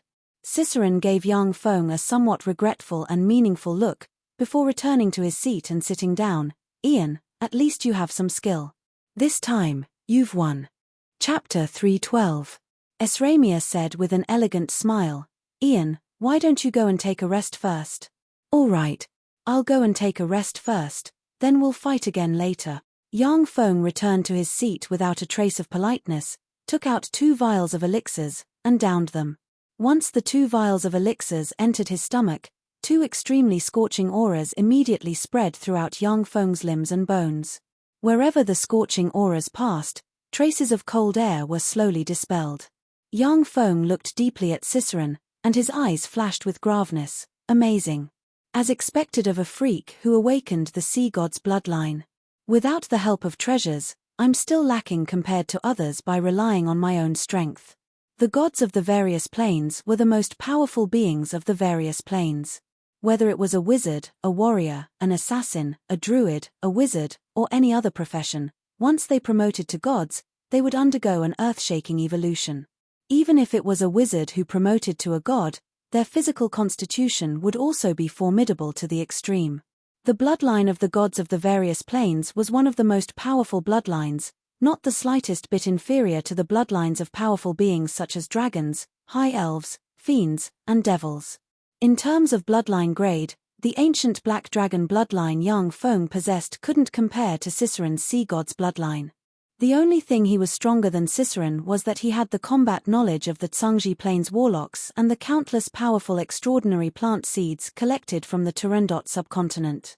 Esramia's beautiful eyes flashed with a glint of surprise. She thought that Yang Feng would continue the challenge in a domineering manner. She didn't expect that Yang Feng would actually return to his seat and take a rest without any trace of politeness. Sid got up, stepped into the hall, and issued a domineering challenge to Raylo. "Raylo, come down. I want to see how strong a human who has awakened the god of war's bloodline is. Don't let me down." Raylo smiled gracefully, got up gracefully, and arrived in front of Sid. His eyes burned with a fierce fighting spirit. Reportedly, Three-headed golden dragons possess demigod-rank strength after reaching adulthood. However, how can a demigod's bloodline compare to the noble god's bloodline? Before he finished speaking, a terrifying divine might slowly spread out from Lei Luo's body. A mysterious and profound bloodline rune appeared between Lei Luo's eyebrows. An incomparably violent battle intent revolved around his body. Rousing war drums, the sounds of countless warriors fighting, the angry roars, and the sounds of countless battles converged around Raylo. Blades, spears, swords, halberds, and other weapons suddenly appeared and shrouded Rayluo's body. Esramia's pretty face changed slightly, and she exclaimed, "Domain embryonic form." After a cultivator comprehended a type of origin source law, they used that origin source law as the core and constructed an area filled with that type of law. Within that domain, the strength of a domain-level expert would be greatly enhanced, while the enemies of a domain-level expert would be greatly weakened. Only those monster-level geniuses who had comprehended a trace of law origin could construct a domain. Even legendary and demigod-rank powerhouses rarely comprehended domains. The fact that Raylo comprehended the bloodshed domain embryonic form was simply heaven-defying. The complexions of the many powerhouses present changed greatly, and they looked at Raylo with graveness in their eyes. Seasons, on the other hand, had an unsightly expression on his face. As an awakened god bloodline expert, if he were to face Raylo who possessed the bloodshed domain embryonic form, he would be defeated in less than 10 moves. Sid's eyes, which had always been brimming with confidence, revealed a trace of graveness. He took a step forward, his body suddenly swelled, and a frightening dragon might not inferior to that of an ordinary dragon erupted in a flash. A blurry phantom of a monster with 3 dragon heads appeared behind Sid. It bared its fangs and brandished its claws, giving off a ferocious aura. Cassius and the other 2 human sacred swordsmen were horrified to find that under the suppression of the frightening dragon might, they, the top human martial artists, unconsciously trembled. Yang Feng frowned slightly. He vaguely felt that the ancient black dragon bloodline inside him was being suppressed, and vaguely felt fear from the depths of his bloodline. Among dragons, gold dragons stood at the apex of many dragons. The 3-headed gold dragons were royalty among gold dragons. They were rare and extremely powerful. Every mature 3-headed golden dragon had the terrifying power of a demigod. If pinnacle 3-headed gold dragons went through bitter cultivation, they could even evolve into existences comparable to feeble divine force rank and weak divine force rank gods in terms of battle prowess. Among dragon bloodlines, the 3-headed gold dragon bloodline was a pinnacle bloodline, far surpassing the ancient black dragon bloodline flowing inside Yang Feng's body. On one side, the rumbling of war resounded incessantly, while on the other side, dragon roars resounded. Before the 2 peerless geniuses of the Feisuor Plains younger generation fought, terrifying might spread. It was so oppressive that many experts in the hall found it hard to breathe. The attendants brought by Seasons and the other 3 were all experts, with the weakest possessing firmament night rank cultivation bases. If such experts weren't in the St. Toulan city, but in some small cities, they could become the number 1 expert of a baron's fief. Under the pressure of the 2 peerless geniuses, such experts still felt suffocated, their bodies trembling, and their eyes brimming with fear. This was the terrifying power of the Feisuor Plains god's might and the strongest dragon's might. If a true god descended to the secular world, then apart from lifeless and soulless puppets and robots, intelligent life forms below the legend rank would be unable to resist, and could only tremble and kneel on the ground. Esramia showed a very interested look and said with a sweet smile, "Let's begin." Sid blurred into motion. Exuding an overbearing aura, as if a humanoid dragon, he rushed into Raylo's bloodshed domain embryonic form. Blades, spears, swords, halberds, and other countless phantoms turned from illusory to corporeal and frantically stabbed at Sid. The 3-headed monster phantom behind Sid roared and swept its ferocious dragon tail tyrannically. In a flash, a terrifying power erupted and shattered Raylo's bloodshed domain. Almost as swift as a clap of thunder, Sid's fist shrouded in endless gold light slammed towards Raylo. After the bloodshed domain embryonic form was shattered, Raylo's face turned pale, and he hastily pulled out his sword, which turned into resplendent sword rays that blocked in front of him. The complexions of Cassius and the other two sacred swordsmen changed slightly. Raylo's swordsmanship was powerful to the extreme, and was only slightly inferior to sacred swordsman rank swordsmanship. Sid's eyes flashed with a hint of madness.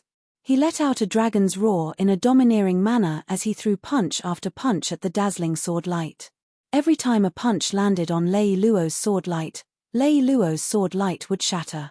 After 5 punches, Raylo's sword rays were completely shattered and could no longer be reassembled.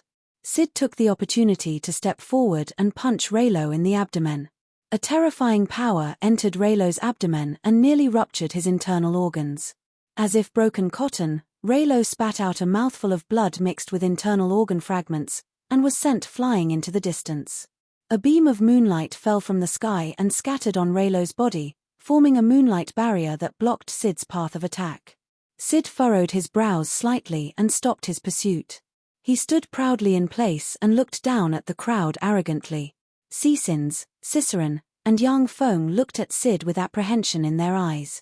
Raylo, who had comprehended the bloodshed domain embryonic form, was definitely a monstrous genius.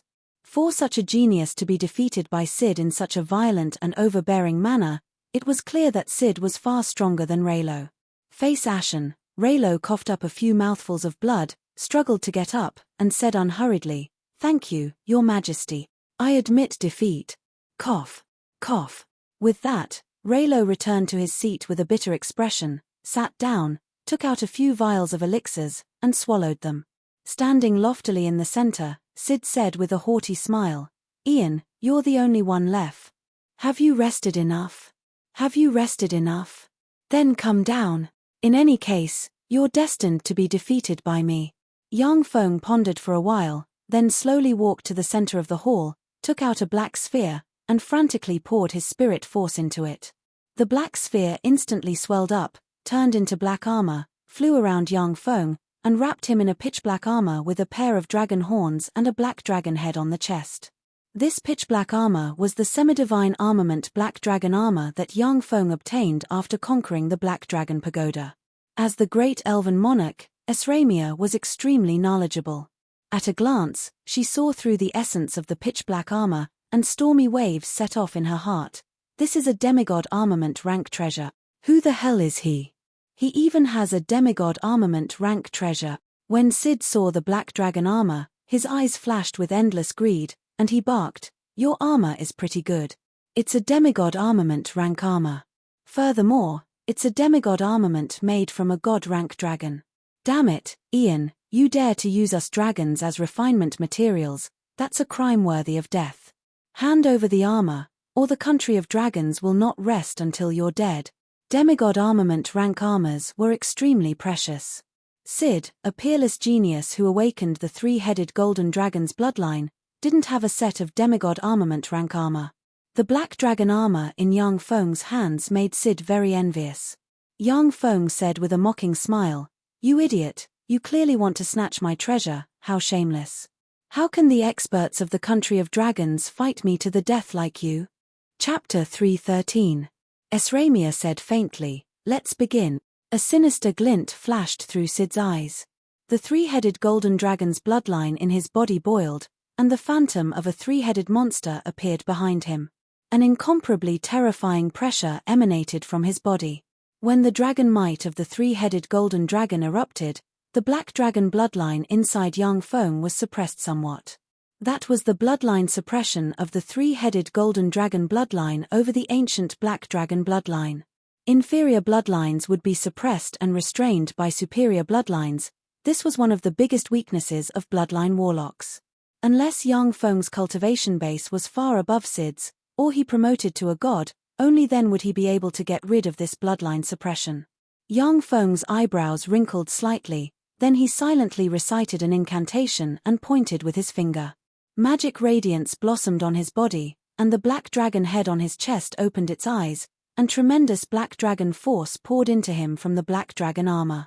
Under the strengthening of the black dragon force, Yang Feng's physical constitution broke through the boundary and reached the great warlock rank. Under the crazy increase in strength, the suppression of the 3-headed golden dragon on the ancient black dragon bloodline inside Yang Feng was weakened to the limit. This armor is really a treasure. Unfortunately, you're too weak. Sid smiled coldly, then tapped his foot on the ground. In the blink of an eye, he crossed a distance of tens of meters, appeared in front of Yang Feng in a split second, and blasted a tyrannical fist at Yang Feng. Sid's speed was so fast that Yang Feng didn't even have time to recite an incantation. He could only urge the berserk black dragon force inside him and punch at Sid's fist. Boom! When the two formidable forces collided, Yang Feng, who was wearing the black dragon armor and whose physical constitution had reached the great warlock rank, was forcibly jolted back 3 steps. Sid, on the other hand, only swayed slightly. Seeing this scene, the complexions of Cecins, Cicerin, Cafalina, and Raylo, the 4 experts of the younger generation, changed slightly. Yang Feng's strength was tyrannical to begin with. After being strengthened by the black dragon armor, his physical constitution was forcibly strengthened to the great warlock realm. Even Cecins, who had awakened the Titan's bloodline, might not be Yang Feng's match in terms of strength. For Sid to completely suppress Yang Feng in terms of strength was simply heaven-defying. Haha. Interesting. This set of armor was just too amazing. When I kill you, I'll definitely take that armor off your body. Sid's crimson eyes flickered with a frenzied battle intent. He laughed unscrupulously, not caring that his words might cause Karina to be displeased. Upon hearing Sid's words, Karina frowned slightly, and a trace of displeasure flashed in her eyes.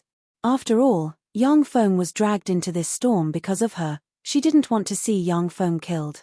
Sid laughed wildly. Radiating gold dragon chi, he looked like a fierce and powerful 3-headed golden dragon. His fists were like shooting stars, and virtually every punch slammed towards Yang Feng with the terrifying momentum of a mountain. Yang Feng urged the black dragon force inside him to the limit, operated the secret method recorded in the black dragon morph, and, as if he had turned into a humanoid black dragon, fought with Sid. In the center of the hall, a 3-headed golden dragon and an ancient black dragon clashed repeatedly. Dragon roars rang incessantly, and frightening fluctuations of power spread in all directions.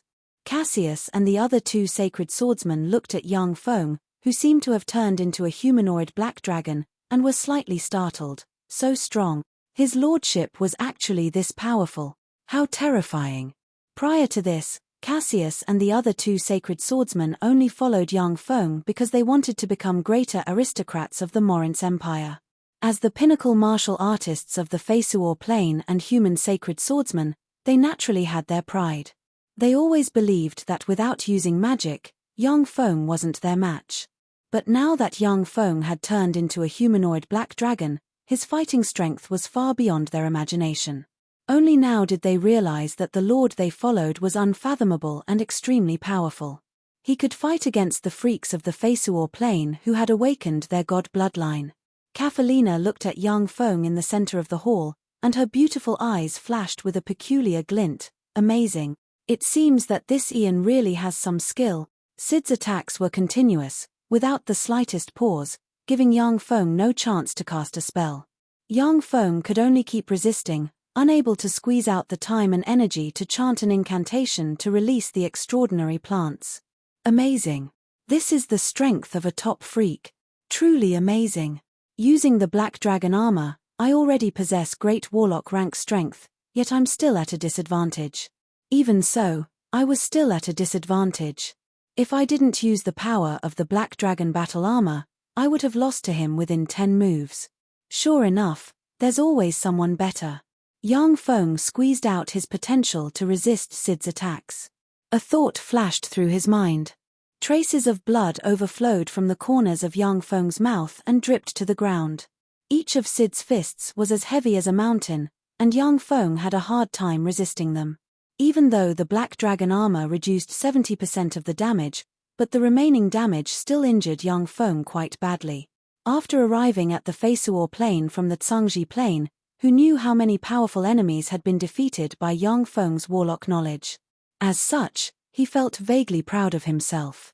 But now, Sid's most tyrannical stance made Yang Feng sober up. Without the help of external forces and equipment, he still wasn't a match for the freakish geniuses who had awakened their god bloodline. After all, before he came to the Tsangji Plane, He was just an ordinary earthling.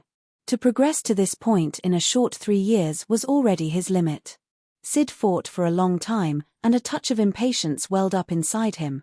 This human has some skill. If I can't defeat him as soon as possible, then how can I show my skill? Between his thoughts, Sid roared and blasted Yang Feng back with a punch.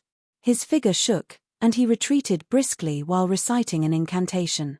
In just a breath of time, Sid's body was shrouded in golden light.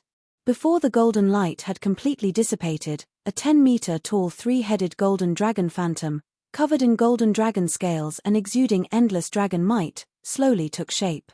A terrifying starry sky warlock rank might slowly spread from the 3-headed golden dragon phantom. The starry sky warlock rank pressure exuded by the 3-headed golden dragon phantom was far from being comparable to the pressure of the demon emperor Cartman's clone, but the terrifying junior demigod rank pressure already made it hard for Yang Feng to breathe. Under the pressure of the junior demigod 3-headed golden dragon, the black dragon bloodline inside Yang Feng trembled, as if wanting to surrender to the formidable might of the 3-headed golden dragon. Esramia was moved when she saw this scene. Atavism. Amazing, this Sid is really worthy of being called an outrageous genius of the country of dragons. He's not even a legend rank, yet he can perform atavism. That's really amazing. Atavism was a secret method that bloodline lifeforms could display by tracing back to the source of their bloodline. Once Yang Feng practiced cultivation to the Great Warlock realm, he could use atavism to directly transform into a Great Warlock rank ancient black dragon. Sid wasn't even a legend rank, yet he could perform atavism and transform into a 3-headed golden dragon, which was simply heaven-defying. Cecins, Ciceron, Raylo, Cafalina, Faldina, and the other 2 young geniuses looked at the 3-headed golden dragon midair with a touch of graveness and bitterness in their eyes. Sid's strength was already formidable to begin with. Now that he launched the secret method atavism, he became even more terrifying. Once he finished his transformation, apart from Esramia and Ben, no one else would be his opponent. Yang Feng's complexion flickered. His figure shook, and he shot towards Sid like a ghost. He poured his power into the secret treasure sword forged from divine blood steel in his hand and mercilessly slashed at Sid. A golden shield suddenly appeared and blocked in front of Sid. When Yang Feng's sword slashed at the golden shield, a copious amount of force came from the golden shield and sent Yang Feng flying by a dozen meters. Sid's majestic yet sarcastic voice came from the golden light. It's no use. Ian, when I perform atavism, my defense is comparable to that of a junior demigod rank expert. A low legend rank expert like you who relies on external forces to advance your cultivation base can't injure me. Esramia raised her eyebrows, her beautiful eyes flashed with graveness, and she said unhurriedly, Ian, it's not too late to admit defeat. Don't try to show off meaninglessly. Otherwise, even I might not be able to save you in time. Cassius' complexion changed greatly, and he shouted, My lord, forget it. Come back. If Yang Feng died here, then the greater aristocratic dreams of Cassius and the other 2 sacred swordsmen would be over. They only had hereditary lordship status. Without Yang Feng, it was impossible for them to become hereditary barons. Karina's pretty face changed slightly, and she hurriedly got up and shouted anxiously, Ian, forget it. He's too strong. Don't try to show off. Demigod rank experts were already the most powerful existences in the secular world. If some fearsome pinnacle demigod rank existences wielded god armaments, they could even slay gods.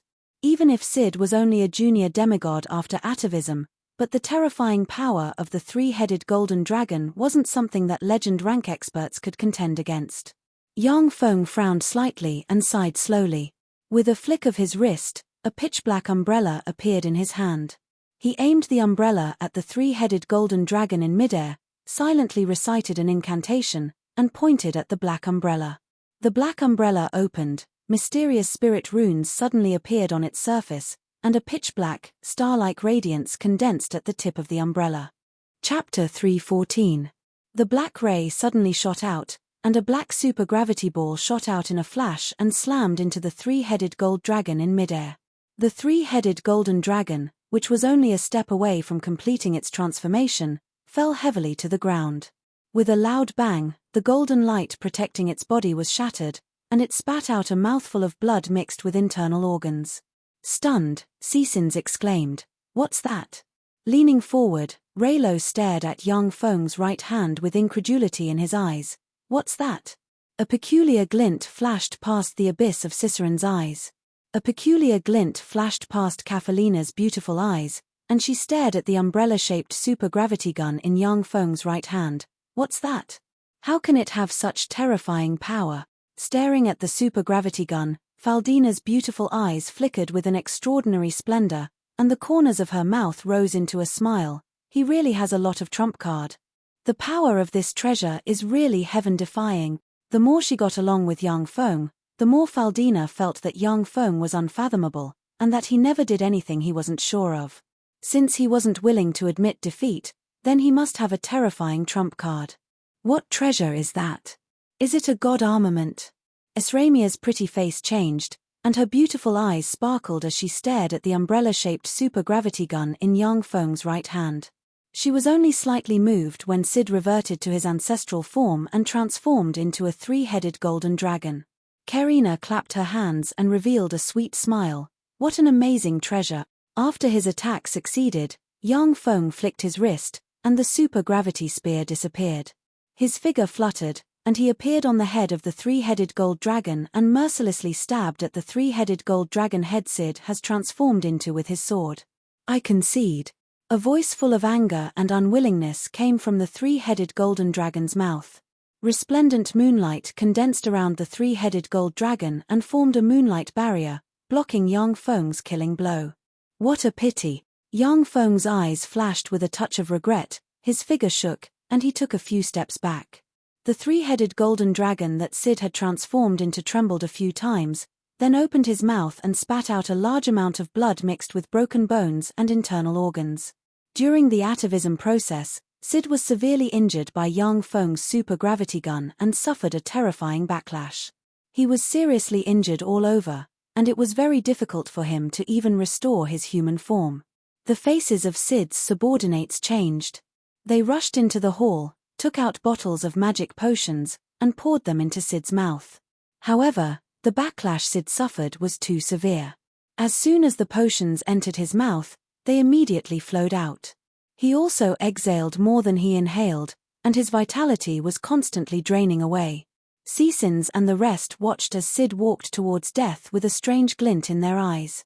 They all had top-notch recovery potions on them, but none of them were willing to use them on Sid. When Sid's subordinates saw this, their complexions changed greatly, and they knelt on the ground, kowtowed to Esramia, and pleaded, "Your Majesty Esramia, please save our master Sid. I beg you. Since he's here, he's my guest. Naturally, I'll save him. Rest assured." Esramia smiled sweetly and waved her lily-white hand, and bright moonlight fell from the sky and fell on Sid. Bathed in the bright moonlight, Sid's injuries gradually healed. After coughing up a few mouthfuls of blood, his eyes recovered a trace of divine light, and resplendent golden light enveloped him, forcibly restoring his original form. "Thank you for your help, Your Majesty." Sid staggered to his feet and gulped down quite a few bottles of magic potions.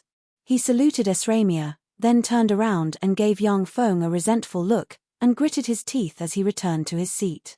Esramia said with a graceful smile, "In that case, Ian is a candidate to be Karina's suitor. You can stay in the Saint Moonlight City for 2 days. After 2 days, you must leave." The Saint Moonlight City was the residence of elves.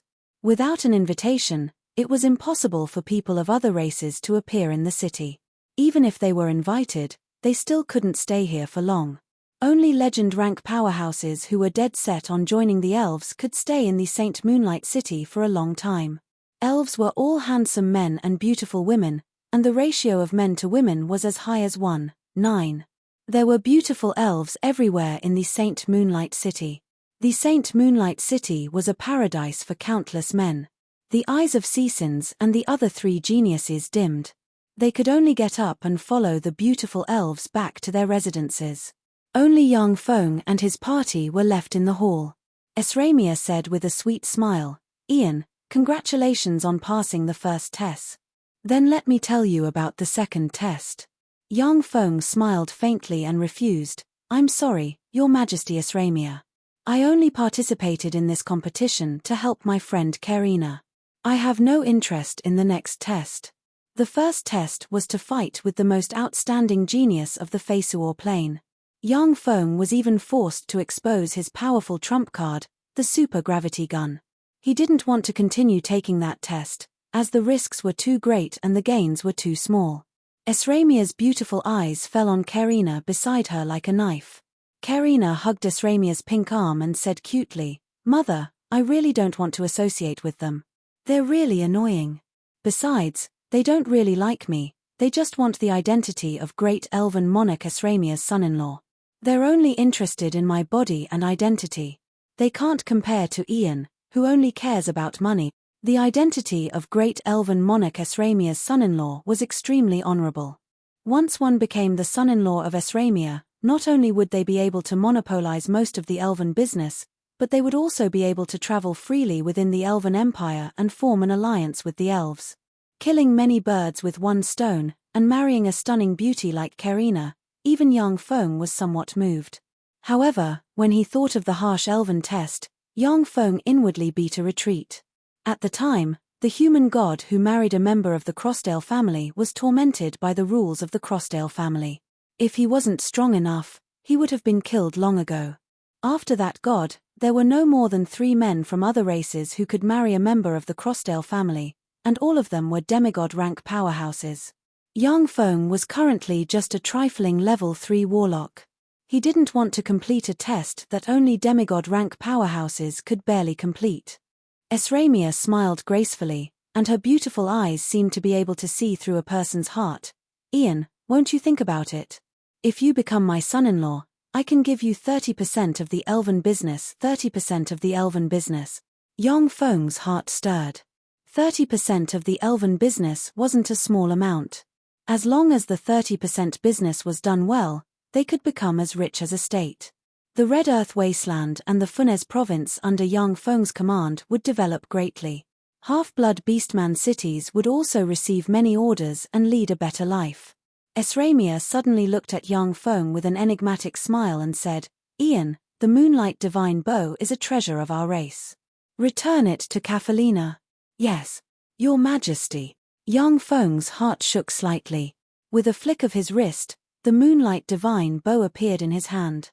With a wave of his hand, the Moonlight Divine Bow flew towards Kafalina. The Moonlight Divine Bow was a pinnacle legend rank divine bow. It was only a step away from becoming a demigod rank divine bow. Even Yang Feng was tempted by such a treasure. However, since Esramia had spoken, he knew that it was impossible for him to keep the divine bow. Kafalina grabbed the Moonlight Divine Bow, put it on her back, and glared fiercely at Yang Feng. Esramia said with a smile, "Think about it carefully. Karina, you take Ian and have a good time in our Saint Moonlight City." After she finished speaking, moonlight shone on Esramia, and she disappeared in the moonlight. Karina jumped up like a cheerful deer and said in high spirits, "Let's go. Ian, let's go for a stroll." "Okay." Yang Feng, who was also very interested in the beautiful Saint Moonlight City, quickly came to Karina's side and went outside with her. Yang Feng followed Karina around the Saint Moonlight City for a whole day and saw countless sceneries rarely seen in the outside world, before returning to a beautiful treehouse inside the moonlight tree to rest. At night, darkness enveloped the land. Inside the moonlight tree, inside a treehouse, Ciceron, who was lying on a bed, suddenly opened his eyes, and a demonic light flashed in the abyss of his eyes. The door of the treehouse opened silently. Ciceron and his 8 subordinates slowly walked out of the treehouse. Within the moonlight tree, rays of moonlight sprinkled down, covering everywhere. The bright moonlight was the divine light of the moonlight tree. Under the illumination of the moonlight, elven powerhouses would discover any abnormalities inside the moonlight tree. Ciceron held a silver stone in his hand. Rays of incomparably bright silver light shot out from the stone and enveloped him and his subordinates. Under the illumination of the silver light, they seemed to be integrated with the moonlight. Chapter 3:15. At the same time as it blossomed with silver light, the silver stone in Ciceron's hand shrank rapidly. After passing through a corridor, a dozen elven warriors on patrol appeared in front of Ciceron. Suddenly, Cicerone launched an attack. His figure blurred, and, as if he had turned into a black shadow, he swept past the dozen elven warriors on patrol. Suddenly, fist-sized holes appeared on the chests of the dozen elven warriors on patrol, and a large amount of blood gushed out of the holes and scattered on the ground. Cicerone flicked his fingers, and specks of silver light fell on the chests of the elven warriors, leaving the team of elven warriors dumbfounded and standing still. "Hurry up. This little trick can't be concealed for long," Cicerone barked. His eyes flashed with a cold glint, and his figure flickered, and he quickly flew towards the bottom of the moonlight tree. Behind Cicerone were his subordinates. The further down the moonlight tree, the more elven warriors there were. But as soon as the elven warriors appeared, they were instackled by Cicerone, and then turned into zombie-like existences standing in place. In the deepest part of the moonlight tree, under the effect of countless spatial spells, a square with a diameter of 3 kilometers formed. In the center of the square, there was a silver crystal mountain that looked like it was piled up with silver crystals. The silver crystal mountain was transparent and clear. Inside the crystal mountain, a hexahedron, which looked like a crystal surrounded by gentle moonlight, could be seen suspended. Countless vein-like tendrils extended from the hexahedron of the crystal mountain and extended in all directions along the crystal mountain. At the entrance to the square, there were 4 tree houses. On the balcony of one of the tree houses, a very beautiful elf was sitting and reading a night novel written by a novelist of the Morinth Empire with relish. "I didn't expect that there would be guests here." The beautiful elf threw away the night novel in her hand and grabbed a beautiful and luxurious battle bow beside her. Pinnacle legend rank fluctuations of power suddenly erupted from her delicate body, and bright moonlight enveloped the battle bow. In the blink of an eye, a moonlight beam shot out of the elven battle bow and shot towards the entrance. That beautiful elf instantly used the secret archery technique of the elves, the moon god's arrow. That moonlight was the arrow. Once hit by the moon god's arrow, even a demigod rank powerhouse would be gravely injured. A vast and boundless, terrifying demigod-level power fluctuation instantly came from the entrance, and a black shield with a fiend baron's head suddenly appeared. The fiend baron head engraved on the black shield suddenly came to life. Its eyes shimmered malevolently, and it opened its bloody maw and swallowed the moon god's arrow. Moon god's arrow, one of the 3 secret archery skills of the elf clan. It is indeed powerful. Elder Pollyanna, you're still as powerful as ever. Shrouded by demonic chi, Cicerone turned into an abyssal fiend baron with horns, a tall and sturdy figure, taut muscles, sinister demonic runes engraved on the forehead and face, and a pair of fiend wings on the back, exuding abyssal aura. With a faint smile on his face, he stepped inside. Pollyanna raised her eyebrows and said coldly, "I smell the stench of an abyssal fiend from you. You're Cicerone. Have you been eroded by an abyssal fiend, or have you sold your soul to a fiend lord in the deepest part of the abyss?" The endless abyss was said to be the gathering place of evil forces of the primary material planes, running through the 36 primary material planes. This plane was the origin of all evil forces, giving birth to countless evil and powerful beings. Even the Tsangji plane's 8 great warlock emperors could not truly conquer the endless abyss. At their strongest, they merely extended their forces into the abyss, plundered the treasures of heaven and earth formed in the abyss, and enslaved abyssal life forms as their tools of war. Once the power of the Tsangji plane's warlock dynasties weakened, the first to rebel were the various evil and powerful freaks of the endless abyss. Abyssal fiends were one of them. Abyssal fiend lords were as powerful as gods. Abyssal forces were also one of the most terrifying forces among the many planes. If it wasn't for the fact that the abyssal life forms in the abyss were also at war with each other. Even though abyssal life forms were suppressed by many planes, but there were still few planes that could resist the endless offensive of abyssal life forms. Walking forward step by step, Cicerone said with a look of regret, "The great abyssal fiend Earl Bavlicana is my master. I have offered my soul to the great master.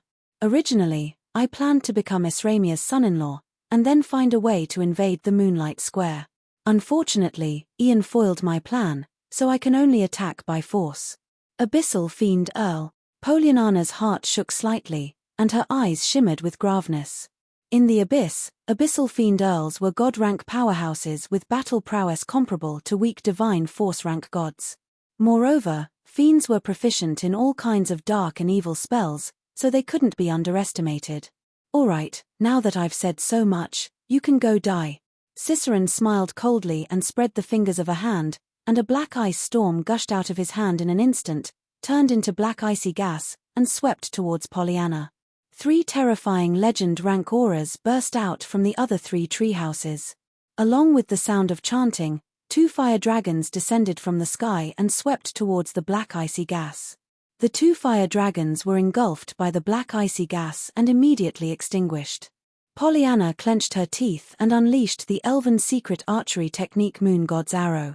Moonlight shot from her bow and arrow towards Ciceron's heart. Ciceron frowned slightly and was forced to raise his shield to block. When the moonlight hit the shield, it was swallowed by the fiend Baron head above the black shield. Taking advantage of that split second, Pollyanna parted her cherry lips and uttered a magic sentence. Numerous alarms sounded in the moonlight tree. What's going on? What happened? Someone invaded the moonlight square. In an instant, the entire moonlight tree fell into chaos.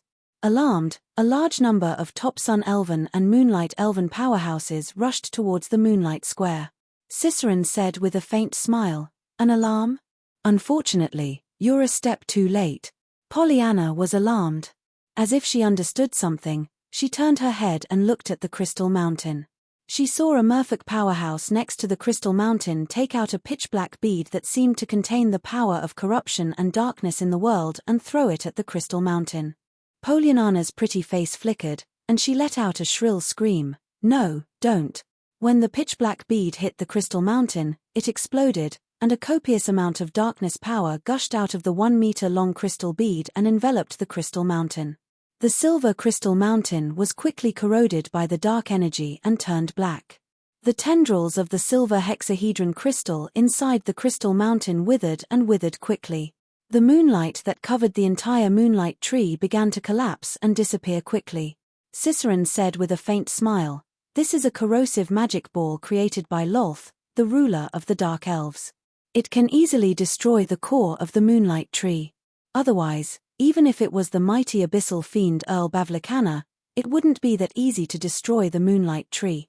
Suddenly, there was a disturbance in the space, and Esramia suddenly walked out of the void. Her face was pale, and as soon as she appeared, she spat out a big mouthful of blood. Using the power of the moonlight tree, Esramia could easily shuttle freely inside the moonlight tree. But this time, the moonlight tree was severely damaged, and while she was shuttling back and forth, she suffered a backlash and was seriously injured. Even so, a terrifying pinnacle demigod might slowly diffused from Esramia's delicate body and enveloped the entire moonlight square. Esramia was hailed as one of the strongest great elven monarchs in history, and her strength had also reached the pinnacle demigod realm. After his demonization, Ciceron only possessed junior demigod rank strength, so he was no match for Esramia. But spatial force surged inside Esramia and cut her skin to pieces, making it impossible for her to attack Ciceron right away. Esramia's pretty face was covered in a layer of frost, her beautiful eyes surged with killing intent, and her heart was filled with hatred. She uttered coldly, "Ciceron, you're dead. No matter who it is, no one can stop you." Ciceron said with a leisurely smile, "Your Majesty Esramia, my father is the Emperor of the Mermaid Empire. If you kill me, the Mermaid Empire won't take it lying down. Without the protection of the Moonlight Tree, will the Elven Empire still have the strength to deal with the Mermaid Empire?" Esramia clenched her silver teeth, her beautiful eyes filled with killing intent. Blood dripped from her cherry lips, wounds burst open on her snow-white skin, and blood splattered everywhere. She uttered word by word, "If the Mermaid Empire dares to come ashore, I'll kill everyone that comes ashore. You beasts dare to destroy the foundation of us elves. The Elven Empire and the Mermaid Empire will never rest until one of us is dead." Chapter 316. "In that case, Your Majesty Great Elven Monarch Esramia, I'll find you an opponent." Ciceron smiled coldly and clapped his hands. The merfolk powerhouse next to the Crystal Mountain suddenly exploded, and copious amounts of blood flew out and entered the pitch-black Crystal Mountain. A pitch-black gate suddenly formed on the crystal mountain and slowly opened. A tall figure with plump buttocks and large breasts, dressed in pitch-black leaf armor, which barely covered her ample twin peaks, and a pair of pitch-black stockings on her slender legs and a pair of black gloves on her hands. Her snow-white skin, pitch-black leaf armor, and stockings formed a strangely sexy and flirtatious feeling that could arouse men's lust. Exuding a seductive charm and full of flirtatious aura, the peerless beauty with a pair of pointed elven ears slowly walked out of the gate. In terms of looks alone, the peerless beauty full of flirtatious aura was slightly inferior to Esramia. However, when any man saw these two peerless beauties, they would choose the seductive beauty over 90%. The two peerless beauties stood on the moonlight square, reflecting each other's beauty. It was like a beautiful scenery. If great elven monarch Esramia was a peerless beauty who was as dazzling as the sun, then the peerless beauty who walked out of the black gate seemed to be a deep black hole that could devour all men's desires and plunge them into endless darkness at a glance. Esramia's pupils constricted slightly, and she uttered coldly, "Dolores, it's you." Dolores was the great matriarch of the Fesuor Plains underground world as well as the nominal great matriarch of all Dark Elves. Over the years, the Dark Elves left along with the formidable existences that invaded the Fesuor Plain. The race spread to many planes and branched out on many planes. However, the Fesuor Plain was the base of the Dark Elves. The true body of the goddess of darkness Lolth, the ruler of the Dark Elves, was also on the Fesuor Plain. She was a member of the Darkness Gods and had a very high status among the Darkness Gods. For Dolores to be able to become the great matriarch of the Fesuor Plains underground world, her strength could be well imagined. Dolores smiled, and her seductive laughter echoed in the area. "That's right, it's me, big sister Esramia. We're tired of living in the underground world. Now that we want to play on the surface, why don't you let us live in your elven woods? In any case, we are all elves, so we should help each other." Attracted by Dolores's gaze, Ciceron's body heated up, and he felt a chill run down his spine. So scary. This woman is so scary. Just her voice is so intoxicating. Ciceron turned to look at his subordinates, only to see them staring at Dolores in a daze. They were completely captivated by her bewitching voice. Esramia glanced at Dolores and Ciceron and said coldly, "With just you and Ciceron, only death awaits you when facing me. You're just throwing away your life in vain." Dolores smiled charmingly. "Big sister Esramia, you are one of the most powerful great elven monarchs in history. How could I dare to come to you alone? Our Pope Gleister is also here. The two of us should barely be able to tie you down, big sister." A top-notch beauty with a sexy mole on the corner of her mouth walked out of the black gate. She was dressed in a dazzling black pontifical robe with the upper body of an elven beauty and the lower body of a ferocious spider. She was tall and sexy, with a mixture of chastity and lasciviousness between her brows and a sexy beauty mole at the corner of her mouth. This great beauty was Pope Gleister of the Dark Elven Church. A long time ago, the great matriarch of the Dark Elves concurrently served as the Pope of the Dark Elven Church. But with the passage of time, the Dark Elves of the Fesuor Plain were divided into two leaders, the Great Matriarch and the Pope. The Great Matriarch was in charge of secular affairs, while the Pope was in charge of the missionary affairs of the Dark Elves. Gleister held a scepter embroidered with the image of a beautiful woman with a human head and a spider's body. Black divine light shrouded her, and her aura rose from the junior demigod rank to the pinnacle intermediate demigod rank before stopping. The popes of various churches had trump cards. They could communicate with gods in the starry sky and, through various secret methods, draw support from the power of the gods in the starry sky. Dolores smiled charmingly, and a frightening advanced demigod rank aura emanated from her delicate body and enveloped the moonlight square. Esramia's pupils constricted slightly, and she said coldly, "We elves have many experts. With just the few of you, you can't possibly be a match for us." Gleister and Dolores, two pinnacle dark elven experts, joining forces was enough to fight Esramia. However, the Moonlight Tree was the lair of the elves. There were countless elven experts inside, and there was no shortage of demigod rank powerhouses. The elven race has the Elven Divine System. The Elven Divine System has more than 10 gods, and there are more than 10 popes in the Elven Divine System. Even the weakest of those popes can reach the demigod rank after borrowing the power of the gods. So long as the experts in the Moonlight Tree reacted, only death would await the two powerhouses Gleister and Dolores. Dolores smiled sweetly and took out a pitch-black demigod armament dark elven blade. Dark force diffused from the dark elven blade, condensed on her delicate body, and formed a pitch-black armor that covered her whole body. Gleister silently recited an incantation and pointed at Dolores with the scepter in her hand. Black divine light descended from the sky and sprinkled on Dolores, blessing her with layer after layer of strengthening spells. Esramia gritted her teeth and forcibly stimulated the power inside her. Terrifying pinnacle demigod rank aura erupted in an instant, and her body suffered a backlash from the space force. Her body burst open, and blood splashed about. She was seriously injured. With a flick of her lily-white hand, the demigod armament elven sword suddenly appeared. She disappeared from where she stood in an instant, and then appeared in front of Dolores and stabbed at her like a meteor. Ding! Dolores raised her blade to block the attack. A frightening force erupted in an instant, and a violent shock wave spread in all directions, blowing the clothes of Ciceron and the other onlookers. Under Esramia's all-out sword strike, Dolores retreated 5 steps in a row before stopping the decline. Amazing! As expected of one of the strongest great elven monarchs, Dolores's beautiful eyes flashed with a peculiar glint. She smiled sweetly, turned into numerous afterimages, and rushed towards Esramia. As the 3 powerhouses fought endlessly in the Moonlight Square, terrifying fluctuations of power spread in all directions. Great warlock rank great fiends jumped out of the Door of Darkness in a steady stream.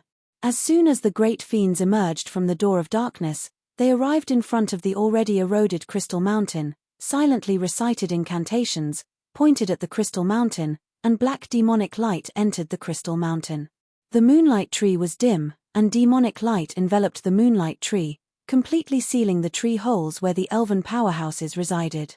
What's going on? Shit. There's a problem in the Moonlight Square. The complexions of the elven powerhouses changed greatly, and they frantically attacked the tree houses they resided in. Berserk power pervaded the entire Moonlight Tree. One after another, great warlock rank great fiends jumped out of the Door of Darkness and rushed towards Pollyanna and the other 3 elven legend rank powerhouses. You guys have fun here.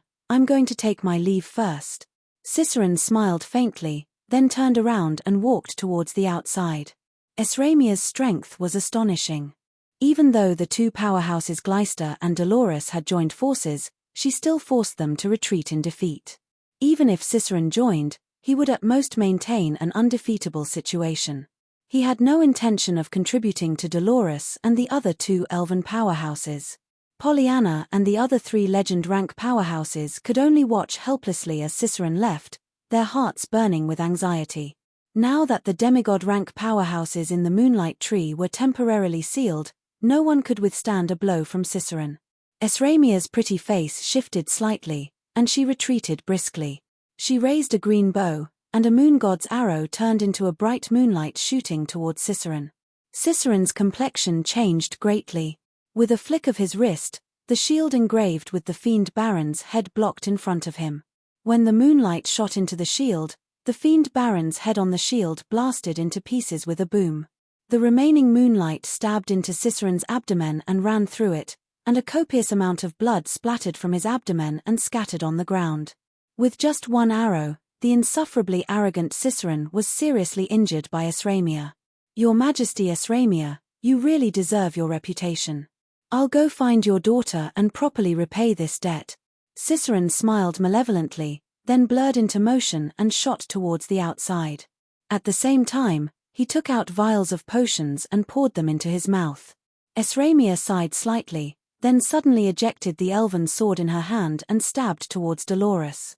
While the fierce battle was going on in the Moonlight Square, pitch-black portals appeared all over the elven woods. Chapter 317.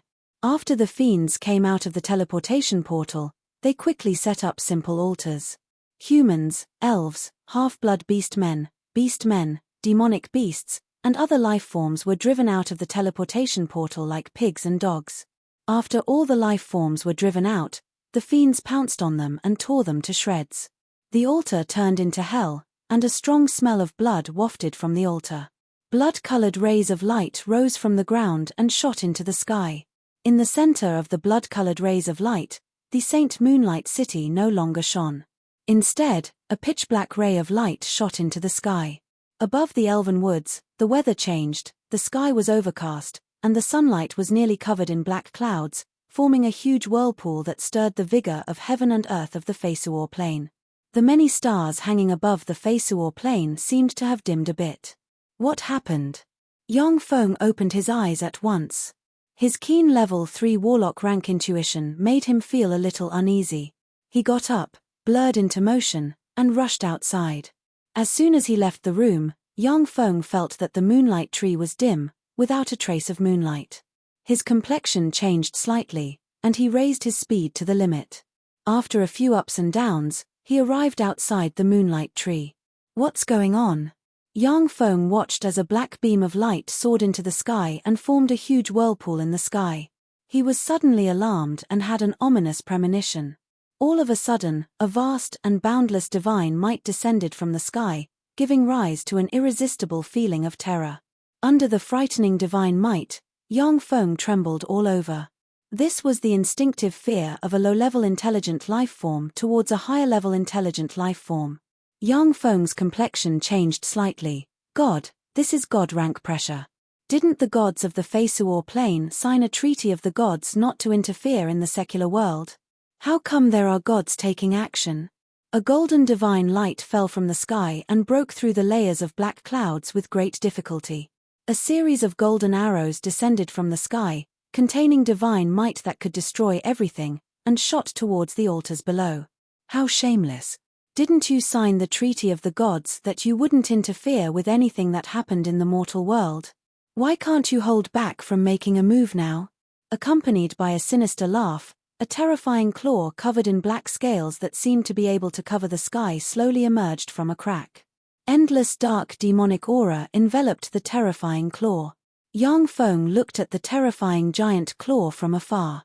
Massacre, bloodthirst, tyranny, and other kinds of evil desires welled up inside him. His eyes gradually turned bloodshot and he issued beast-like roars. The host has been eroded by an evil force. The stimulation therapy will now begin.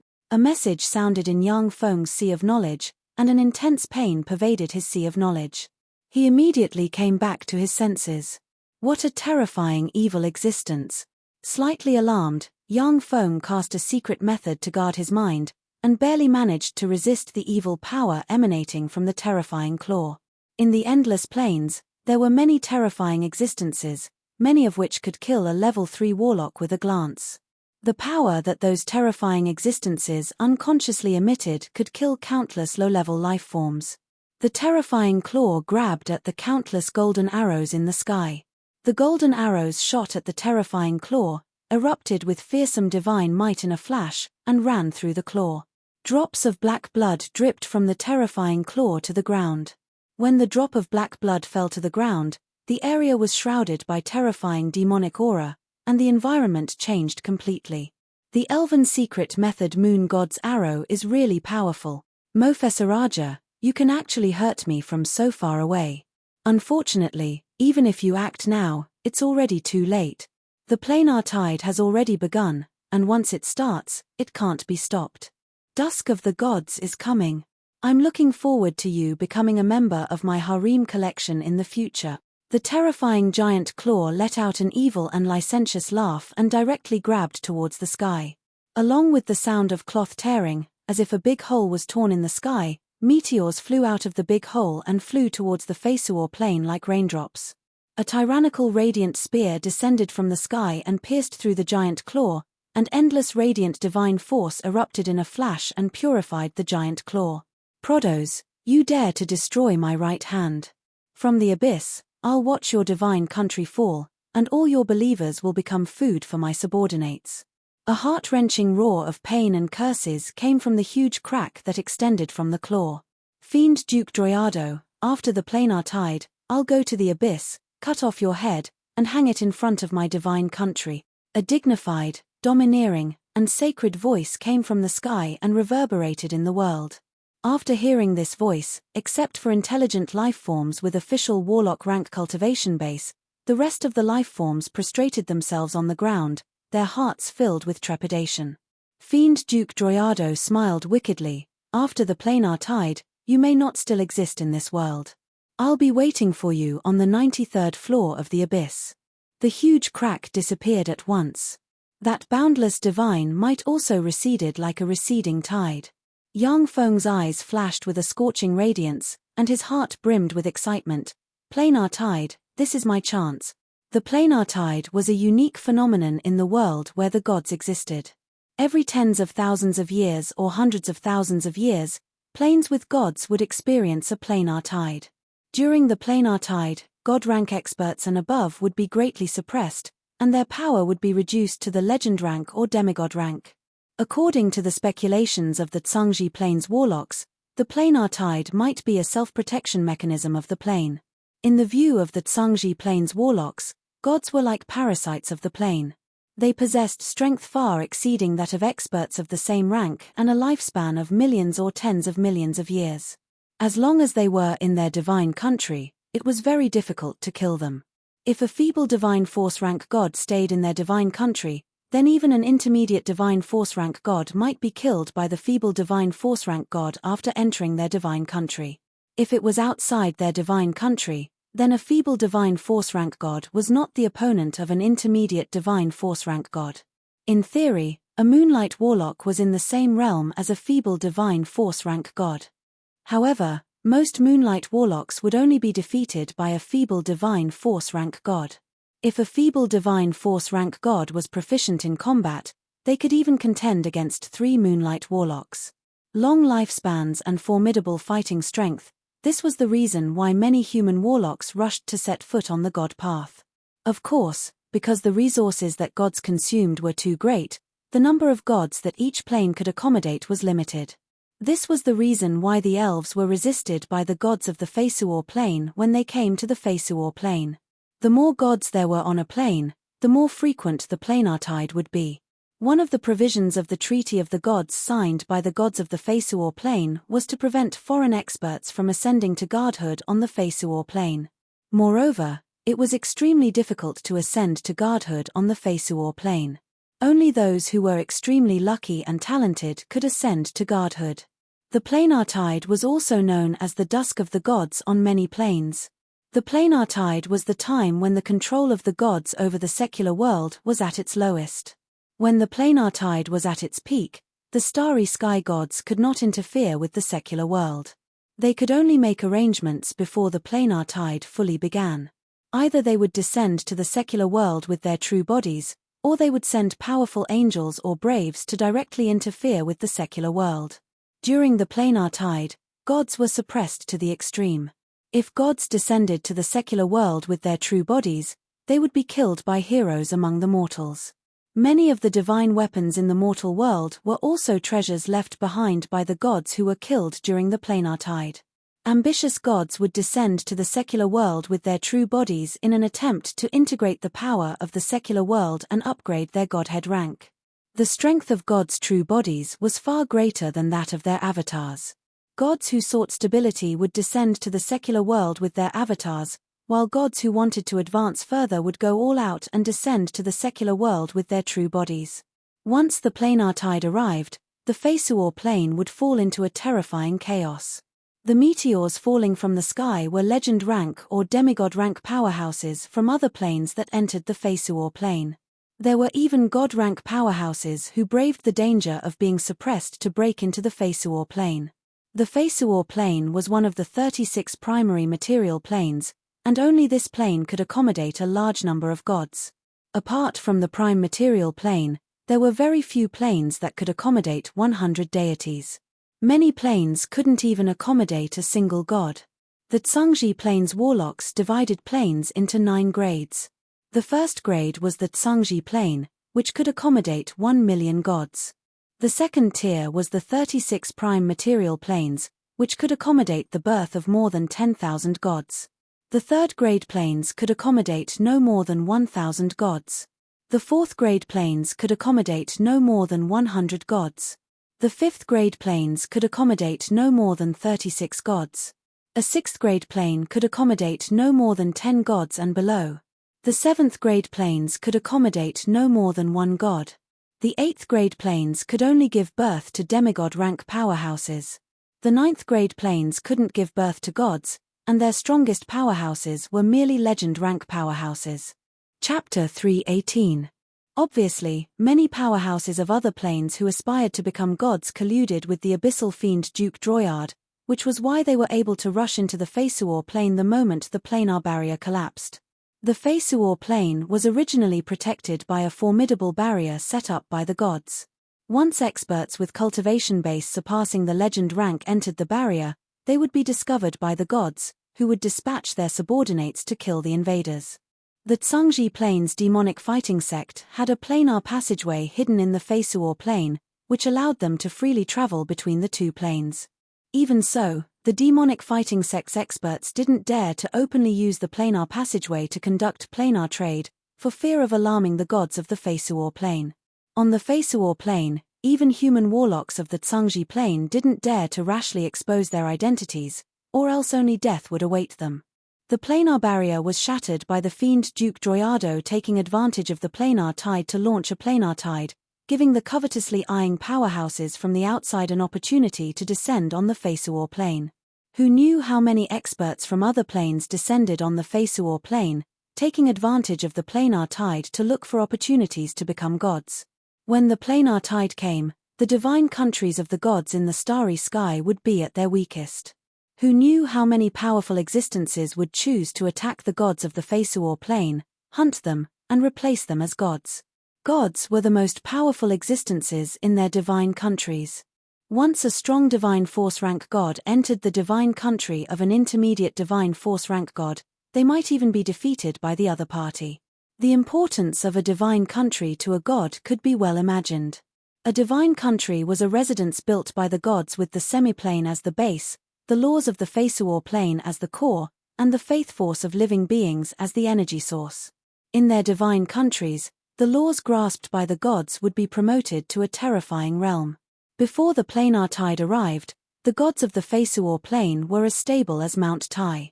Anyone who tried to enter their divine countries to kill gods would just be throwing away their lives in vain. Only powerhouses with heaven-defying strength like the warlock emperors of the Tsungji plane's 8 warlock dynasties could ignore all laws and lead countless powerhouses into their divine countries to kill gods.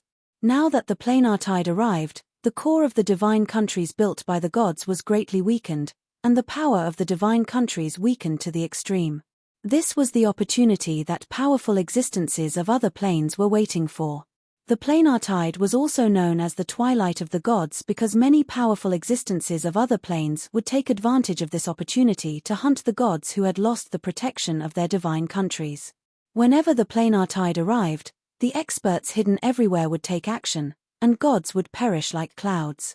After the planar tide passed, many gods would fall. This was the meaning of Ragnarok. Even a great divine power rank deity might not be able to withstand the siege of the most terrifying powerhouses from other planes. The roar of spells came from the moonlight tree. From within a moonlight tree with a flick of his wrist, Yang Feng took out the demigod armament Black Dragon armor and donned it in an instant. His figure fluttered, and he shot towards the depths of the moonlight tree. Within a dozen breaths of time, Yang Feng arrived at a treehouse. Inside the treehouse, 6 advanced abyssal fiends were besieging Faldina. Abyssal fiends were divided into junior abyssal fiends, level 1 warlocks, intermediate abyssal fiends, level 2 warlocks, and advanced abyssal fiends, level 3 warlocks. Advanced abyssal fiends were terrifying existences comparable to level 3 extraordinary life forms, and were proficient in darkness-attributed spells. The 6 advanced abyssal fiends cast darkness-attributed spells barreling towards Faldina. At that critical juncture, Faldina's hidden strength was finally fully displayed. Magic crystals revolved around her body, and the magic crystals flickered with radiance. Shields kept flashing and resisting the attacks of the 6 advanced abyssal fiends. At the same time, her petite body fluttered in the wind as she shuttled back and forth among the 6 advanced abyssal fiends. When Yang Feng rushed into the treehouse, his figure blurred, and he appeared in front of an advanced abyssal fiend and slammed a fist containing frightening dragon force into the head of the advanced abyssal fiend. The advanced abyssal fiend's head burst open, blood splattered everywhere, and a corpse collapsed on the ground. After killing the advanced abyssal fiend with one blow, Yang Feng's figure blurred, and he appeared in front of another advanced abyssal fiend. He stabbed his hand into the advanced abyssal fiend's heart and dug it out. The complexion of an advanced abyssal fiend changed greatly. He spat out a mouthful of blood essence, pointed at Yang Feng, and suddenly unleashed the level 3 spell Fiend Gaze. A huge eye exuding frightening fluctuations of dark power suddenly appeared in the void and locked onto Yang Feng. Once the level 3 spell Fiend Gaze was successfully unleashed, even a legend rank expert would be frozen for a moment. Their mind would be invaded by evil, and if their willpower was slightly unstable, they would fall, be eroded by desire, and demonize into a demidevil. Dispel. Faldina raised her lily-white hand, and a magic radiance landed on the huge eye midair. The huge eye collapsed and dissipated. Yang Feng flipped his hands, grabbed backward, and stabbed the hearts of 2 advanced fiends. He casually dug out the hearts of the 2 advanced fiends.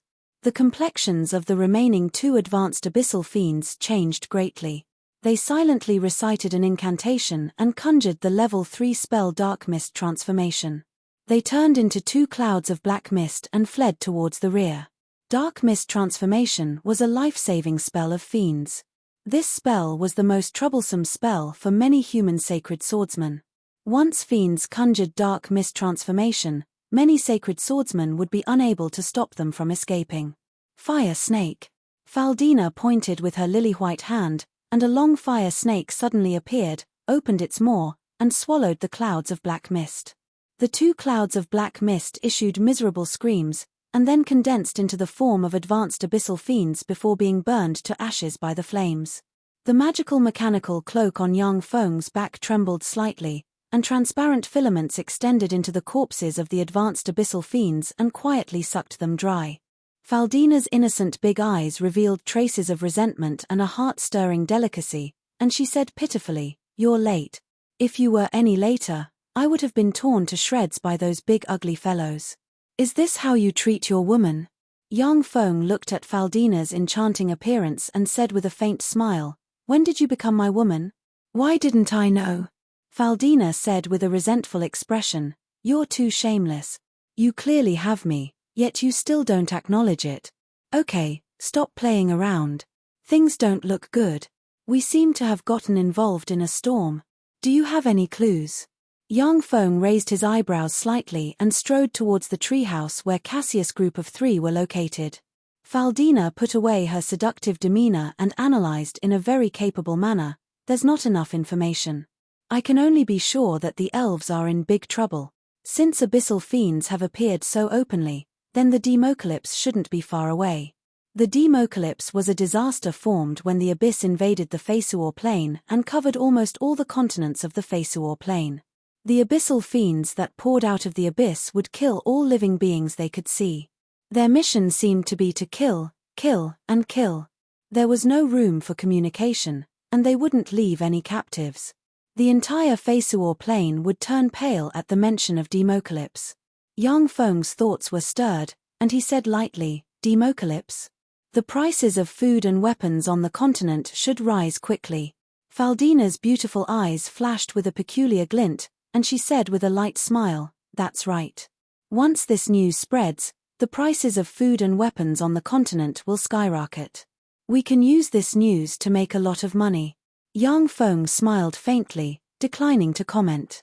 When they arrived in front of the treehouse where Cassius' group of 3 lived, there were dozens of corpses ranging from junior fiends to advanced fiends scattered around the treehouse. The dozens of fiends were no match for Cassius' group of 3 sacred swordsmen. When Cassius and the other 2 sacred swordsmen saw Yang Feng, they saluted and said, "Greetings, Lord. Ian, it's me, it's Karina."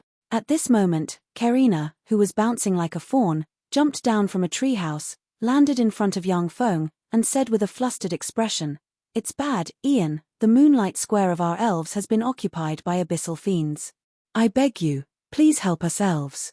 Yang Feng frowned slightly when he heard that. He was silent for a while, and then asked doubtfully, Her Majesty Great Elven Monarch Esramia and many powerhouses of your Elven divine system are in the Moonlight Tree. Why do you need my help? As if a helpless puppy, Karina looked pitifully at young Feng and pleaded softly. Her beautiful big eyes were already shrouded in a hazy mist. My mother has already gone to the Moonlight Square to fight those fiends. The rest of the aunties have been sealed in their residences. The only person I can think of now is you. Please, help me, Ian, okay? Young Feng pondered for a while. His thoughts revolved lightning fast. Finally, he looked at Karina's helpless expression and said solemnly, Okay, I'll help you. Karina suddenly smiled brightly. Thank you. Thank you so much. Under Karina's lead, Yang Feng and his party moved towards the Moonlight Square. Along the way, the abyssal fiends that appeared were enstackled by Faldina and the three sacred swordsmen. In a wide hall, Cicerin walked over. When he saw Yang Feng and his party, his eyes lit up, and he burst into laughter. Ian, interesting, we meet again. It seems that this is fate. Fate has brought us together again. Last time, for the sake of the overall situation, I could only lose to you. Now I finally have a chance to take revenge. Besides, you actually brought two little beauties with you. Thank you very much. After I break your limbs, I'll let you enjoy the sight of me toying with them. Haha. Chapter 319. Cicerin spread the fingers of a hand, and freezing air shrouded in endless black snow turned into a black ray of light and gushed towards Yang Feng's group of four. Faldina's cherry lips parted slightly, and she uttered a magic sentence. She pointed at Cicerin, and a fire snake burning with endless flames suddenly appeared and pounced at Cicerin. The black ray of light brushed past, and the fire snake collapsed and disappeared. Unabated, the black ray of light pounced at Yang Feng. The black dragon bloodline inside Yang Feng boiled. He opened his mouth and spat out the level 4 innate spell Dragon Breath. A dragon breath burning with black flames suddenly sprayed out and blasted into the black ray of light. Just as Yang Feng spat out the dragon breath, 4 button-sized black objects quietly flew out from behind him and quietly flew towards the 4 corners of the hall. When the black dragon breath, which could even burn great warlocks to ashes, collided with the black ray of light, the black dragon breath immediately extinguished. Seeing this scene, the complexions of Cassius and the other 2 sacred swordsmen changed greatly, and they roused their sacred swordsman rank chi to frantically strengthen their physique. Faldina's body also lit up with magic shields. Karina's delicate body was covered with a green shield. The black ray of light brushed past, and Yang Feng was frozen by a huge chunk of black ice. Without exception, Faldina, Karina, and the 3 sacred swordsmen were all frozen by the huge chunk of black ice. So weak. Ian, I thought of you as an opponent before in vain. Now it seems that you're just relying on the power of your equipment. You can go to hell. Cicerin smiled coldly and pointed with his hand. A black ray of light shot out of his hand, pierced into the chunk of black ice, and stabbed Yang Feng's right leg. Crack. Following brittle sounds, Yang Feng's right leg turned into ice fragments that splashed about. Boom.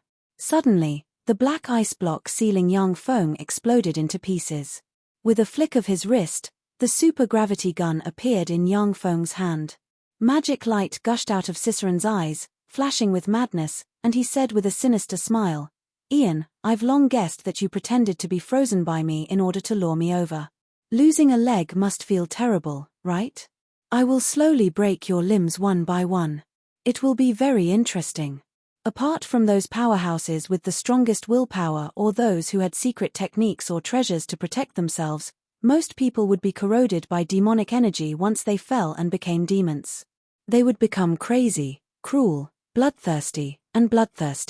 This was one of the main reasons why the Abyss demons were hated by everyone no matter where they went. You fool who has already been corroded by devil chi. Today, this will be your burial ground. Yang Feng's eyes flashed with a cold glint. He raised the supergravity gun and pulled the trigger, and a black supergravity ball suddenly erupted and shot towards Cicerin. You are so stupid. Ian, although this secret treasure is powerful, but no matter how powerful it is, it's just a waste of energy if it can't hit its target. Flash is a spell that even legend wizards know, so how can I, an expert who has awakened the sea god's bloodline and possesses pure fiend blood, not know about it? Ciceron's eyes flashed with ridicule. A powerful spatial force shrouded him, making him blurry, as if he was about to disappear in an instant.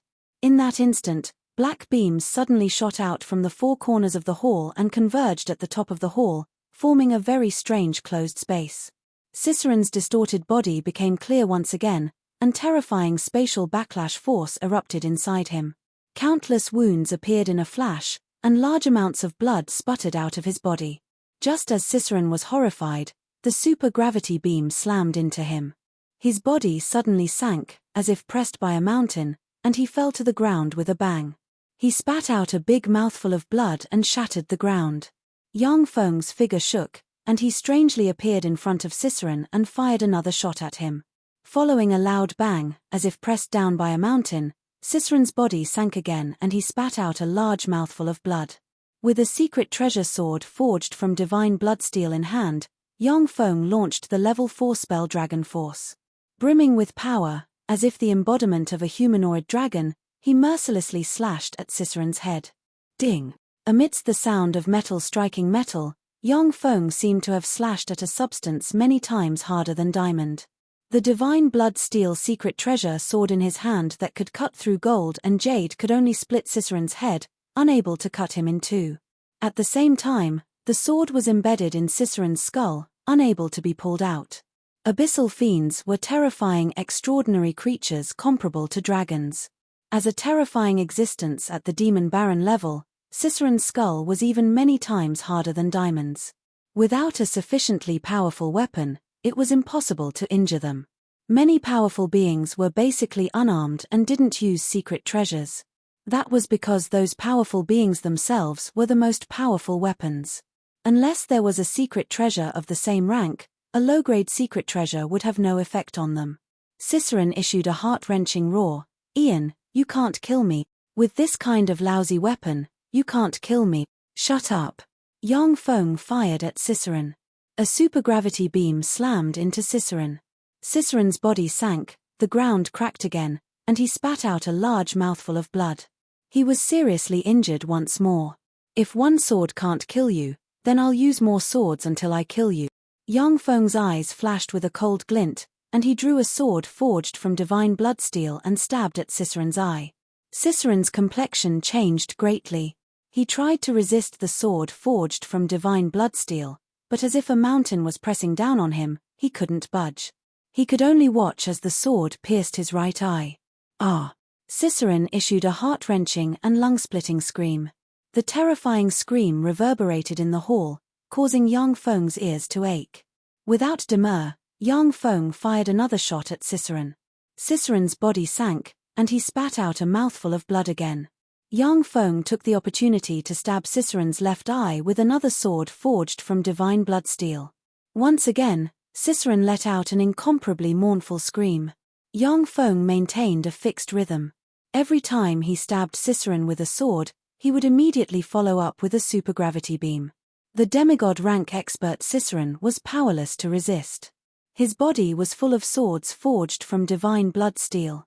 If an ordinary person was pierced by a dozen swords, they would have died long ago. However, Ciceron had awakened the sea god's bloodline and had fiend blood flowing in his body.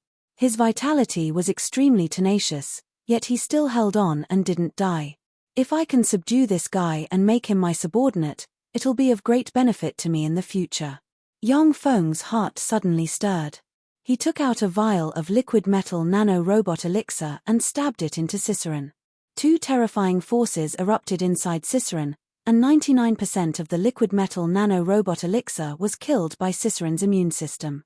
Less than 99% of the liquid metal nano-robot elixir has been eliminated.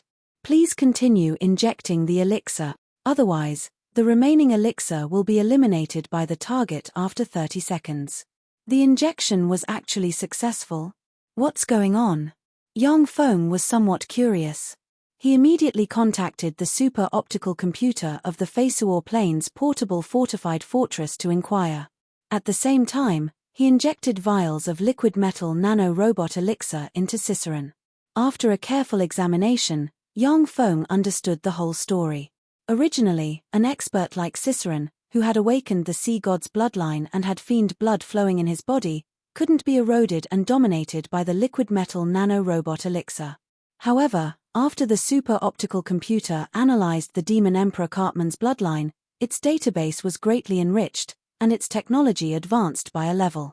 Coupled with Ciceron's weak body, the liquid metal nano-robot elixir successfully eroded and dominated him. Warning. Warning. The target has a formidable contract force.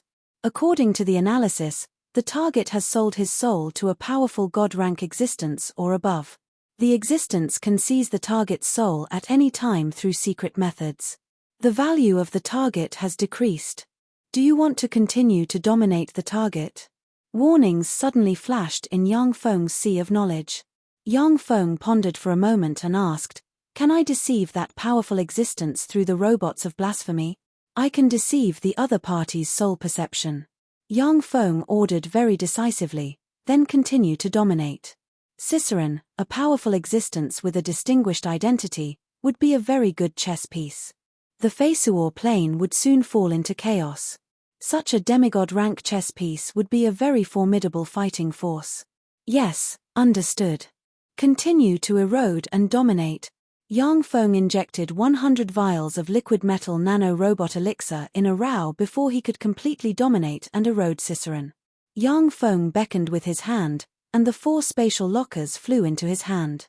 Ciceron exerted his strength, and the swords forged from divine blood steel inserted in his body flew out and landed in front of Yang Feng. Ciceron got up and immediately stared at Yang Feng, his eyes flashing with killing intent. But in the next moment, an intense pain spread throughout Ciceron's body, making him wish he was dead. He miserably rolled on the ground, snot and tears flowing down his face. Chapter 320. Ciceron trembled, his eyes flashed with fear, and he screamed, "What did you do to me?" Yang Feng ordered coldly, "Shut up, release them all, and then follow behind us stealthily. You can only attack when I tell you to." Ciceron was alarmed to find that he couldn't control his body and mind at all. He pointed with his finger, and black light shrouded Faldina and the others. The black ice covering Faldina and the others cracked and crumbled inch by inch. Ciceron's body twisted, and under the effect of advanced stealth, he hid in the darkness. When the black ice covering Faldina and Carina shattered, they collapsed to the ground, their pretty faces blue from the cold, and a white mist formed in front of them with every breath they took. Cassius and the other 2 sacred swordsmen also turned purple from the cold. They coughed, and every time they coughed, they would spit out a piece of ice. Ciceron was a terrifying being who awakened the sea god's bloodline and had fiend blood flowing inside him. He was extremely strong, and human sacred swordsmen like Cassius couldn't contend against him. Human sacred swordsmen of the Fesuor plane had strong offense but weak defense. If they had a powerful enough weapon, they could even cut Ciceron in 2. However, a few level 3 spells could kill them, let alone the attacks of a demigod-rank powerhouse like Ciceron. Yang Feng waved his hand, and vials of potions flew towards Faldina and the others. Faldina and the others took the vials of potions and downed them. After drinking the potion, Faldina and Carina's faces looked a little better. After Cassius and the other 2 sacred swordsmen drank the potions, they still coughed and coughed up pieces of frozen blood. Cassius gritted his teeth and said, "Sir, we can't follow you to continue fighting. Now that our meridians have been frostbitten, we'll only be a burden to you if we continue. Please allow us to retreat." Ciceron's strike contained fiend power and the sea god's freezing power, and its might was terrifying. Although Cassius and the other 2 barely survived, but their meridians had been frostbitten, and their fighting strength had been greatly weakened. Even if Yang Feng's potions were better, they still wouldn't be able to heal their injuries within a short period of time. In terms of physical constitution alone, human sacred swordsmen were the worst among the many races on the Fesuor plane. This was due to their congenital deficiencies. Only after evolving to become a demigod or a deity, after going through 2 life metamorphoses and evolution, the physical fitness of a human deity would be able to compete with the deities of other races of the same level. Faldina and Carina only escaped because Ciceron wanted to capture them alive. Otherwise, they would have frozen to death long ago. Yang Feng promptly made a decision. All right. After you leave this place, hide immediately. Recover well. Yes, my lord. Cassius and the other two saluted Yang Feng and quickly returned the way they came. The figures of Yang Feng and company flickered, and they continued to move towards the Moonlight Square. After passing through several winding corridors, a spacious and empty elven residential area full of tree houses appeared in front of Yang Feng and company. In the residential area of the elves, a large number of abyssal demons were crazily slaughtering the elves. On the Fesuor plain, elves were natural archers, and their archery in the forest was unmatched. However, although they weren't weak in close combat, but compared to the abyssal demons who excelled in physical strength, they were far inferior. Under the frenzied attacks of the abyssal demons, the elves in the residential area suffered heavy casualties. Rivers of blood flowed in the residential area, and mournful screams and wails lingered. The corpses of two abyssal great fiends collapsed on the ground. 2/3 of their heads were blown off. Apart from that, there wasn't a trace of injury on their bodies. Clearly, they were killed by a single shot. 4 abyssal great fiends were besieging Caphalina. Although Caphalina was an elven genius, but under the siege of 4 abyssal great fiends, she was already injured all over. There were also 3 abyssal great demons fighting with 5 elven legendary powerhouses. By relying on their endless stream of dark spells as well as their frightening physical constitution, the 3 abyssal great fiends completely suppressed the 5 legend rank elves. From the entrance of the passageway leading to the Moonlight Square, there was still a steady stream of abyssal fiends pouring out. When Yang Feng entered the area, he swept the area with his gaze, silently recited an incantation, and waved his hand. Suddenly, thick vampiric rattans flew out, expanded in the wind, and turned into thick tendrils that swept in all directions. When the junior and intermediate abyssal fiends were swept by the vampiric rattans, their blood poured out like floodgates opened, and they were completely devoured by the vampiric rattans, turning into dried corpses. Caught off guard, 2 advanced abyssal fiends were also swept up by the vampiric rattans and had their blood sucked dry. The abyssal fiend crowd fell into a small chaos. Yang Feng suddenly erupted. Transforming into a humanoid black dragon, he rushed towards the abyssal great fiends entangled with 5 legend rank elves, and mercilessly clawed at the heart of an abyssal great fiend. The abyssal great fiend contended with 2 legend rank elves. Caught off guard, the abyssal great fiend's heart was pierced by Yang Feng's sneak attack, and then its head was beheaded by another sacred swordsman. Damn you! The eyes of an abyssal great fiend shimmered with madness. With a furious roar, it suddenly burst out and flapped its fiend wings. Shrouded in dense demonic chi, it clawed at Yang Feng's heart at a terrifying speed surpassing the speed of sound. Virtually at the same time, the other abyssal great fiend unleashed Blink, silently appeared behind Yang Feng, and stabbed at Yang Feng's abdomen. The Blink spell was a terrifying spell mastered by level 4 legendary mags. Legendary mags who mastered the Blink spell had terrifying mobility. Blink was an inherent innate spell of abyssal great fiends. When used, they were much more fearsome than many legend wizards. Faced with the siege of 2 abyssal great fiends, Yang Feng roared furiously and unleashed the level 4 spell Dragon Breath. He opened his mouth and belched a black dragon breath that slammed into the abyssal great fiend in front of him. In a flash, the terrifying dragon breath enveloped the abyssal great fiend and set it ablaze. The abyssal great fiend screamed in pain and collapsed on the ground, rolling and struggling. The other abyssal great fiend took the opportunity to slam its claw into Yang Feng's back, producing ear-piercing sounds, but was forcibly blocked by the demigod armament black dragon armor. Yang Feng's body shook. With his dragon-like physique, he blocked the backlash of the abyssal great fiend's all-out attack. Taking advantage of the opportunity, he stabbed the abyssal great fiend in the heart with his claw, dug out the abyssal great fiend's heart, and threw it into his magical mechanical cloak. Inside Yang Feng's magical mechanical cloak, the abyssal fiend Baron Heart continuously devoured the blood essence and hearts of the abyssal fiends, becoming more and more powerful. The more powerful the abyssal fiend Baron Heart became, the more powerful and frightening Yang Feng would become when he transformed into a fiend baron in the future. Seeing Yang Feng kill the 3 abyssal great fiends effortlessly, the 5 elven legend rank experts took a few steps back and looked at Yang Feng with apprehension in their eyes. If Yang Feng was their friend, then it wouldn't matter. But if he was their enemy, then as long as they were the slightest bit careless, they would be killed by him. Karina's sweet voice came from behind. Elder Kelly, his Ian, my friend. He came to help us. Elder Kelly, let's eliminate these fiends together. Yang Feng smiled faintly, then his figure shook and he rushed towards the 4 abyssal great fiends besieging Kafalina. The 4 great fiends besieging Kafalina quickly responded and issued shrill howls. More than 30 advanced fiends suddenly rushed towards Kafalina and released formidable dark spells barreling towards her. The figures of the 4 great fiends shook and they split into 2. One of them rushed towards Yang Feng, while the other 3 rushed towards the 5 legend rank elven experts. The archery of elves was too frightening. The great fiends weren't willing to give the elves a chance to display their fearsome archery. Dark rays, dark erosion, dominate humans, mind corruption, desire eruption, weakness. The advanced abyssal fiends, intermediate abyssal fiends, and junior abyssal fiends also cast dark spells and shot towards Yang Feng.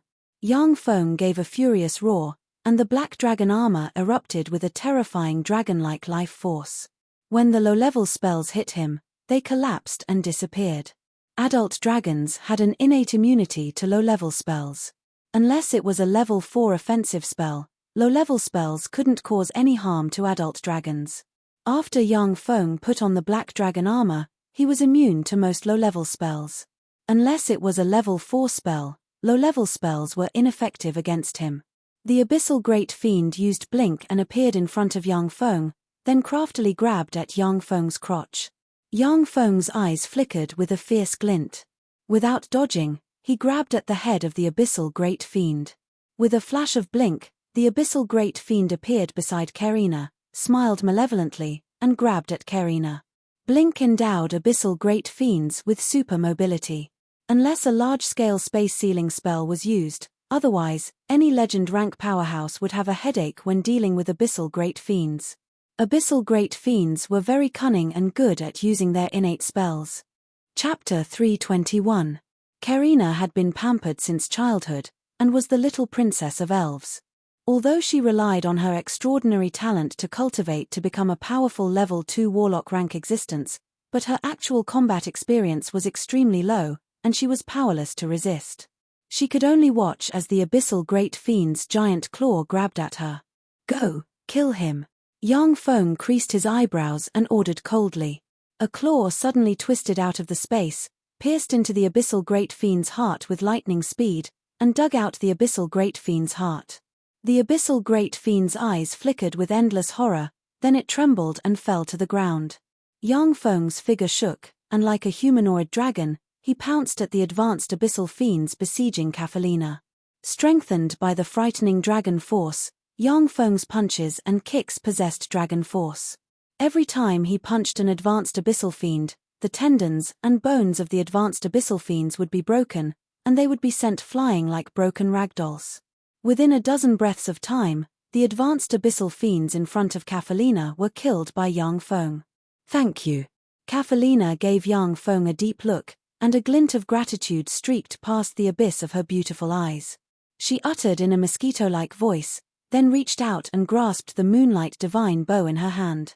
Great warlock rank power erupted, and a bright moonlight suddenly shot out of the moonlight divine bow. The elven secret method moon god's arrow was unleashed in a flash. The bright moonlight drew a mysterious arc, easily pierced through the heads of 2 abyssal great fiends, and then shot towards the 3rd abyssal great fiend.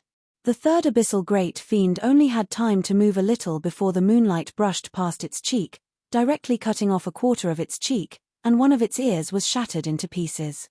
The abyssal great fiend screamed and immediately launched Blink in an attempt to escape. Spatial disruption. An elven legend wizard silently recited an incantation and pointed with a finger, and chaotic spatial fluctuations enveloped the abyssal great fiend. The spatial fluctuations around the abyssal great fiend disappeared, and it stood there with a look of horror on its face. Taking advantage of this, Yang Feng blurred into motion, appeared in front of the abyssal great fiend, stabbed the abyssal great fiend in the chest with his hand, and dug out its heart.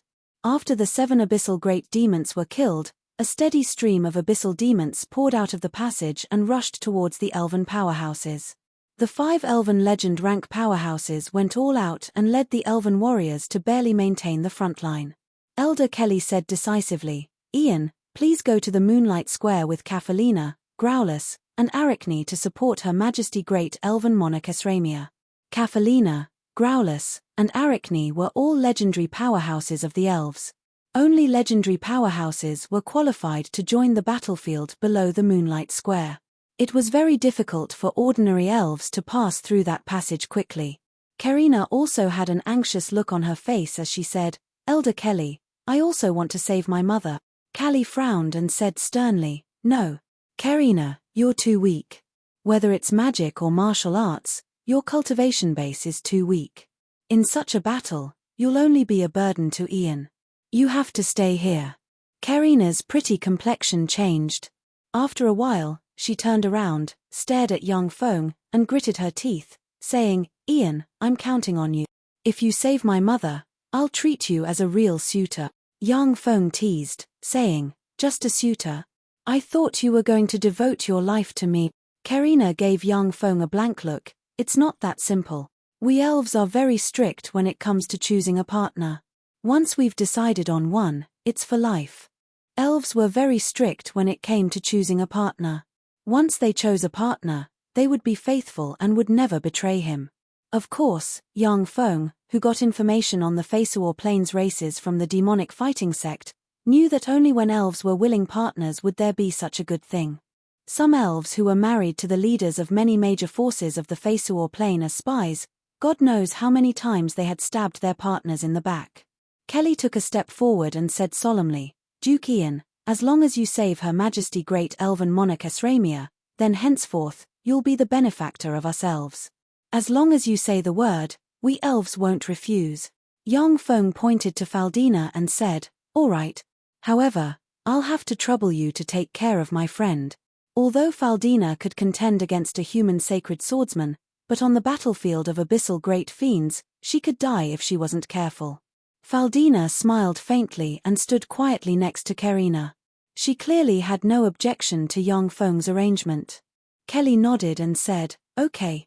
Don't worry, as long as I'm alive, I won't let anything happen to her. Let's go." Young Feng took the lead. His figure shook, and with a flick of his wrist, the secret treasure sword forged from divine bloodsteel turned into sword rays that swept towards the fiends. In the wake of the sword rays, the fiends were turned into countless fragments, and their blood scattered on the ground. Although it was somewhat difficult for the secret treasure sword forged from divine bloodsteel to kill a demigod rank expert like Ciceron, but it was as easy as chopping tofu for abyssal fiends. Kelly's heart shook, and she exclaimed in admiration, "So strong." With an elven shield in hand, Growlus guarded in front of Kafelina and Arachne. Arachne was a legend wizard.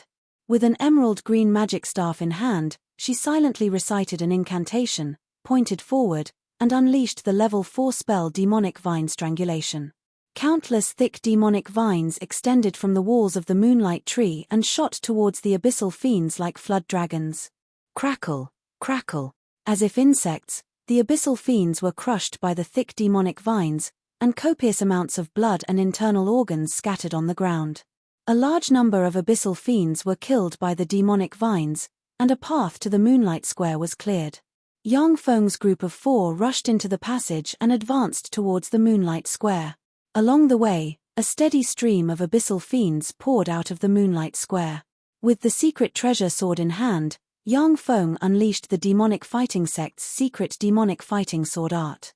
Sword rays dazzled, and the abyssal fiends were quickly killed as soon as they appeared.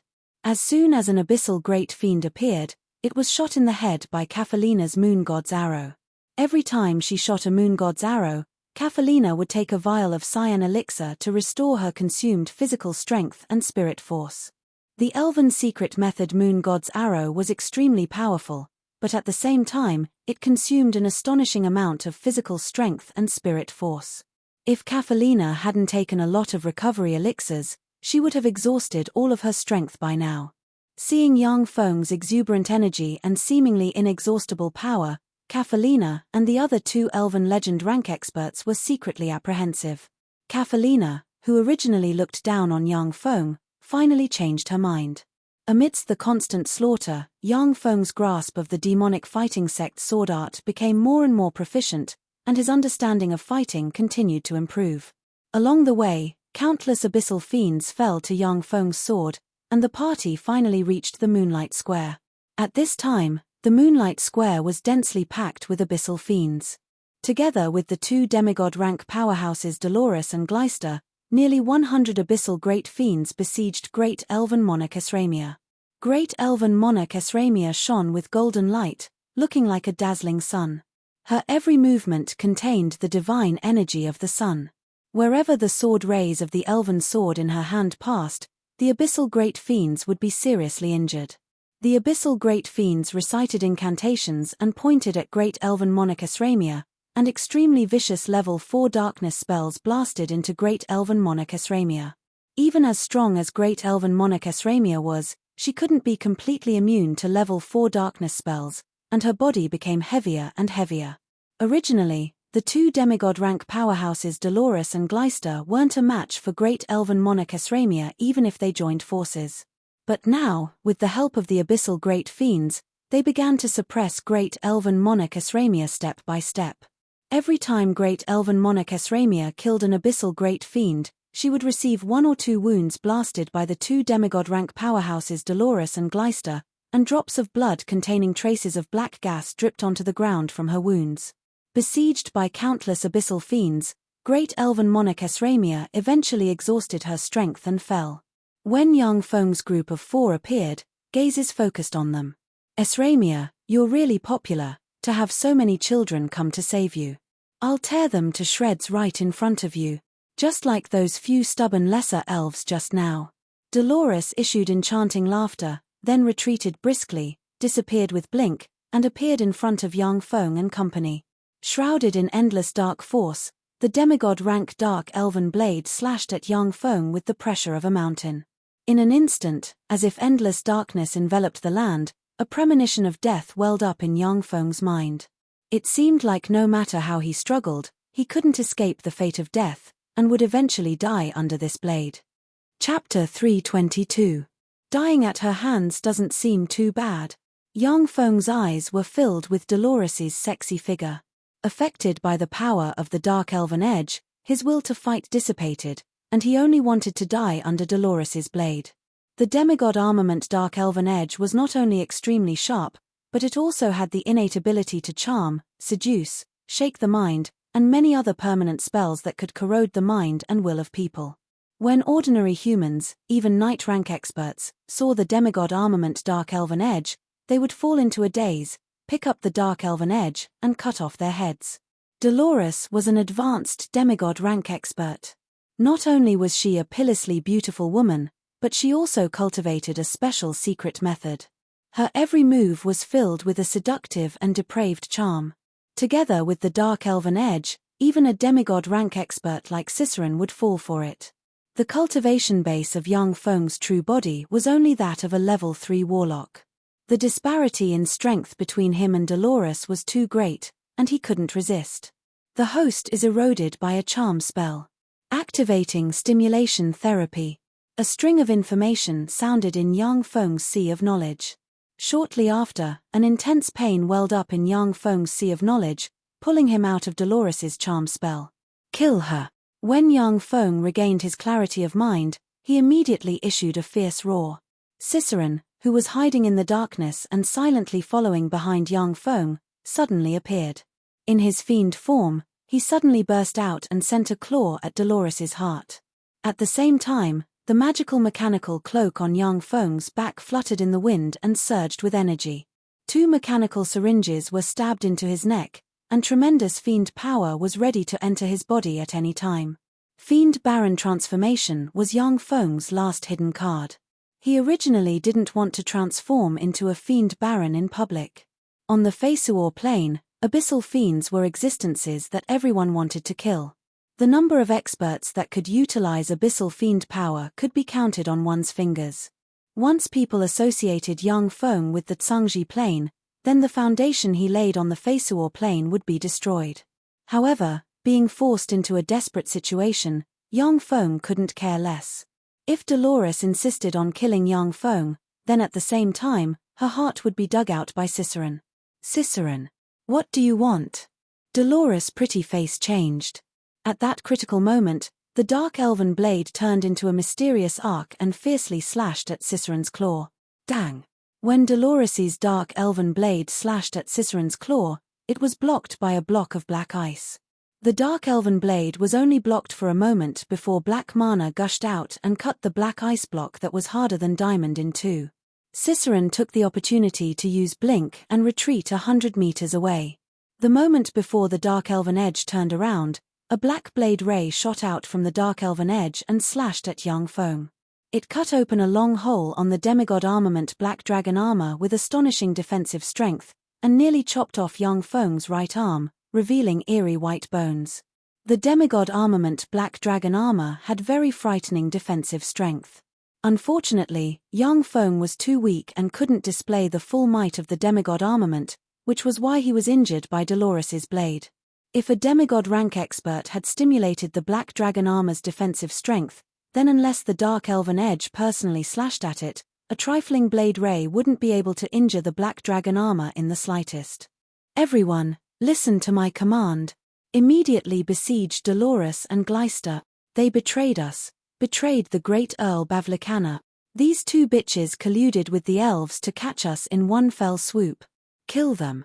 In the name of the great Earl Bavlicana, I order you to kill them. Under the control of Yang Feng's will, Cicerone involuntarily pointed at the two dark elven demigod rank experts Dolores and Gleister and roared wildly.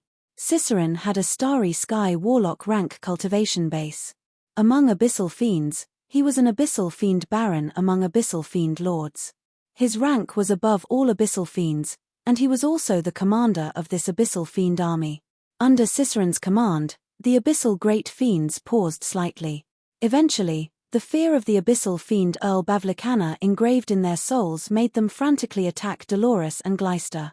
Like raindrops, a dense rain of level 4 darkness spells barreled towards Dolores and Gleister. Gleister's pretty face fell. Holding the scepter in her hand, she cast the level 4 divine spell Darkness Defense, and a black shield enveloped her and Dolores. When the darkness spells slammed into the black shield, they were neutralized. One abyssal great fiend after another rushed at Dolores. Dolores brandished the dark elven edge in her hand. In the wake of blade rays, one abyssal great fiend after another was chopped in two, and their blood was completely absorbed by the dark elven edge. Great elven monarch Esramia's figure blurred, and she withdrew from the battlefield. She reached out with her lily-white hand, and the demigod rank sun bow, a secret technique of the sun elves, appeared in her lily-white hand. As soon as the demigod rank sun bow fell into Esramia's hand, she radiated dazzling divine light of the sun, and a resplendent arrow that seemed to contain endless light and heat quickly formed on the sun bow, and a vast might reverberated in the moonlight square. Retreat! Dolores's pretty face flickered, and she barked. Her figure blurred, and she turned into a black ray of light that shot towards the pitch-black portal, completely ignoring Gleister who was still bitterly resisting various attacks. Dark elves were selfish. As long as they could escape, they wouldn't care about the life or death of their allies. Even powerhouses of the same race didn't have much affection for each other. As soon as Dolores fled, Gleister felt that great elven monarch Esramia's spirit had locked onto her. A premonition of death welled up in her mind. Gleister clenched her teeth and silently recited an incantation. The demigod rank spider queenstaff in her hand radiated black divine light, and she cast the level 5 divine protection spell Goddess Loltha's Protection, a beautiful woman with the head of a human and the body of a spider, with the upper body of a seductive, amorous, and pillously enchanting aura, and the lower body of a huge, sinister spider, suddenly appeared in front of Gleister, the phantom image of Goddess Lolth holding a huge, pitch-black shield engraved with a huge spider suddenly appeared and blocked in front of Gleister. Traces of boundless divine might spread out from Goddess Loltha's illusory figure. When the abyssal great fiends sensed Goddess Loltha's divine might, their complexions changed dramatically, their bodies stiffened, and fear shimmered in the abyss of their eyes. The abyss ran through the 36 primary material planes, and the abyssal fiends of the abyss had fought with the powerful existences of the 36 primary material planes for countless years. Among them, the most powerful existences of the primary material planes were gods. In the same rank, whether it was dragons, high elves, ancient fiends, or ancient devils, their fighting strength was far inferior to that of gods. Even human warlocks of the Tsangji plane needed several people of the same rank to besiege them to defeat or kill the true body of a god. Whenever gods descended to the abyss, countless abyssal fiends would die tragically at the hands of gods. Over the countless years, the fear of gods had been engraved in the bones of abyssal fiends. Only fiend lords above fiend baron rank could ignore the divine might of gods. Sun God Arrow.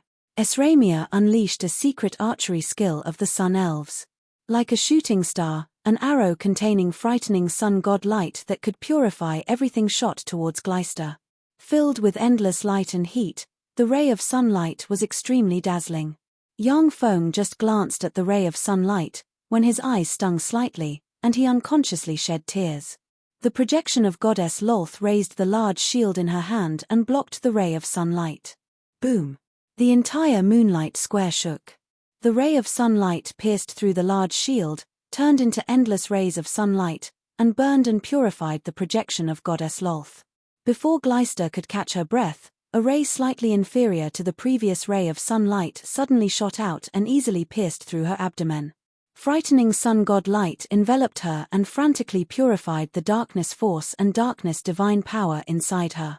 Gleister issued a miserable scream, spat out a mouthful of blood, and fell to the ground. Her whole body burned with sun god light, looking extremely miserable.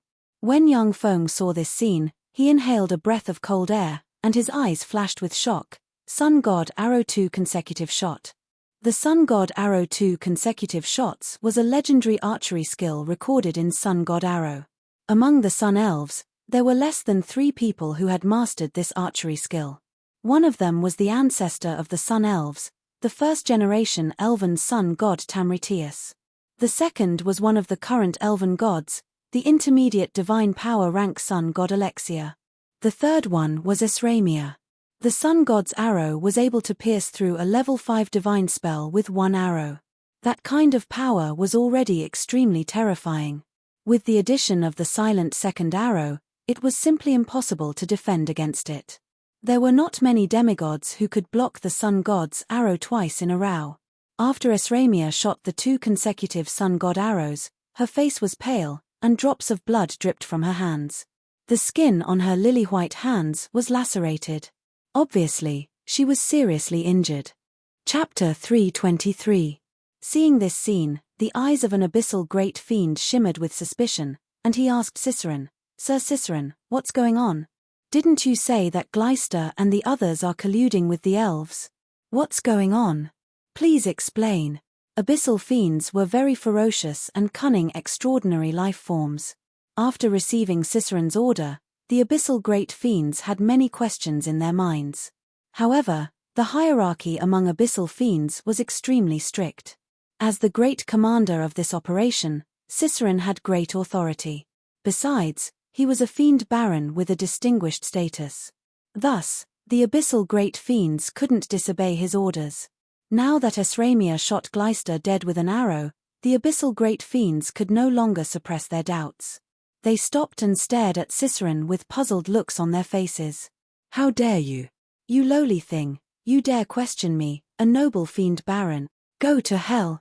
Ciceron turned hostile and roared angrily.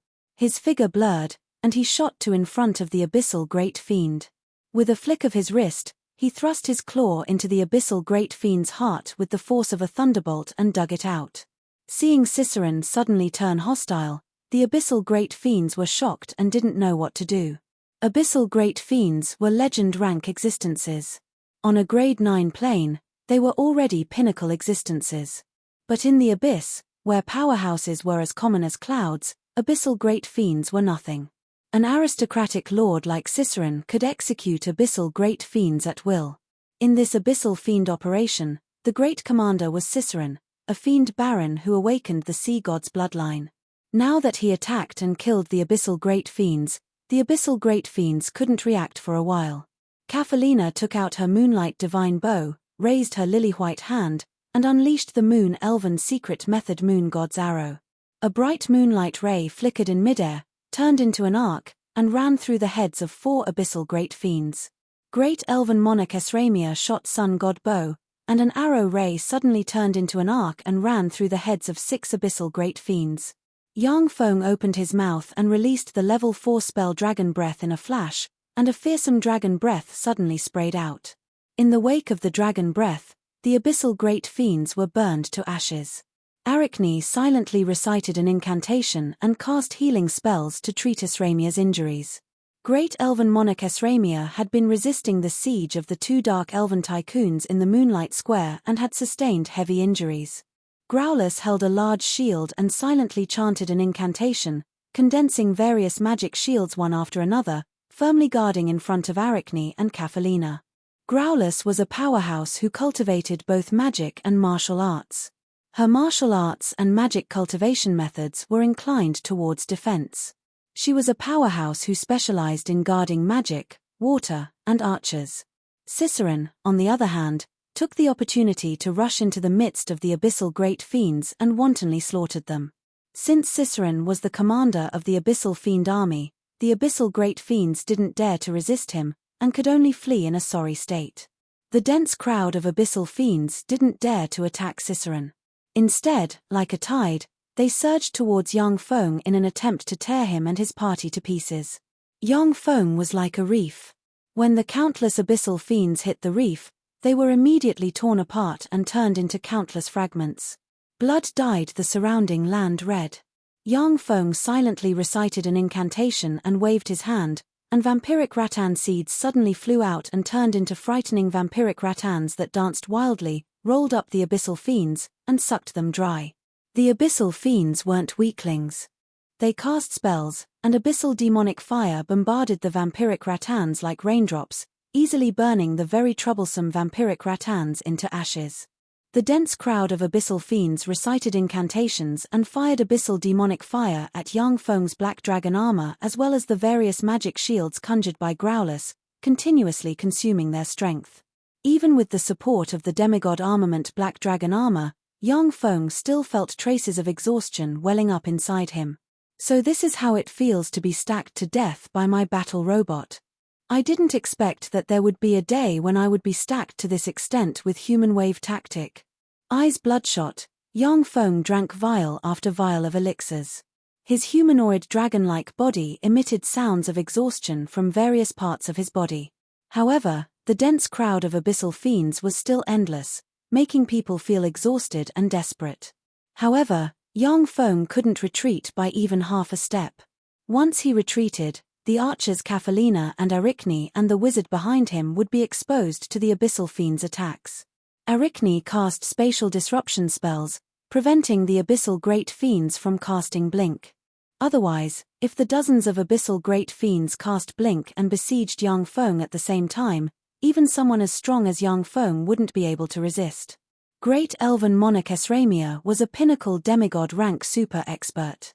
But under the siege of countless abyssal fiends as well as the 2 demigod rank powerhouses Gleister and Dolores, she was already seriously injured.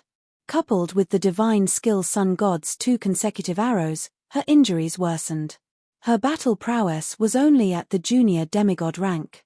She was constantly shooting abyssal great fiends, and had no time to pay attention to the ordinary abyssal fiends.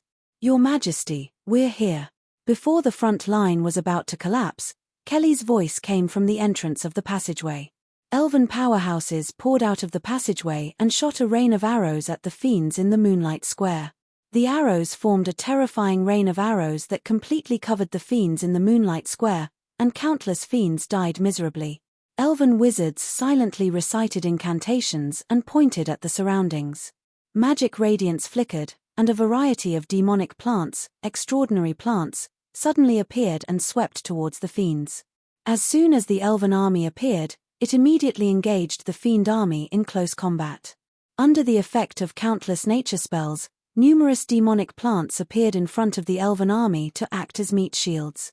The fiend army continuously sprayed abyssal demonic fire and conjured various dark spells to destroy the demonic plants, before being able to attack the elven warriors behind the demonic plants.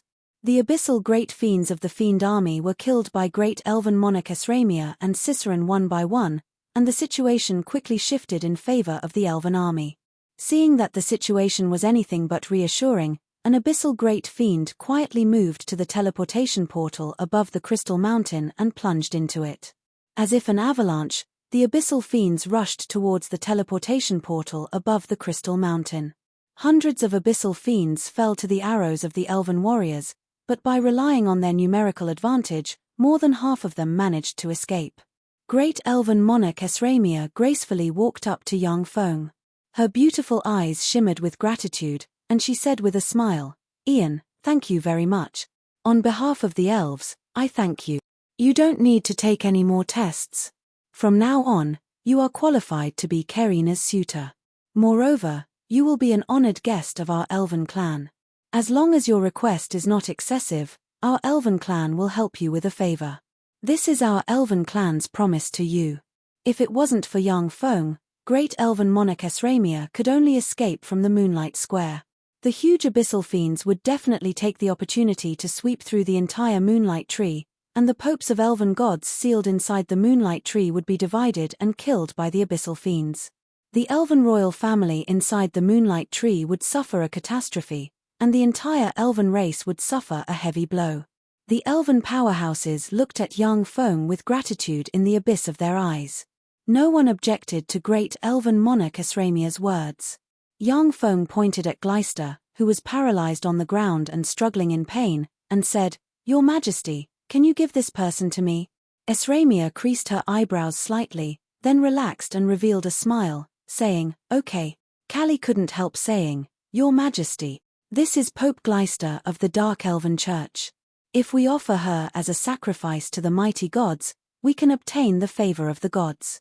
Pope Gleister of the Dark Elven Church hid in the Fesuor Plains underground world all year round in the temple of the Dark Elven Church, which was surrounded by countless barriers.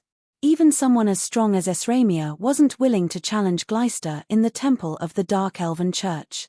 If Gleister hadn't left her nest, practically no one would have been able to capture the Pope of the Dark Elven Church. Once Esramia offered the Pope of the Dark Elven Church, Gleister, through a special ceremony, as a sacrifice to the elven primary god Mofessaraja, Gleister's soul wouldn't return to the divine country of the goddess Lolth.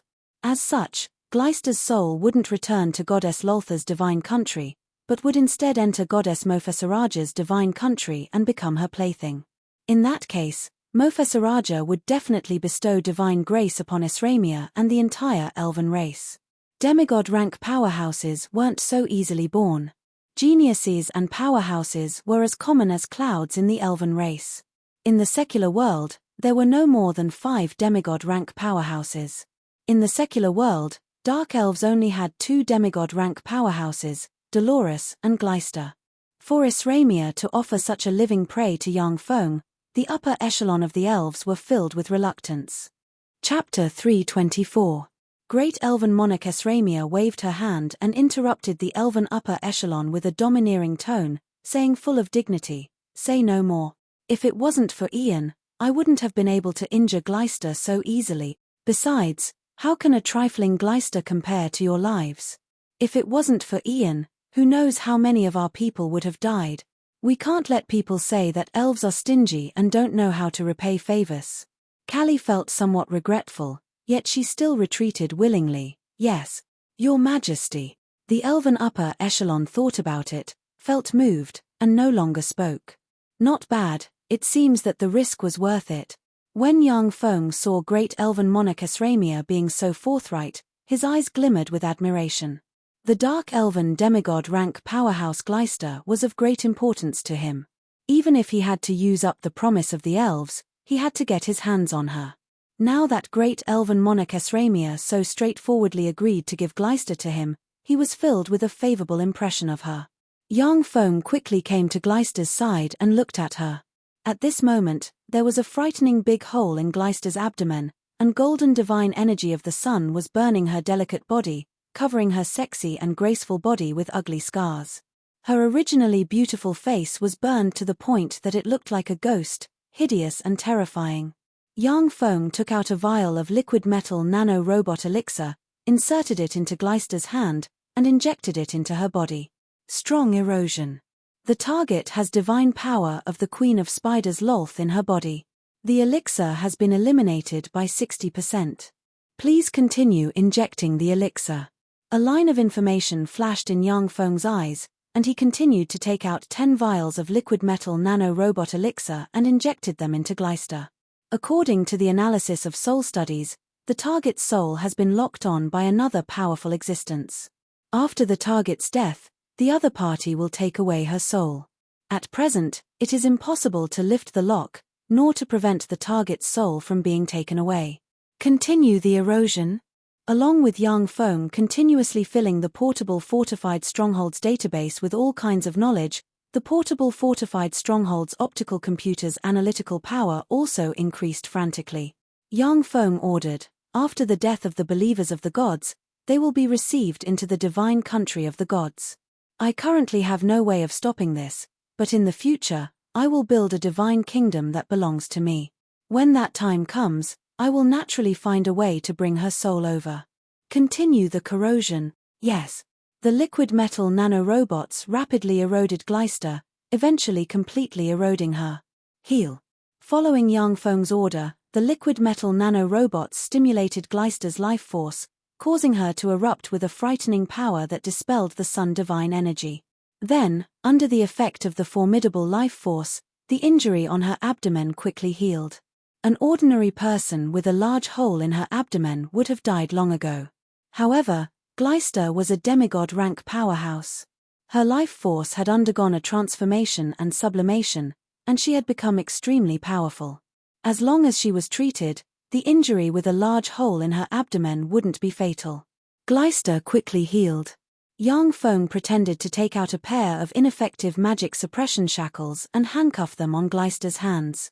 At the same time, he used the blasphemy hairband constructed from the blasphemy robots and put it on Gleister's head. With a thought, a god could see what they wanted to see through the eyes of their believers and hear what they wanted to hear through the ears of their believers. As Gleister was the Pope of the Dark Elven Church, the gaze of the goddess Lolth often fell on her. If Yang Feng didn't use the blasphemy robots to deceive the goddess Lolth, then everything would be exposed to the goddess Lolth. It's true, it actually failed. Those dark elves and abyssal fiends are a bunch of good-for-nothings. I gave them so much convenience in vain. In a treehouse of the moonlight tree, endless darkness enveloped the treehouse, concealing the true face of the owner inside. A faint sigh came from inside the treehouse. However, there may still be a chance. An inaudible voice quietly reverberated inside the treehouse, and then was absorbed by the soundproofing boundary around the treehouse. Esramia walked up to the crystal mountain, looked up at the crystal mountain that had been completely eroded by darkness divine power, and wrinkled her eyebrows deeply.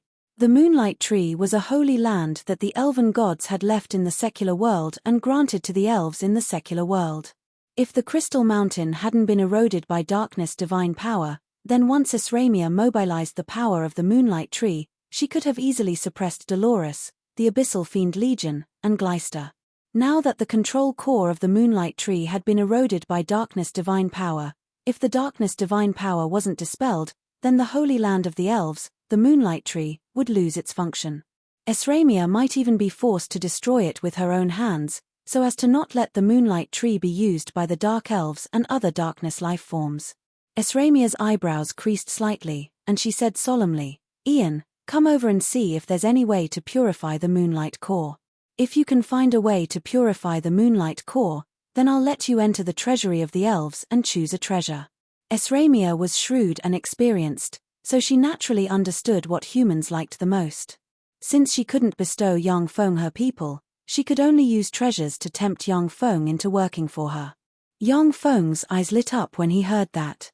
He quickly got up and took Gleister towards the crystal mountain. As the Pope of the Dark Elven Church, Gleister was experienced and knowledgeable. Yang Feng decided that if he didn't know anything, then he would ask her. When Yang Feng arrived in front of the crystal mountain, he pressed with his hand, and a mechanical tentacle pierced into the crystal mountain and quickly analyzed everything inside. Soon, a variety of solutions appeared before Yang Feng's eyes. Yang Feng pondered for a moment, and then said, I have a demonized plant called God-absorbing demonic grass, which can absorb the darkness divine power inside the crystal mountain. In about 5 days, the darkness divine power inside the crystal mountain will be completely absorbed. Esramia heaved a slight sigh of relief. Her eyes flashed with relief, and she said with a smile, then I'll leave it to you. As long as the darkness divine power inside the crystal mountain is removed, then we'll have a way to restore it. Suddenly, a strange and mysterious magic array appeared at the bottom of the crystal mountain. A hexagram containing boundless malice, mystery, and spatial power appeared in midair. A copious amount of darkness power surged inside the hexagram and frantically extracted the power of the crystal mountain. Black light scattered on the ground from the hexagram and formed a huge barrier of darkness that enveloped Esramia, Yang Feng, and Gleister near the crystal mountain. Dimensional banishment. Esramia looked at the dark hexagram midair, and her pretty face flickered at once. Dimensional banishment was a level 5 spell.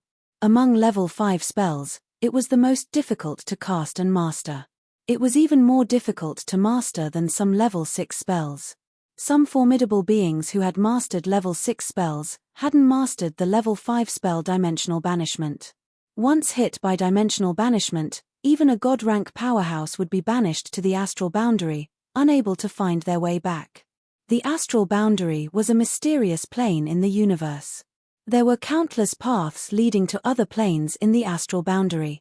At the same time, there were abominations as well as all kinds of incredible powerful phenomena and terrifying beings. Even a great divine power rank deity would die if they entered some of the most dangerous places in the astral boundary with their true bodies. Before entering the astral boundary, one must make numerous preparations, the most important of which was to manufacture a treasure that could locate one's coordinates. Otherwise, once one entered the astral boundary, one might get lost and never find their way back. Dimensional banishment. Yang Feng's complexion turned very unsightly. Once he was banished to the astral boundary, then even with his true body's coordinates, he would only be able to return to the Tsangji plane after expending a great deal of effort. It would be very difficult for him to return to the Feisuor plane. Although the demonic fighting sect threw Yang Feng to the Feisuor plane for a trial run, but they wouldn't necessarily spend a lot of resources to open a planar passageway and send him here a second time. Spatial interference. Yang Feng gritted his teeth, recited a series of incantations, pointed at the air, and cast the level 4 spell Spatial Interference. A spatial vortex appeared above the dark hexagram. In the next moment, the spatial vortex formed by spatial interference was swallowed by the dark hexagram and shattered. Black rays of light descended from the sky, and the dark hexagram barreled towards Yang Feng's group of 3. Esramia gritted her teeth, took out a leaf shining with sunlight, and shouted at Yang Feng, "Grab me." Yang Feng pounced on Esramia and tightly hugged her slender waist. A captivating fragrance wafted from Esramia's lovely body. Gleister also pounced on Yang Feng and tightly hugged his waist. The dark hexagram crushed down from the sky and swallowed Esramia's group of 3. At the moment when the dark hexagram swallowed the 3, a speck of sunlight suddenly lit up in the center of the dark hexagram, and then disappeared. When Karina saw the dark hexagram swallow Esramia and Yang Feng, she rushed over and shouted with tears streaming down her face, "Mom, Ian." Chapter 325. In a space shrouded in darkness, a speck of light suddenly lit up. The space distorted, and 3 figures fell from the distorted space onto the ground. "It hurts." Yang Feng's head hit the ground fiercely and he screamed in pain, yet he didn't loosen his grip on Esramia's hand. "Ian, let go. You're strangling me to death." Esramia's magnetic, elegant, and pleasant voice came from the side. However, there was a trace of pain in that voice. Yang Feng promptly loosened his grip. "Sorry." After donning the black dragon armor, although Yang Feng didn't unleash dragon force, but the terrifying strength of a level 3 black dragon warlock was still very frightening. If it wasn't for the fact that Esramia was a pinnacle demigod rank powerhouse with a tyrannical physique, then Yang Feng might have broken quite a few of her bones. What a pity.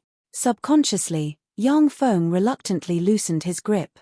Suddenly, a thought flashed through his mind. He couldn't bear to part with Esramia's slender, soft, and flexible wasp waist. Glyster also loosened her grip on Yang Feng's waist. Her beautiful eyes stared at Yang Feng's face, and a bewitching glint flashed in the depths of her beautiful eyes. Then, her gaze fell on Esramia, and a glint of hatred flashed in her eyes. As soon as Yang Feng loosened his grip, Esramia collapsed to the ground. Her wounds suddenly burst open, and copious amounts of blood spilled on the ground. Yang Feng's complexion changed slightly, and he asked anxiously, "Your Majesty, what's wrong with you?" Clenching her pearly white teeth, Esramia endured the pain and said, "I'm fine." Suddenly, Glyster's coquettish and enchanting voice came from the side. "Master, she used the Sun Leaf, a treasure of the Sun Elves, to disrupt dimensional banishment." Although the dimensional banishment was broken, but the spatial backlash force erupted on her body. Coupled with her previous injuries, she's now even more injured. How can she be fine? As the Pope of the Dark Elven Church, Glyster was proficient in countless dark secret methods, and her every move contained a moving charm. She was only slightly inferior to the great matriarch of the Fesuor Plains Dark Elves, Dolores. Glyster looked at Esramia with a smile that wasn't a smile and said sweetly, "Master, she says she's fine, but in fact, she wants to guard against you. After all, she's seriously injured and can't stop you." Esramia's pretty face twitched slightly, but she remained silent. In this dark area, ordinary people couldn't even see objects within 3 centimeters of them. But Glyster was a dark elf and had the innate talent of night vision, so she easily saw Esramia's expression. "Master, the potion you use to control me is so powerful. I simply cannot resist the power of that potion. Why don't you use that potion on her as well? In this way, great elven monarch Esramia, the noblest, most beautiful, and most powerful beauty in the Fesuor Plains secular world, will become your woman. And so long as you control her, the entire elven race won't be able to escape your grasp. At that time, you can become the uncrowned king of the elves, and you can play with any elven beauty you want. The planar tide has already begun. The control of the gods in the starry sky over the secular world will continue to weaken, and then slowly drop to a freezing point. At that time, you can use the elves to ascend to godhood and become one of the great immortal gods in the starry sky." Glyster spoke slowly in a voice brimming with temptation, as if the whisper of a devil. Glyster's voice was full of a strange rhythm, which could make those who heard her more easily convinced. When she heard that, Esramia's tender body tensed up, and her heart filled with fear and nervousness. After Red Earth Duke Ian drowned the Notice province, the top forces on the continent began to focus their attention on him. As the great elven monarch, Esramia had also paid attention to Yang Feng's intelligence. She knew very well that the man in front of her wasn't a good person. Glyster's proposal was full of temptation for any ambitious man. Yang Feng said resolutely, "Say no more. Although I, Ian, am not a good person, but I can be ruthless and use any means against my enemies. But I will never use such means against my friends. If it weren't for Esramia's help, we would have been banished to the astral boundary. I won't bite the hand that feeds me." Esramia heaved a slight sigh of relief. Glyster's beautiful eyes flashed with disappointment. At the same time, an indescribable feeling welled up inside her. Yang Feng bent over slightly, grabbed Esramia's lily-white hand, operated a secret method, and poured life energy into her body. Then, he cast a secret method and used his spirit force to scan her body. Esramia suddenly felt her tender body itch, as if she was being caressed by countless small hands. She clenched her white teeth, clenched her fists, and blushed. However, she knew that Yang Feng was examining her injuries, and didn't do anything drastic. Yang Feng loosened his grip and said with a smile, "Spatial backlash force and darkness divine power, these are the main 2 forces. Esramia, with your physique and my potion, you should be able to withstand it. You'll be able to fully recover in about a month." Esramia possessed a terrifying pinnacle demigod physique, which made her virtually invulnerable to all diseases and poisons. If it weren't for the spatial backlash and darkness divine power being too terrifying, she would have recovered long ago. Esramia said with a grateful smile, "Thank you." Yang Feng looked around, creased his eyebrows slightly, and asked in a deep voice, "Where is this place?" "Still on the Fesuor plain?" The Black Dragon's blood meridians endowed Yang Feng with many formidable innate abilities, one of which was night vision. Even in this world shrouded in endless darkness, he could still clearly see his surroundings. At the very top was a rock wall covered by a layer of moss and rocks. The height between the rock wall and the ground was about 80 meters. On the ground, there were moss and many mushrooms and shrubs that lived in the dark environment. There were many differences between the Feisuor plane and Earth. Many extraordinary plants didn't need sunlight to survive. Esramia opened her eyes wide and looked around. Her eyebrows creased slightly, and she whispered, "This should be the Feisuor plane. The dimensional banishment spell has been destroyed. We can't be banished to the astral boundary. As for the specifics, I don't know." Esramia didn't have Yang Feng's and Gleister's talent. If she didn't use the magic night vision, then by relying on her pinnacle demigod rank physique, she would only be able to see up to 500 meters away in such a dark environment. Suddenly, the demigod armament queen of Spider's staff in Gleister's hand flew out and floated in midair. Dark divine light gushed out of the queen of Spider's staff. As if connected to an unknown space, a vast divine might descended from the sky and landed on the queen of Spider's staff. The Queen of Spider's staff exuded vast divine might, which slowly condensed in midair and formed a projection of the beautiful and malevolent goddess Lolth with a human head and spider body. When she saw the projection of the goddess Lolth, Gleister unconsciously prostrated herself on the ground, her tender body trembling, and her beautiful eyes brimming with fear. The gods of the Darkness Pantheon used terror and slaughter to frighten their believers, filling their believers with fear and terror. Devout faith was a kind of power, and so was fear and terror. The gods of the Darkness divine system had always been temperamental and powerful beings. The Queen of Spiders Lolth even took pleasure in provoking the Dark Elves to kill each other. In the hands of the Queen of Spiders Lolth, the Dark Elven experts felt a fate worse than death. When Gleister saw the Queen of Spiders Lolth descend, her body filled with fear, and she instinctively prostrated herself on the ground. Yang Feng frowned slightly, then took out the supergravity gun and pulled the trigger at the projection of the goddess Lolth midair. One after another, supergravity beams shot towards the projection of the goddess Lolth midair. In midair, the projection of the goddess Lolth slowly opened her eyes, which were filled with indifference, dignity, and a trace of ridicule. "Mortal like an ant, do you think that you can hurt the great gods with your little tricks?" The goddess Lolth smiled indifferently and pointed with her lily-white hand, and the super-gravity beams that could even seriously injure demigod-rank powerhouses collapsed and disappeared. "In front of a god, an ant like you who isn't even a legend rank must remain humble." The goddess Lolth shot Yang Feng an indifferent look, and a vast divine might fell from the sky and pressed down on Yang Feng. Crack!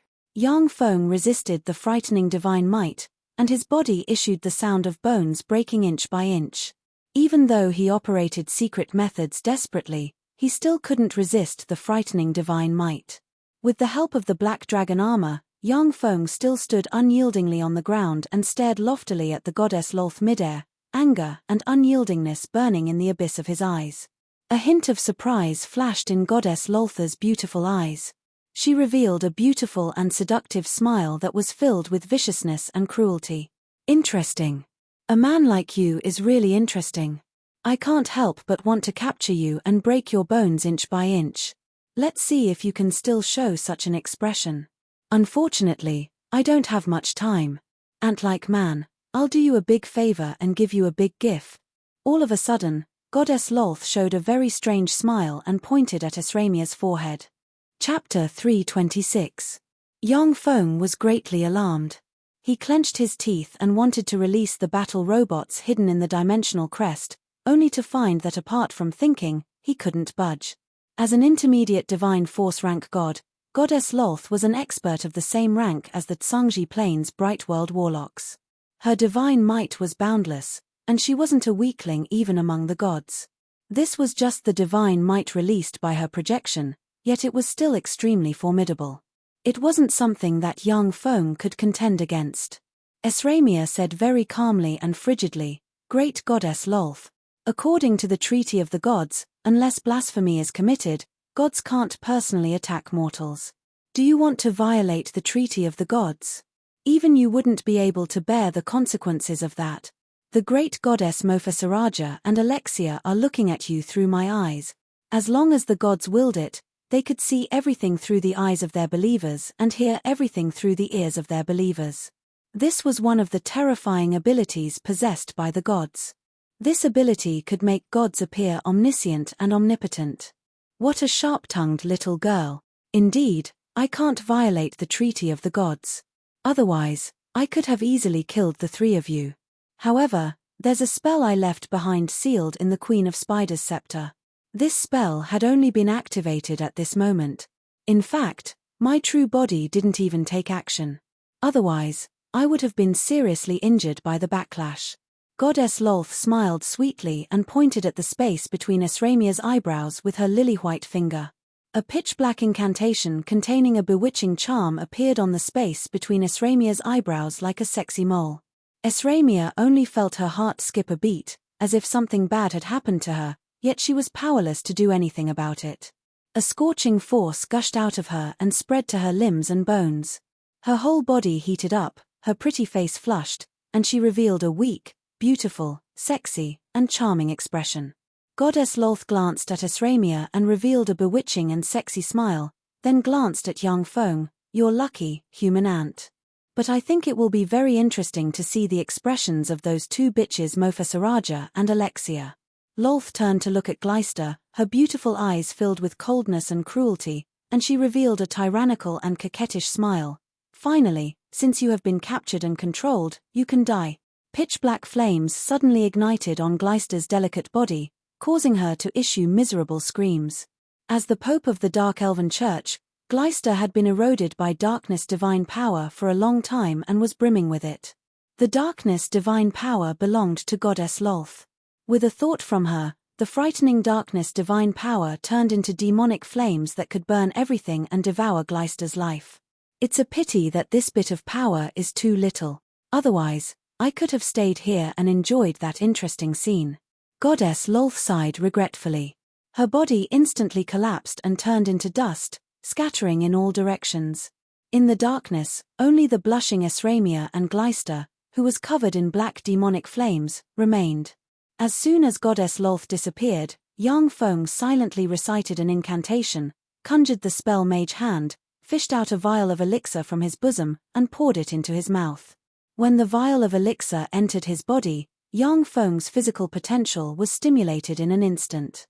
His broken bones began to heal rapidly, and he felt an unbearable itch and pain all over his body. Yang Feng silently recited an incantation, stimulated his spirit force, pointed at Gleister, and suddenly launched healing water. An azure stream of water swept towards Gleister. Wherever the healing water passed, Gleister's delicate body was nourished and repaired. With a thought from Yang Feng, the liquid metal nano-robots inside Gleister quickly launched, stimulating her aperture points, causing her to erupt with a formidable life force that resisted the burning of the black demonic flames. "Save me. Master, save me. As long as you save me, I'll listen to you henceforth. I'll do whatever you want me to do." Gleister didn't even cast charm spells. She screamed miserably, her coquettish voice full of fear.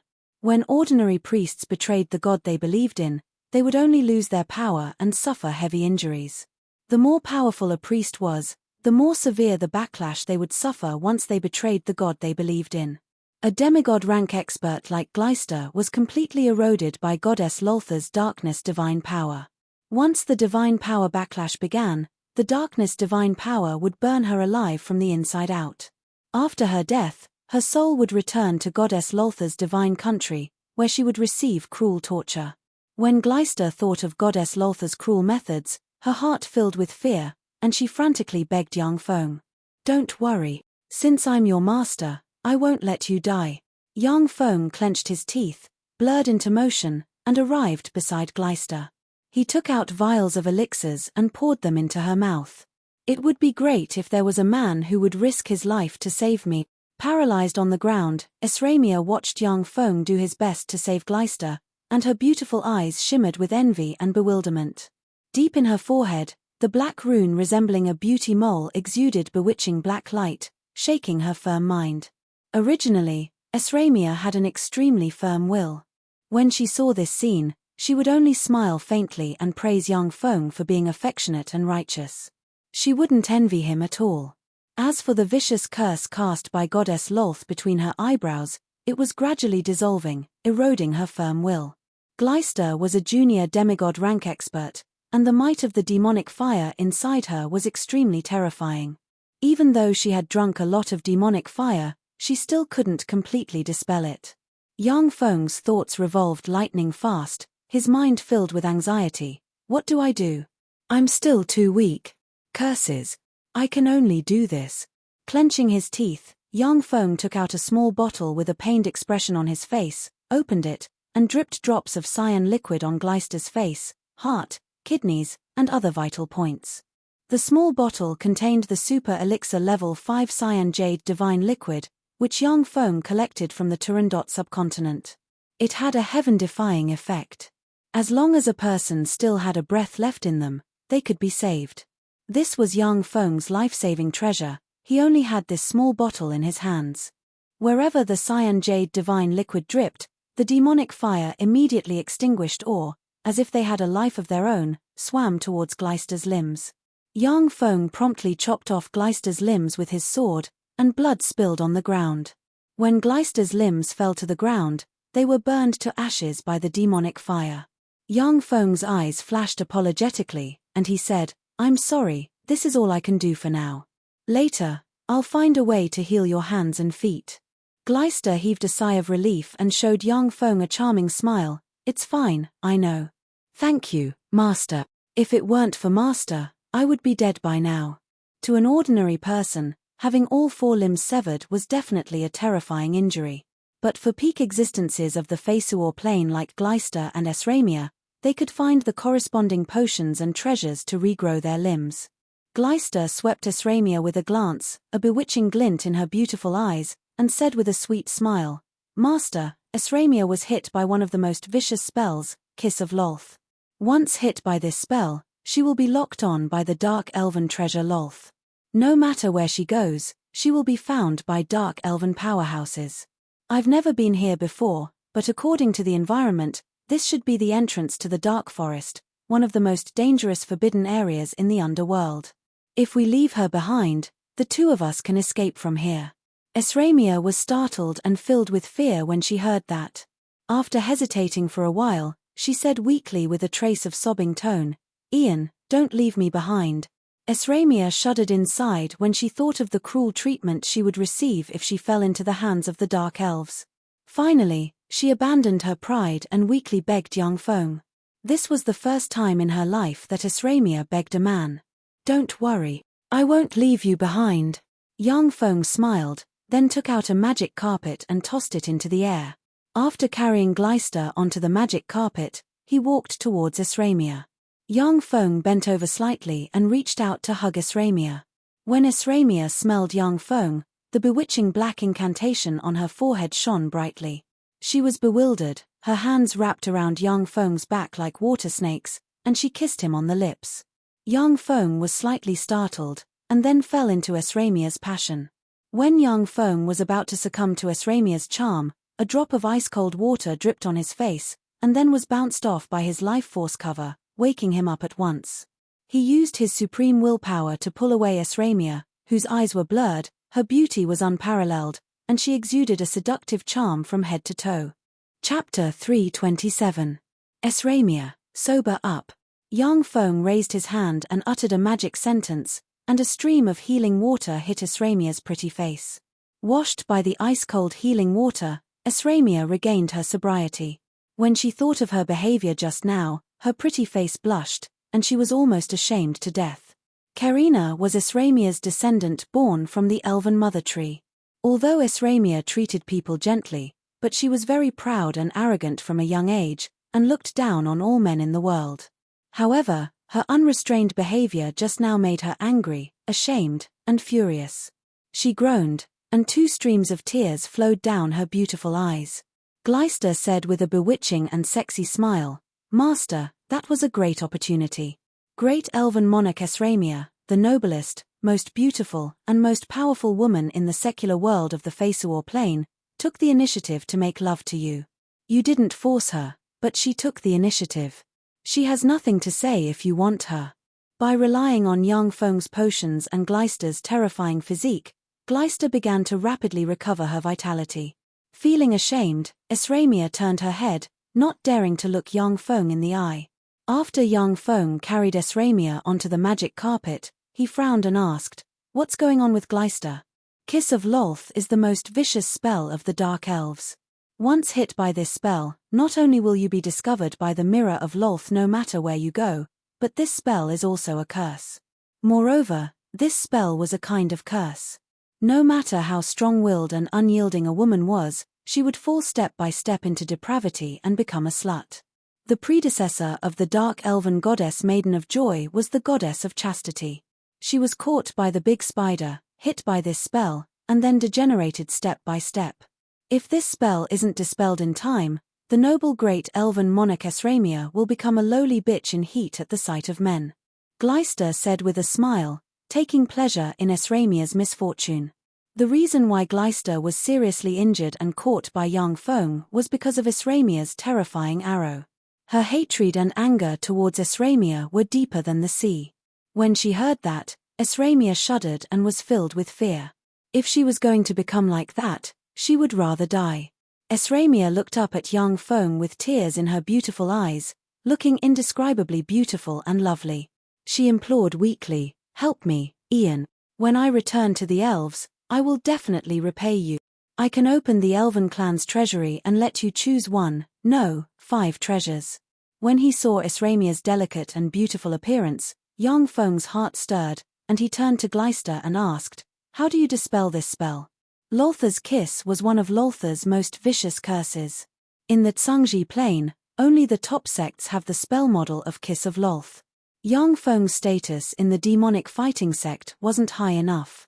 As such, he couldn't come into contact with such terrifying and powerful spell models. Gleister smiled bitterly.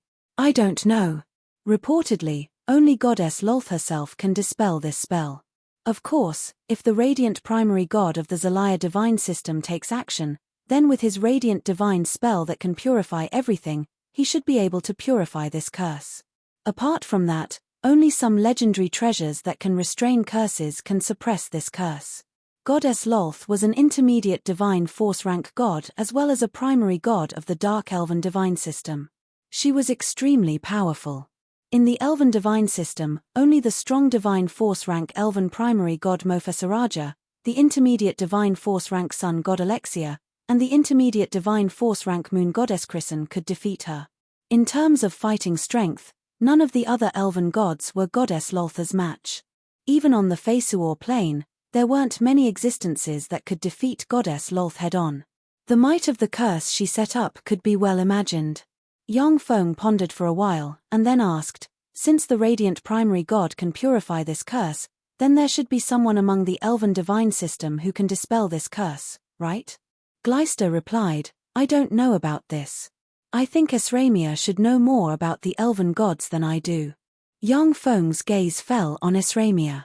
Esramia's beautiful eyes flashed with bitterness, and she sighed faintly. "Among the mighty gods, the Elven primary god, the sun goddess, and the moon goddess should have a way to dispel the curse on me. However, there is an agreement among the gods that they cannot directly interfere in the secular world.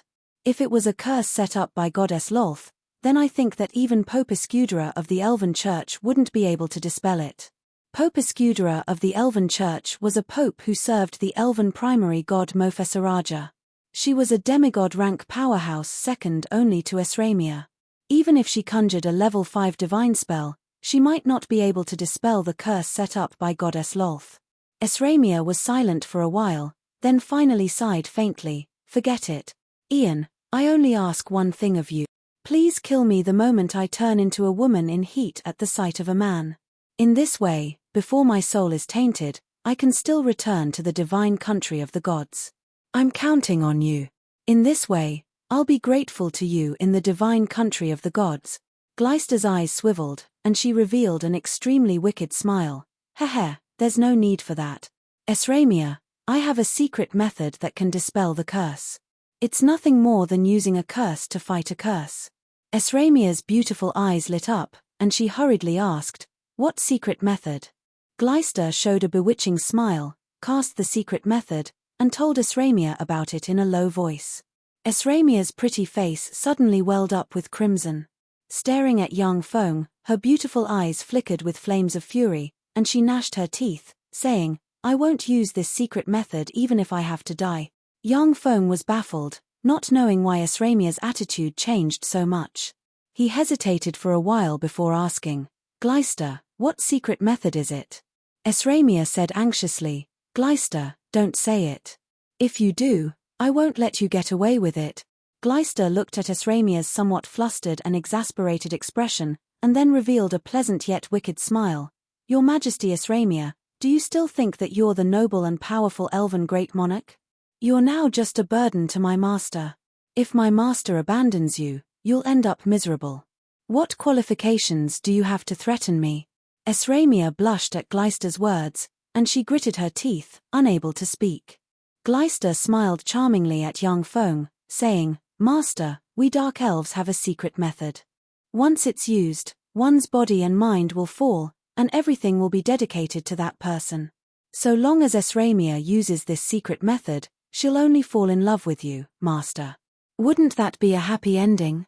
Young Feng smiled awkwardly, realizing why Esramia was staring at him like that. He laughed, as if nothing had happened. He picked up Glyster, looked into the distance, and asked her about the Fesuor Plains underground world. After Esramia calmed down, she realized that it wasn't young Feng who instructed Glyster, and the anger inside her subsided a little. The carpet had flown less than 500 meters when a series of buzzing noises suddenly rang out in the distance.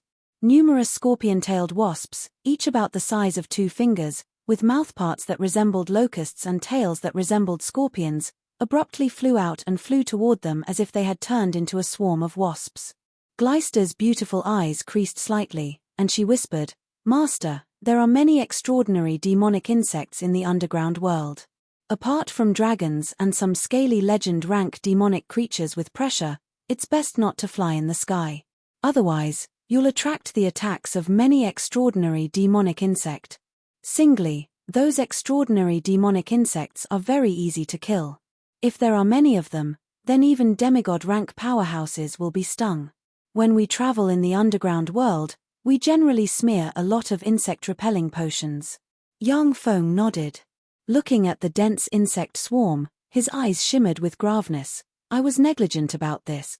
On the Turandot subcontinent, when Young Feng's robot legion slaughtered its way into the underground world, it crushed everything in its path.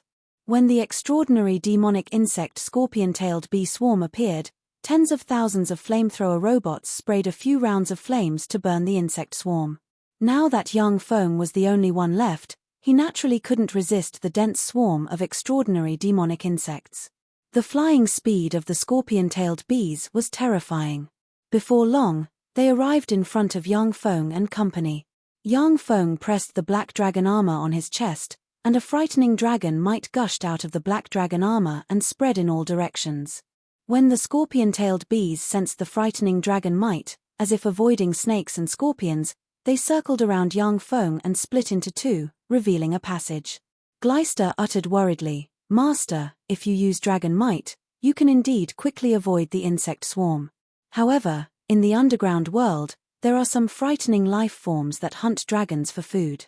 If you do this, you may attract existences more dangerous than the extraordinary demonic insect." The underground world was full of dangers and the living environment was extremely harsh. Therefore, the races that lived in the underground world were generally stronger than those of the surface world. However, because of the harsh living environment, their numbers were naturally far less than those of the surface world.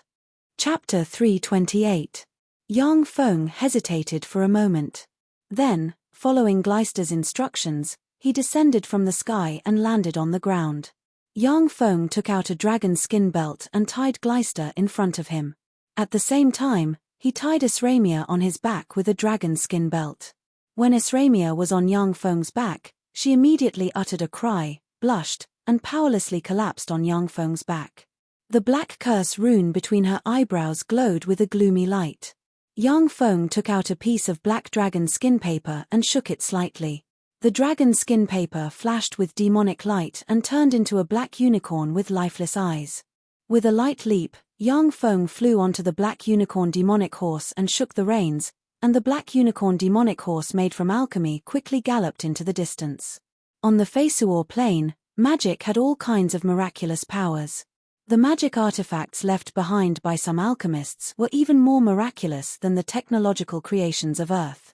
Esramia and Gleister were bigwigs of elves and dark elves respectively, and they were extremely knowledgeable. Naturally, they wouldn't be surprised by a trifling black unicorn. While riding the black unicorn, Yang Feng took out vials of insect-repellent potions from a storage ring and sprinkled them on the three of them. The insect-repellent potions Yang Feng obtained from the dark elves of the Turandot subcontinent's underground world.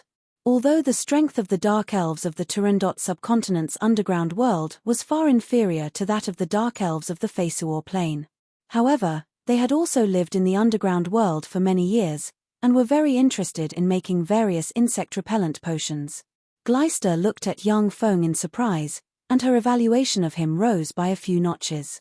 Along the way, under Gleister's guidance, Yang Feng avoided one dangerous area after another, and cautiously walked towards the surface world.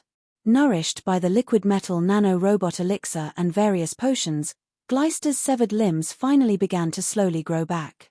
It would only take 10 days for her severed limbs to fully recover. Esramia was very surprised by Gleister's recovery speed. His limbs had been severed. Unless he used the best level 4 healing magic, only the best potions could heal him so quickly. Esramia's injuries, on the other hand, became even more difficult to recover from. Whenever the potion entered her body, the weird curse between her eyebrows would absorb more than half of its power, and the remaining power would begin to repair her body, making her recovery extremely slow. In a corner of the Feisuor plain's underground world, the space distorted, and a blonde, burly young man walked out of the space. He looked at the surroundings, showed a smile, looked into the distance, and muttered in a low voice, "According to the calculations of the old guys, that thing should appear in the near future. If I can get that thing, I will be able to dominate a region when I return to the Tsangji plain." After he finished speaking, the young man was shrouded in endless darkness, and he disappeared completely. In another corner of the Feisuor plain, a tall and burly young man dressed in oriental attire, with black hair tied into a single ponytail, a large blade on his back, and a lascivious aura walked slowly on the ground. Suddenly, the oriental man stopped and closed his eyes. After a while, he opened his eyes, and his eyes radiated bright light. I sensed it. Sure enough, that thing has begun to appear. The figure of the oriental man blurred, and he rushed towards the dark forest, a forbidden area of the dark elves. In every corner of the Feisuor plain, powerhouses from other planes appeared one after another and moved towards the dark forest. In the underground world shrouded in endless darkness, an alchemical demonic eagle with solidified night vision flew in the sky. Its eyes flickered with mystical light, and it took in everything in its surroundings. A group of dark elves riding a large group of tamed extraordinary demonic beast dark demonic leopards walked in a huge mushroom forest. Surrounded by the large group of dark elf warriors, a dark elf powerhouse with blonde hair, plump buttocks, and a sexy and hot figure, with only some pitch-black leaf armor covering her vital parts, exposed large areas of her smooth skin, suddenly looked up. Her eyes locked onto the alchemy demonic eagle in the sky, and she very nimbly took out a magic bow and shot an arrow into the sky. With a flash of pitch-black light, the arrow pierced through the alchemical demonic eagle flying in the sky like a meteor. With a loud boom, the alchemical demonic eagle was blown to pieces by a terrifying force, and turned into countless fragments that scattered on the ground. In a huge mushroom forest in the distance, Yang Feng frowned slightly, and his eyes flashed with worry, saying slowly, "The scout eagle was destroyed." The dark elves came so quickly. Through the scout eagle, Yang Feng saw countless dark elven experts coming from all directions to surround him. If it was just Yang Feng alone, he would have countless ways to easily escape the dark elven encirclement. But Esramia had been hit by the extremely vicious curse kiss of Lolth. Unless he abandoned her, Yang Feng would have no way of escaping. The dark elven experts pouring in from all directions had formed a huge encirclement. If Yang Feng broke through the encirclement, only death would await him. Who is this person? Yang Feng waved his hand, and magic radiances flickered and formed the figure of the beautiful dark elven woman who shot the alchemical demonic eagle midair.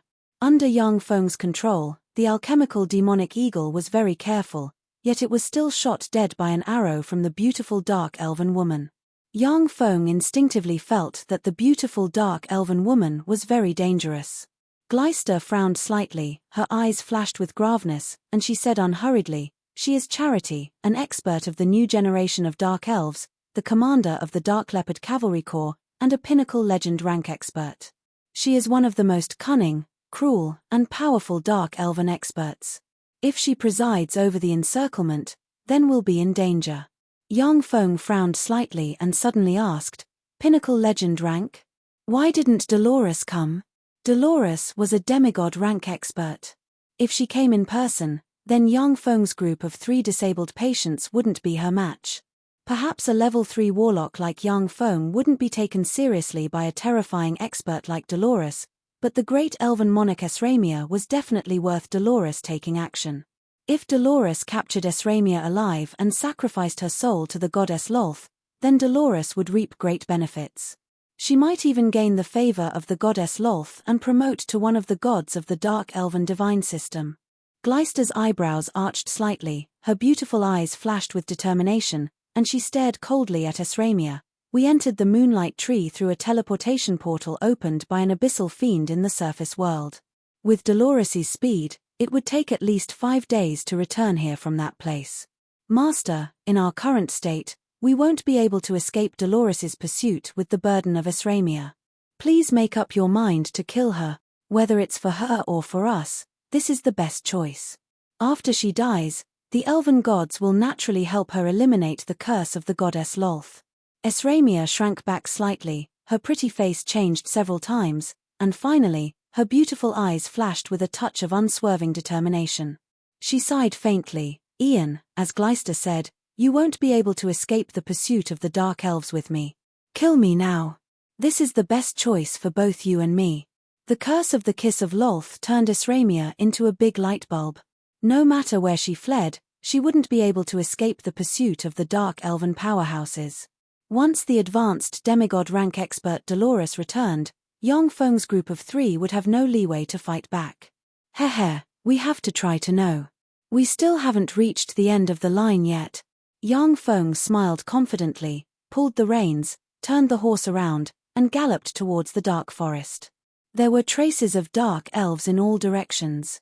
He could only move towards the dark forest to see if he could borrow the power of the forbidden area to block the dark elves and buy more time. They're escaping. They're escaping in the direction of the dark forest. Charity carefully looked at the mirror of Lolth in her hand for a while, then her eyes flashed with a decisive glint. She took out a communications crystal and ordered coldly, "Hannah, Polly, you 2 immediately take people to cut off the path of retreat of the blasphemers to the dark forest." "Yes." 2 delicate shouts brimming with heroic spirit came from the communications crystal. Charity whistled, and a 7-meter-tall legend-rank demonic beast flying scorpion lion with a lion's head, a scorpion's tail, and a pair of wings on its ribs flew over from the sky, exuding a fierce and ferocious aura. Charity leaped lightly and immediately jumped onto the legend-rank demonic beast flying scorpion lion. The flying scorpion lion flapped its wings and quickly flew towards Yang Feng's party along with a gust of wind. As a legend-rank demonic beast, the flying scorpion lion was extremely fast. In less than an hour, it caught up with Yang Feng's party. Chapter 329. Meteor-like black arrows dropped from the sky and shot towards Yang Feng. Superior warping force field. Yang Feng pointed with a finger, and a fearsome warping force field suddenly appeared and blocked midair. When the black arrows hit the warping force field, they were ricocheted, fell to the ground, and exploded like missiles, blasting open holes in the ground. A gust of wind blew, and the legend-rank demonic beast flying scorpion lion dropped from the sky and blocked Yang Feng and company's escape route to the dark forest. Charity glanced at Yang Feng's group of 3 and revealed a smile, a human archwizard, the great elven monarch Esramia, and the former Pope Gleister. "Hello, I am Charity. Please stay here and wait for a while. Glyster's beautiful eyes shimmered with graveness, and she said solemnly, "Charity, for the sake of me taking care of you in the past, will you please step aside?" Charity's eyes flashed fiercely and viciously, and she uttered with a seductive smile, "Glyster, you traitor. You betrayed the great goddess Lolth and were abandoned by her. What qualifications do you have to talk to me? After I catch you, I'll torture you. After you've suffered enough, I'll offer you as a living sacrifice to the great goddess Lolth. The goddess will definitely be very happy." The gods of the darkness divine system dominated their believers with terror, massacre, bloodshed, and fear, forcing believers to fear and worship them. At the same time, blood sacrifices, live sacrifices, and other sacrificial methods emerged endlessly in the darkness divine system. This was why they were rejected by the other gods of the Fesuor plane. If it wasn't for the fact that the gods of the darkness divine system weren't weak, the gods of the darkness divine system would have already been wiped out by the gods of other divine systems. Even so, once the believers of the darkness divine system appeared in the surface world, they would be besieged by the believers of other gods. Charity stuck out her pink tongue and licked her lips seductively. She said seductively, "As for you, Ian, as long as you hand over those 2 women, I'll let you have some fun, Tilda. I have 30,000 dark elven beauties under my command. As long as you hand over those 2 women to me, you can play with those 30,000 beauties. I guarantee that you will taste the bliss of the world." Yang Feng pressed his chest. The dragon leather belt on his chest rolled up, and Glyster, who was in front of him, was turned behind him and pressed against Esramia. When Esramia smelled Glyster's enchanting fragrance that could kill both men and women, the black rune between her eyebrows blossomed with extremely wicked light, causing her tender body to tremble and her pretty face to flush. She could only resist the waves of heat inside her with her great willpower. Yang Feng willed, and the black dragon armor he wore released black light and promoted his cultivation base until it reached the great warlock realm. "Are you going to fight me, Ian? Why bother? My job is to stall you. This mission doesn't require a battle to complete." Charity smiled and pressed down on the flying scorpion lion beneath her. The flying scorpion lion flapped its wings and flew into the sky along with a gust of wind. What a cunning fellow! Yang Feng was startled. As long as Charity flew into the sky and fired continuously, he would be forced to use the black dragon armor to maintain his great warlock rank battle prowess to deal with her. With Yang Feng's current physique, even if he used the black dragon armor, he could only maintain his great warlock rank battle prowess for about an hour at most. After an hour, if Yang Feng didn't use the various battle robots inside the dimensional badge, only death would await him. His thoughts revolved lightning fast, and Yang Feng pressed the dimensional badge on his chest. A 10-meter-long mechanical aurora lightning python covered in pure white scales, with a pair of wings on its ribs, a horn on its head, and a lightning rune engraved on its forehead suddenly appeared. Esramia was startled when she saw the mechanical aurora lightning python that suddenly appeared, and her beautiful eyes shimmered with astonishment. "That's a legend-rank demonic beast. What kind of treasure is that? It can actually contain living beings?" Legend-rank demonic beasts were very rare on the Fesuor plane. Only major races like elves and dark elves would rear a few in captivity. Yang Feng, who was just an arch-wizard, actually possessed an aurora lightning python, a legend-rank demonic beast that was practically extinct on the Fesuor plane. This was simply terrifying. Moreover, treasures that could contain living beings were very rare on the Fesuor plane. In the entire elven race, there were no more than 3 such treasures. As expected of Master, he's really unfathomable. He has so many trump cards. Glyster's beautiful eyes flashed with excitement. Dark elves respected the strong. Now that Glyster had become Yang Feng's subordinate, the stronger he was, the happier she was and the more she approved of him. Yang Feng jumped onto the back of the mechanical aurora lightning python, and the mechanical aurora lightning python was shrouded in arcs of lightning. With a burst of crackling electric arcs, the mechanical aurora lightning python was like a railgun. Amidst the countless electric arcs, it ferociously slammed into the back of the flying scorpion lion in an instant. It opened its jaws and ruthlessly bit down, directly crushing half of the flying scorpion lion's body. Charity's reaction speed was terrifying. At the moment of imminent peril, she jumped from the back of the flying scorpion lion, shot towards Yang Feng, and mercilessly kicked him in the face. Yang Feng unleashed the level 4 spell Dragon Force. As if he had incarnated into a humanoid dragon, endless power surged from all over his body, and he slammed his fist into Charity's slender leg. Boom! A fearsome explosion sounded from the place where their fists and legs collided, and Charity was sent flying into the distance like a broken rag doll. Yang Feng's body only shook slightly. Clearly, he had the upper hand in terms of strength. The mechanical lightning aurora python bit down on the flying scorpion lion's body, its huge body tightly wrapping around the flying scorpion lion. It frantically strangled the flying scorpion lion, causing the flying scorpion lion to let out a miserable cry. Yang Feng's thoughts revolved lightning fast, and he uttered a magic sentence. In a flash, the level 2 spell Wind Control was unleashed. Surrounded by a strong wind, he flew to the head of the flying scorpion lion, took out a secret treasure sword forged from divine bloodsteel, and mercilessly stabbed. The secret treasure long sword forged from divine bloodsteel was incomparably sharp. Only a peerless demigod powerhouse like Ciceron, who possessed the sea god's bloodline and demon's bloodline, had terrifying bones that could withstand that secret treasure long sword. Although the flying scorpion lion was powerful, but it was only a legend rank demigod rank powerhouse. Its bones couldn't resist the secret treasure sword forged from divine blood steel.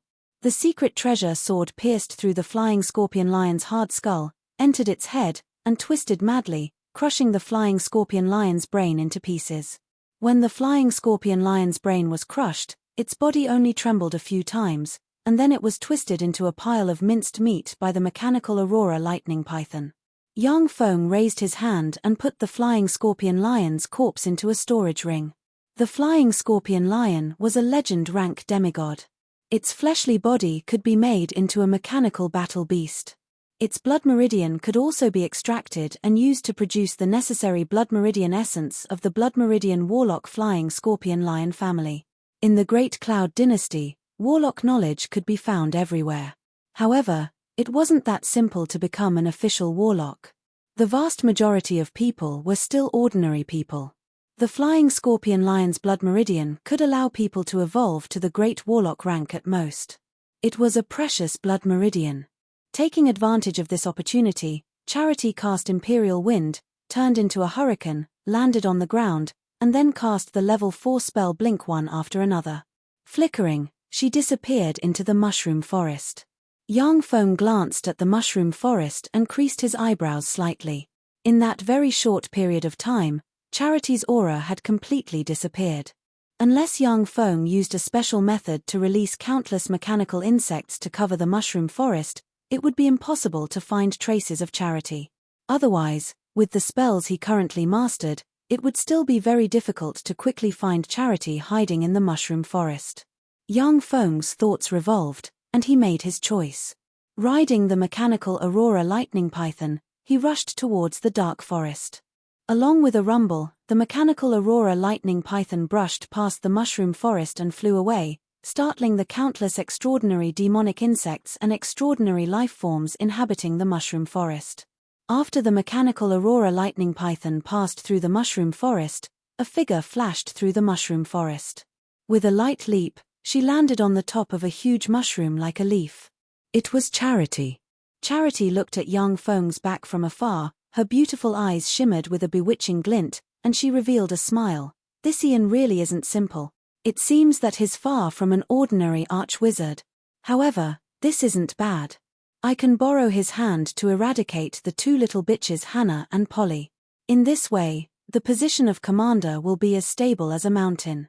After Yang Feng piloted the mechanical aurora lightning python for several kilometers, he dropped from the sky and landed on the ground.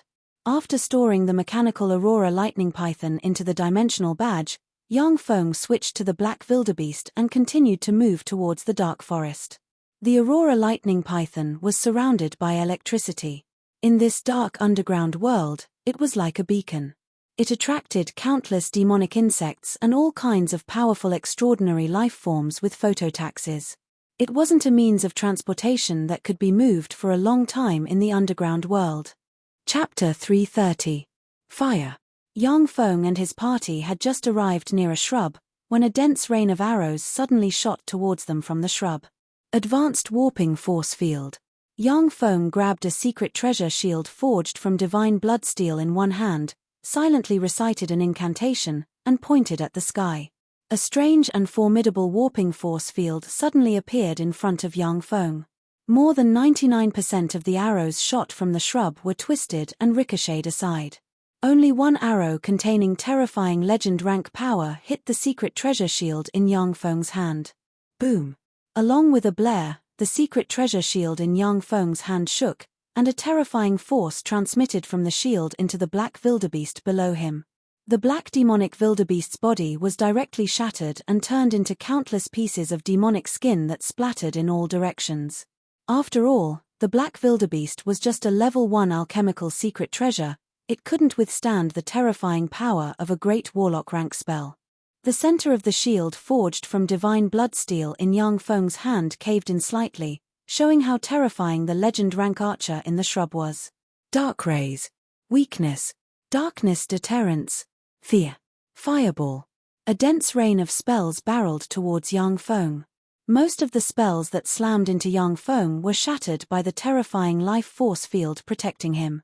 However, the spells were constantly consuming his life force field. Once a warlock condensed a soul seed and became an official warlock, a terrifying life force field would surround the surface of their body. This was one of the basic extraordinary innate abilities of an official warlock. This extraordinary innate ability would strengthen along with the increase in the warlock's strength. Even level 3 spells would find it difficult to destroy the life force field of a great warlock.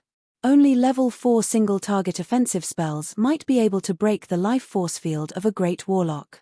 With the help of the Black Dragon armor, Yang Feng possessed great warlock rank strength for a short period of time. His life force field was also very powerful and terrifying, and could resist most low-level spells. But releasing his own life force would also be neutralized and consumed by the low-level spell.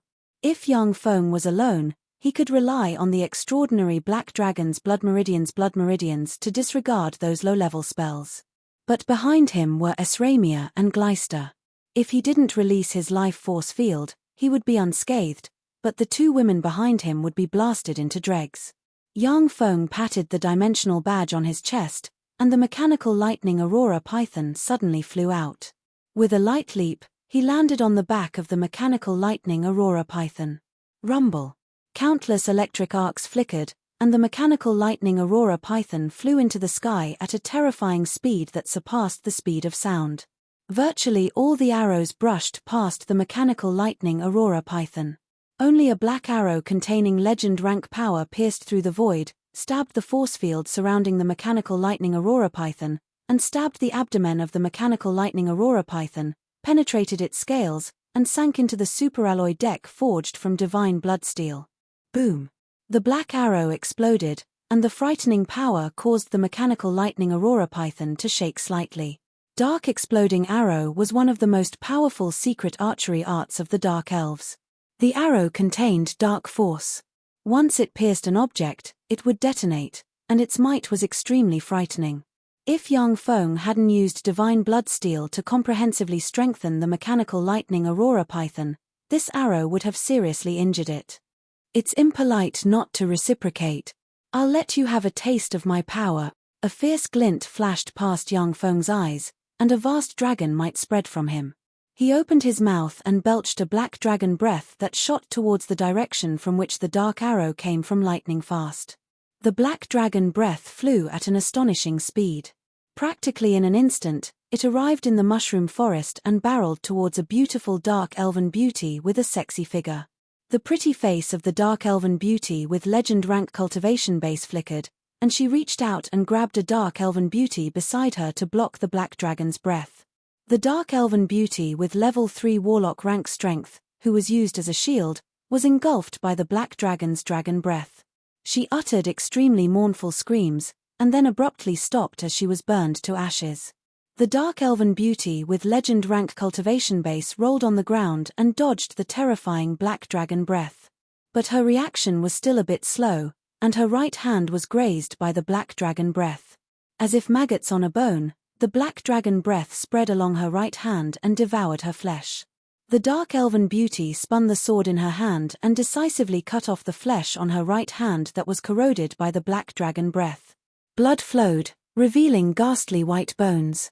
The dark elven beauty swept her right hand that was corroded by the black dragon breath, and her beautiful eyes flickered with an enigmatic light, as expected of an expert who made the great matriarch eat a loss.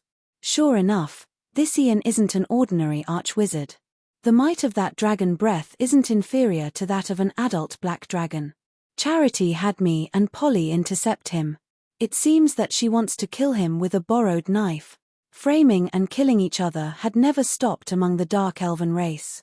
What the goddess Lolth liked the most was to watch dark elven geniuses kill each other. On the one hand, it was because she was cruel by nature. On the other hand, when dark elven geniuses killed each other, their souls would return to her divine country and become her toys, servants, slaves, and troops. In addition, fratricide could also enhance the strength of dark elves. At the same time, it would cause internal strife, making it impossible for them to unite and contend against her rule. Hannah only blocked it for a moment. After discovering Yang Feng's strength and terror, she gave up on the idea of sniping him with all her might. A dark elven beauty walked up to Hannah and asked, "Lady Hannah, what should we do now?" Hannah's thoughts revolved lightning fast, and she ordered, "Continue the pursuit." The dark elven beauty responded respectfully, "Yes, sir." The 5,000 dark elven warriors riding dark leopards ran out of the mushroom forest and chased after Yang Feng from afar. Hannah, riding a dark leopard, moved unhurriedly among the crowd, showing no intention of pursuing Yang Feng by herself. She was well aware that following a large group was the safest choice. After breaking through Hannah's interception, Yang Feng landed on the ground, switched to another black wildebeest, and rushed towards the entrance of the dark forest day and night. The dark forest was located in the deepest part of the 9th floor of the Feisuor Plains underground world. The dark forest was shrouded in a black fog all year round. Shrouded by the black fog, even dark elves with innate night vision could hardly see more than 10 meters away. Moreover, the black fog restrained all kinds of spells. Without the two powerful weapons, archery and magic, dark elves felt as if their hands had been chopped off in the dark forest. There were also countless terrifying demonic plants in the dark forest. Even many legend-rank dark elves who entered the dark forest died. There were even demigod-rank dark elven heroes who entered the dark forest, never to return. In the end, under the divine decree, the dark forest became a forbidden area for dark elves. No dark elves were allowed to enter. After breaking through the obstruction of Hannah and her party, Yang Feng and his party quickly arrived at the real entrance to the dark forest. Yang Feng looked at the dark forest, frowned slightly, and his eyes flashed with a touch of graveness. "This is the dark forest." There were countless huge ancient trees growing in the dark forest. The huge ancient trees seemed to run through heaven and earth, piercing through the 9th floor of the underground world and growing towards the 8th floor of the underground world. Needles, sawtooth-like leaves, weird tree vines, huge man-eating flowers, and all kinds of branches brimming with dangerous auras and characteristics of dangerous extraordinary plants extended from the huge ancient trees. With his keen eyesight, Yang Feng could vaguely see eerie and strange skeletons hanging on the branches of the ancient tree. By relying on the keen intuition of a level 3 warlock, Yang Feng could feel the waves of dangerous aura coming from the dark forest. Even someone as powerful as him could die in the dark forest if he wasn't careful. Gleister took a look at the dark forest, frowned slightly, and said solemnly, "Master, kill Esramia." The dark forest was too dangerous. The dark forest was said to be the dwelling place of an existence of the Tsangji plane, which was even more terrifying than devils and fiends.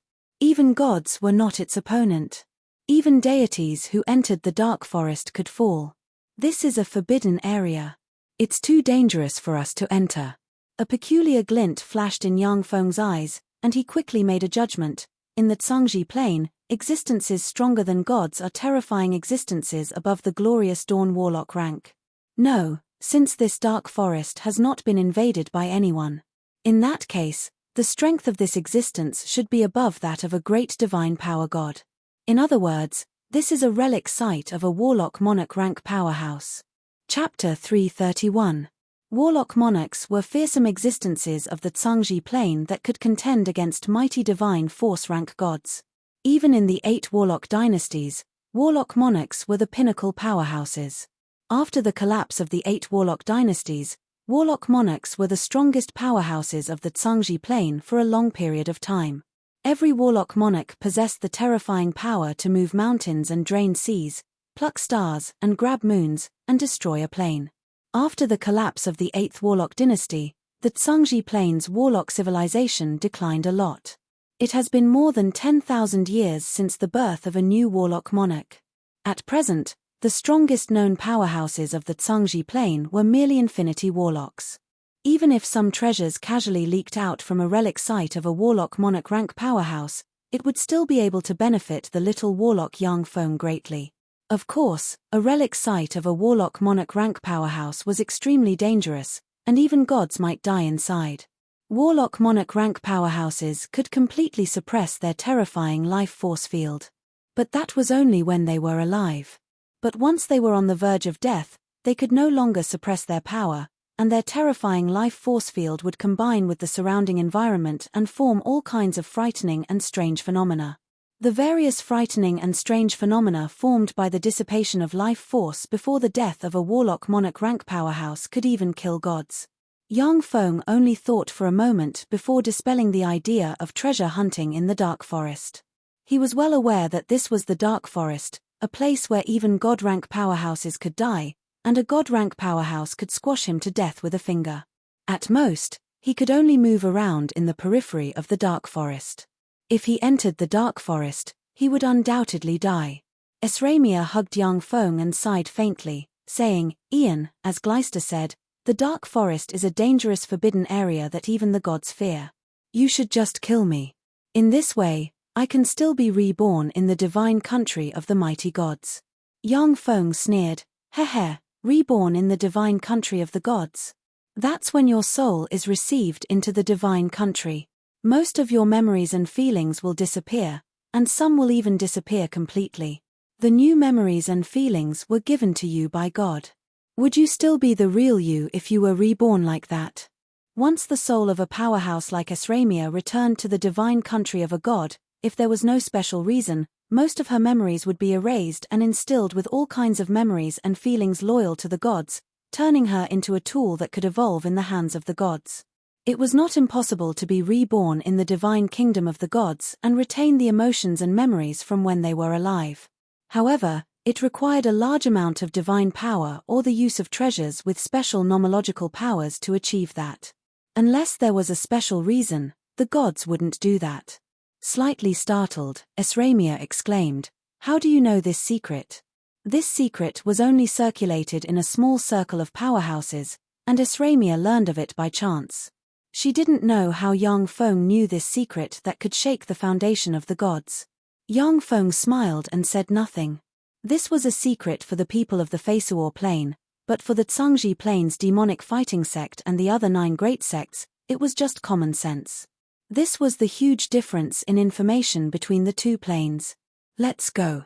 Yang Feng hesitated for a moment, then clenched his teeth and stepped into the Dark Forest with Esramia and Gleister on his back. As soon as Yang Feng stepped into the entrance of the Dark Forest, strange ripples rose in the space there, and a twisted black face suddenly appeared in the void, revealing a strange smile. The backs of Yang Feng and his party disappeared. The path leading to the inside of the Dark Forest covered in rotten leaves was empty, as if no one had entered. Shortly after Yang Feng and his party entered the Dark Forest, a 5,000-strong dark elven army riding dark leopards, led by a beautiful dark elf with a curvy waist, stopped in front of the entrance of the Dark Forest. A beautiful dark elven warrior came to the side of the dazzling dark elven powerhouse and respectfully asked, "Lady Polly, what should we do now?" Polly took a deep look at the depths of the Dark Forest, and her gaze fell on the path full of fallen leaves and exuding the smell of decay, yet devoid of footprints. Her beautiful eyes shimmered with apprehension, and she said solemnly, "Let's wait outside for them to come out." Another beautiful dark elven warrior frowned and said solemnly, "Madam Polly, Commander Charity ordered us to chase after Ian. Ian has escaped inside. We should chase after him." Polly's beautiful eyes flashed with an incomparably cold murderous intent, but she said with a smile, that makes sense. In that case, Diana, take your group of people and immediately go inside to track Ian's traces. This is an order, don't disobey. Diana's pretty complexion changed, and her beautiful eyes shimmered with fear. Madam Polly, this. The dark forest was a terrifying and perilous place where even divine spirit experts would fall if they entered its depths. Diana only possessed level 3 warlock rank strength. Once she entered the dark forest, she would most likely die. Polly smiled gloomily, her beautiful eyes shimmered with killing intent, and she uttered while stressing each syllable, Diana, this is an order. Do you want to disobey it? Diana was a spy planted by Charity in Polly's side, and Polly had been looking for an opportunity to eradicate her for a long time. Now that she got such a good opportunity, Polly naturally wouldn't let her go. Polly's confidants and personal guards surrounded Diana, and their beautiful eyes shimmered with frigid killing intent. Diana gritted her teeth and said with a look of helplessness and hatred, Yes, Madam Polly. I'll take my men inside. Polly said coldly, Don't dawdle, go inside at once. Yes, Madam Polly. Under Polly's urging, Diana quickly gathered her troops and entered the dark forest one by one. The dark elven warriors saw strange ripples set off in space, and then Diana and the other dark elven warriors disappeared into the ripples. As if they were swallowed by something, they didn't appear on the other side. When the dark elven warriors saw this scene, a chill welled up in their hearts, and no one proposed to enter the dark forest again. Hannah came from the rear with 5,000 dark elven warriors. When she saw Polly, she asked, Polly, why didn't you take anyone inside? Polly said with a sweet smile, I already sent people inside to track Ian and them. Hannah, since you're here, then I'll give you the credit for hunting down Ian. Hannah took a deep look at the dark forest, and her beautiful eyes shimmered with apprehension. She instinctively felt the great terror lurking inside the dark forest. Hannah suddenly said with a smile, In that case, I'll stay here and help you, Polly. Polly also smiled slightly, Okay. The nearly 10,000 dark elven warriors immediately surrounded the entrance to the dark forest, and no one dared to rashly enter the dark forest. What are you two doing? Didn't I order you to pursue Ian and them? Why are you still here? Commanding the main force of the Dark Leopard Corps, Charity came from the rear. When she found Hannah and Polly, she berated them sternly. Polly immediately reported, Great Commander, I've sent people into the dark forest to track Ian and them. As long as there's news of them, I'll send people inside to support them. Charity frowned, and said coldly, This is a divine decree from the great goddess Lolth. Ian and the other two must be captured at all costs. I order you two to enter the dark forest and continue to pursue Ian. A cold glint flashed in Hannah's eyes, and she said with a cold smile, Yes, great commander. However, the dark forest is too dangerous. The two of us and our subordinates are a little understaffed. Great commander, please enter the dark forest with us. Polly also said with a cold smile, That's right. We're too weak by ourselves. Great commander, please enter the dark forest with us. Anger flashed in Charity's beautiful eyes, and she said coldly, You take the people inside first, I'll follow. A cold glint flashed in Polly's eyes, and she said aggressively, That won't do. Even if it's you, Great Commander, if you violate the divine decree, won't you end up badly? Let's go in together, Great Commander. No need to argue. Let's all go in together. Accompanied by a cold yet alluring voice, the charming and coquettish Dolores slowly walked in, a fragrance wafting from her. Greetings, Great Matriarch. When Charity and the other two saw Dolores, their pretty faces changed, and they lowered their heads and said respectfully, Dolores was a frightening advanced demigod rank powerhouse. In the era when gods stood high above the stars, she was one of the most powerful people in the Fesuor Plains secular world. After Pope Gleister was declared a traitor, she grasped practically all the power of the Dark Elves. Dolores said in a cold voice, Have all your subordinates go in. You come with me. This time, we must capture Ian and them. No, whether dead or alive, Esramia must not be allowed to leave the underground world alive. Otherwise, you'll all be made into evil spirit dolls. When they heard that, Charity and the other two stiffened, and their beautiful eyes filled with fear. The evil spirit puppet dolls were monsters made from living dark elves using all kinds of evil secret methods. The method used to make the evil spirit puppet dolls was cruel, bloody, and terrifying to the extreme. It was one of the most vicious punishments of the dark elven race. Chapter 332. Charity's eyes flashed with unswerving determination, and she said resolutely, "Yes, Great Matriarch, we'll do our best to prevent Esramia from leaving the underground world alive. Charity would rather die than be made into an evil spirit puppet doll. If she died, she could be reborn in Goddess Loltha's divine country. But once she was made into an evil spirit puppet doll, she would live a life worse than death, living in endless pain and torture. That was the cruelest thing." Hannah's group of 2 also said resolutely, "Great Matriarch, we won't let Esramia leave the underground world alive at all costs." Under the orders of Charity and the other 2 commanders, the Dark Leopard Corps entered the Dark Forest. As if a terrifying monster, the Dark Forest devoured the Dark Leopard Corps. When all the warriors of the Dark Demonic Leopard Corps disappeared into the Dark Forest, a strange demonic face suddenly appeared and revealed a sinister smile. "A bunch of idiots. This is the place where he once stayed. It's not time yet, so even gods don't dare to enter. What a bunch of uncultured barbarians." A young man with black hair and yellow skin, tied into a ponytail, dressed like an oriental swordsman, unhurriedly walked out of the void, took a deep look at the Dark Forest, and revealed a contemptuous smile. Then, he revealed a contemplative expression. "However, the Dark Elves really deserve their reputation. Every one of them is a beauty. Compared to us humans, they are much stronger. Since I've come to this plane, I must have a good taste of the legendary Dark Elves. Someone else is coming." The eyes of the young man dressed like an oriental swordsman congealed, then ripples enveloped him and he disappeared. A tall and burly man, looking like a bear, trod on 2 black clouds, ran all the way from the horizon and plunged into the Dark Forest. Not long after, a golden-haired, blue-eyed man flew over from afar and disappeared into the Dark Forest. One after another, powerhouses from different places entered the Dark Forest. As soon as Yang Feng stepped into the Dark Forest, he felt as if he was shrouded in a thick fog. He frowned slightly, keenly sensing that his connection with the weave had been severed. The weave was an existence created by the goddess of the weave by relying on the laws of the plane. It was said that it covered the entire plane and was everywhere. Even the elven race's moonlight tree could borrow the power of the weave. The dense fog of the Dark Forest cut off the connection between Yang Feng and the weave, indicating that the level of power contained in the Dark Forest may even surpass that of the goddess of the weave. "Fortunately, I'm not a wizard of the Feisuor plane, or else I wouldn't be able to use spells. But even so, the power of many spells cast here will be pitifully weak."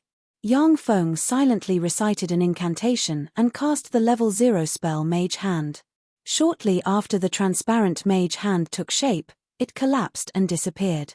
This phenomenon made Yang Feng crease his eyebrows slightly. Logia and elemental spells used the caster's spirit force as the source of power and the spell model as the core to communicate with the mysterious laws of the plane and mobilize the vigor of heaven and earth to produce all kinds of powerful and miraculous phenomena. It was with the help of the power of heaven and earth that the spells of wizards and warlocks were so powerful that they could easily insta-kill body-tempering martial artists of the same rank. However, in places with abnormal plane laws and abnormal vigor of heaven and earth, the strength of wizards would be weakened to a pitiful extent. Warlocks, on the other hand, had extremely tyrannical fleshly bodies after continuous evolution. They could quickly adapt to any environment, which was one of the strongest aspects of human warlocks. "Here. I am Yang Feng from the Tsangji plane. I came to the Feisuor plane to hunt demigods." All of a sudden, the faces of babies appeared on a large tree. Strange laughter came from the faces of the babies. How could this be? Yang Feng's heart shook, his body trembled slightly, and fear and killing intent welled up inside him. Entering the Feisuor plane from the Tsangji plane was one of Yang Feng's greatest secrets. No one on the Feisuor plane knew about this secret. Once it was known that Yang Feng came from the Tsangji plane, everything he had on the Feisuor plane would be destroyed. Gleister had betrayed her faith and lost all her power. At the same time, Goddess Lolth could no longer see or hear anything through her. Esramia, on the other hand, was a believer of the elven gods. As long as the primary god she believed in looked at her, he would know everything about her with a thought. Only by killing Esramia before the gaze of the primary god she believed in fell on her, and then destroying the memories of her soul, would Yang Feng have a chance at survival. I am Yang Feng, I came from Earth. My greatest reliance is the technology one inherited from the Shizu. The faces of the babies on the trees were grinning and their mouths were constantly opening and closing, revealing the secrets hidden in the depths of Yang Feng's heart that he was most afraid of being discovered by others. Don't say any more. You freaks. Eyes bloodshot, a fierce glint flashed past Yang Feng's eyes, and a bloodthirsty glint shrouded his eyes. He issued a fearsome roar, and wanted to rush over and smash the faces of the babies growing on the trees one by one. The host is being eroded by negative spirit force. Activating stimulation therapy. A sharp pain suddenly came from Yang Feng's sea of knowledge, making him, who was on the verge of erupting, hold his head in pain and gasp for breath. There were no sound fluctuations detected in the surroundings, it was just an illusion, the host. Just now, you were hit by an illusion, which was comparable to a level 5 spell. Because the spirit spell was too strange, the black dragon bloodline inside you could not completely offset the influence of the illusion. A line of information flashed in front of Yang Feng's eyes. Yang Feng was slightly alarmed, and cold sweat flowed down his back. So I was hit by an illusion, how strange. My black dragon bloodline didn't react.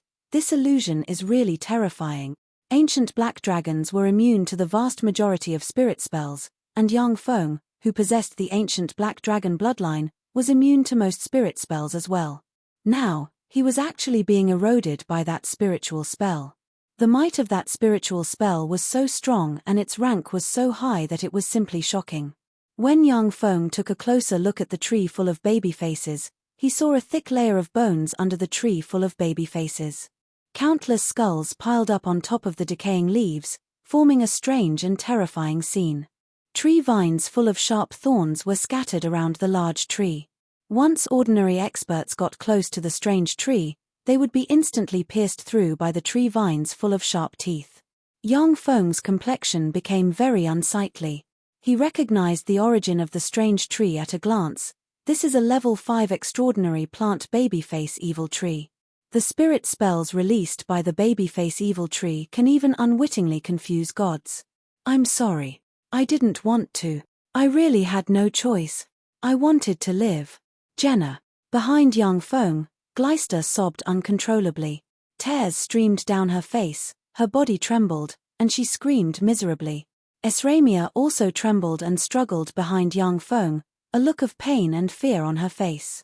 If it wasn't for the fact that she was seriously injured and couldn't muster any strength, she would have already seriously injured Yang Feng.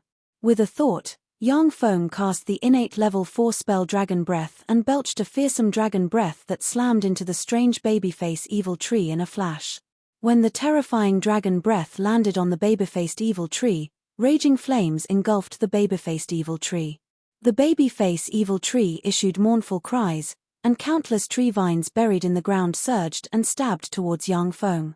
Yang Feng brandished the sword in his hand, and sword rays shone and turned into sword after images that shot towards the tree vines. The vines of the baby-face evil tree were severed, and a copious amount of blood-like sap shot out from the severed parts and scattered on the ground. Almost at the same time, a series of blood-curdling screams from the baby-face ghost tree rang out from within the black demonic mist. The mournful screams of the baby-faced evil trees resounded according to a certain rhythm, forming a strange sound wave that bombarded Yang Feng as well as Gleister and Esramia on his back. Yang Feng felt a stifling sensation in his chest, a fishy taste in his throat, and a mouthful of blood spewed out of his mouth. His complexion turned extremely pale. Blood with a slightly fishy smell flowed down Yang Feng's back and dripped on him. Clearly, Esramia and Gleister were seriously injured. Yang Feng gritted his teeth and raised his hand, and a 5x5 black magic tent suddenly appeared. He drilled into the magic tent. As soon as he entered the magic tent, the ear-piercing screams of the babies subsided by a lot. Yang Feng went to a corner of the magic tent and kept adding magic stones to it. Only with sufficient magic stones could the magic tent withstand the babyface ghost tree's soundless mental attack and strange whistling sound. The babyface ghost tree that was hit by the dragon breath screamed in pain and struggled. In the end, it was completely devoured by the dragon breath and turned into ashes. The spirit attacks of the babyface evil tree were silent and impossible to guard against. Even god-rank powerhouses could be hit by them if they were careless. However, the babyface evil tree feared fire the most, and a dragon breath could burn it to ashes.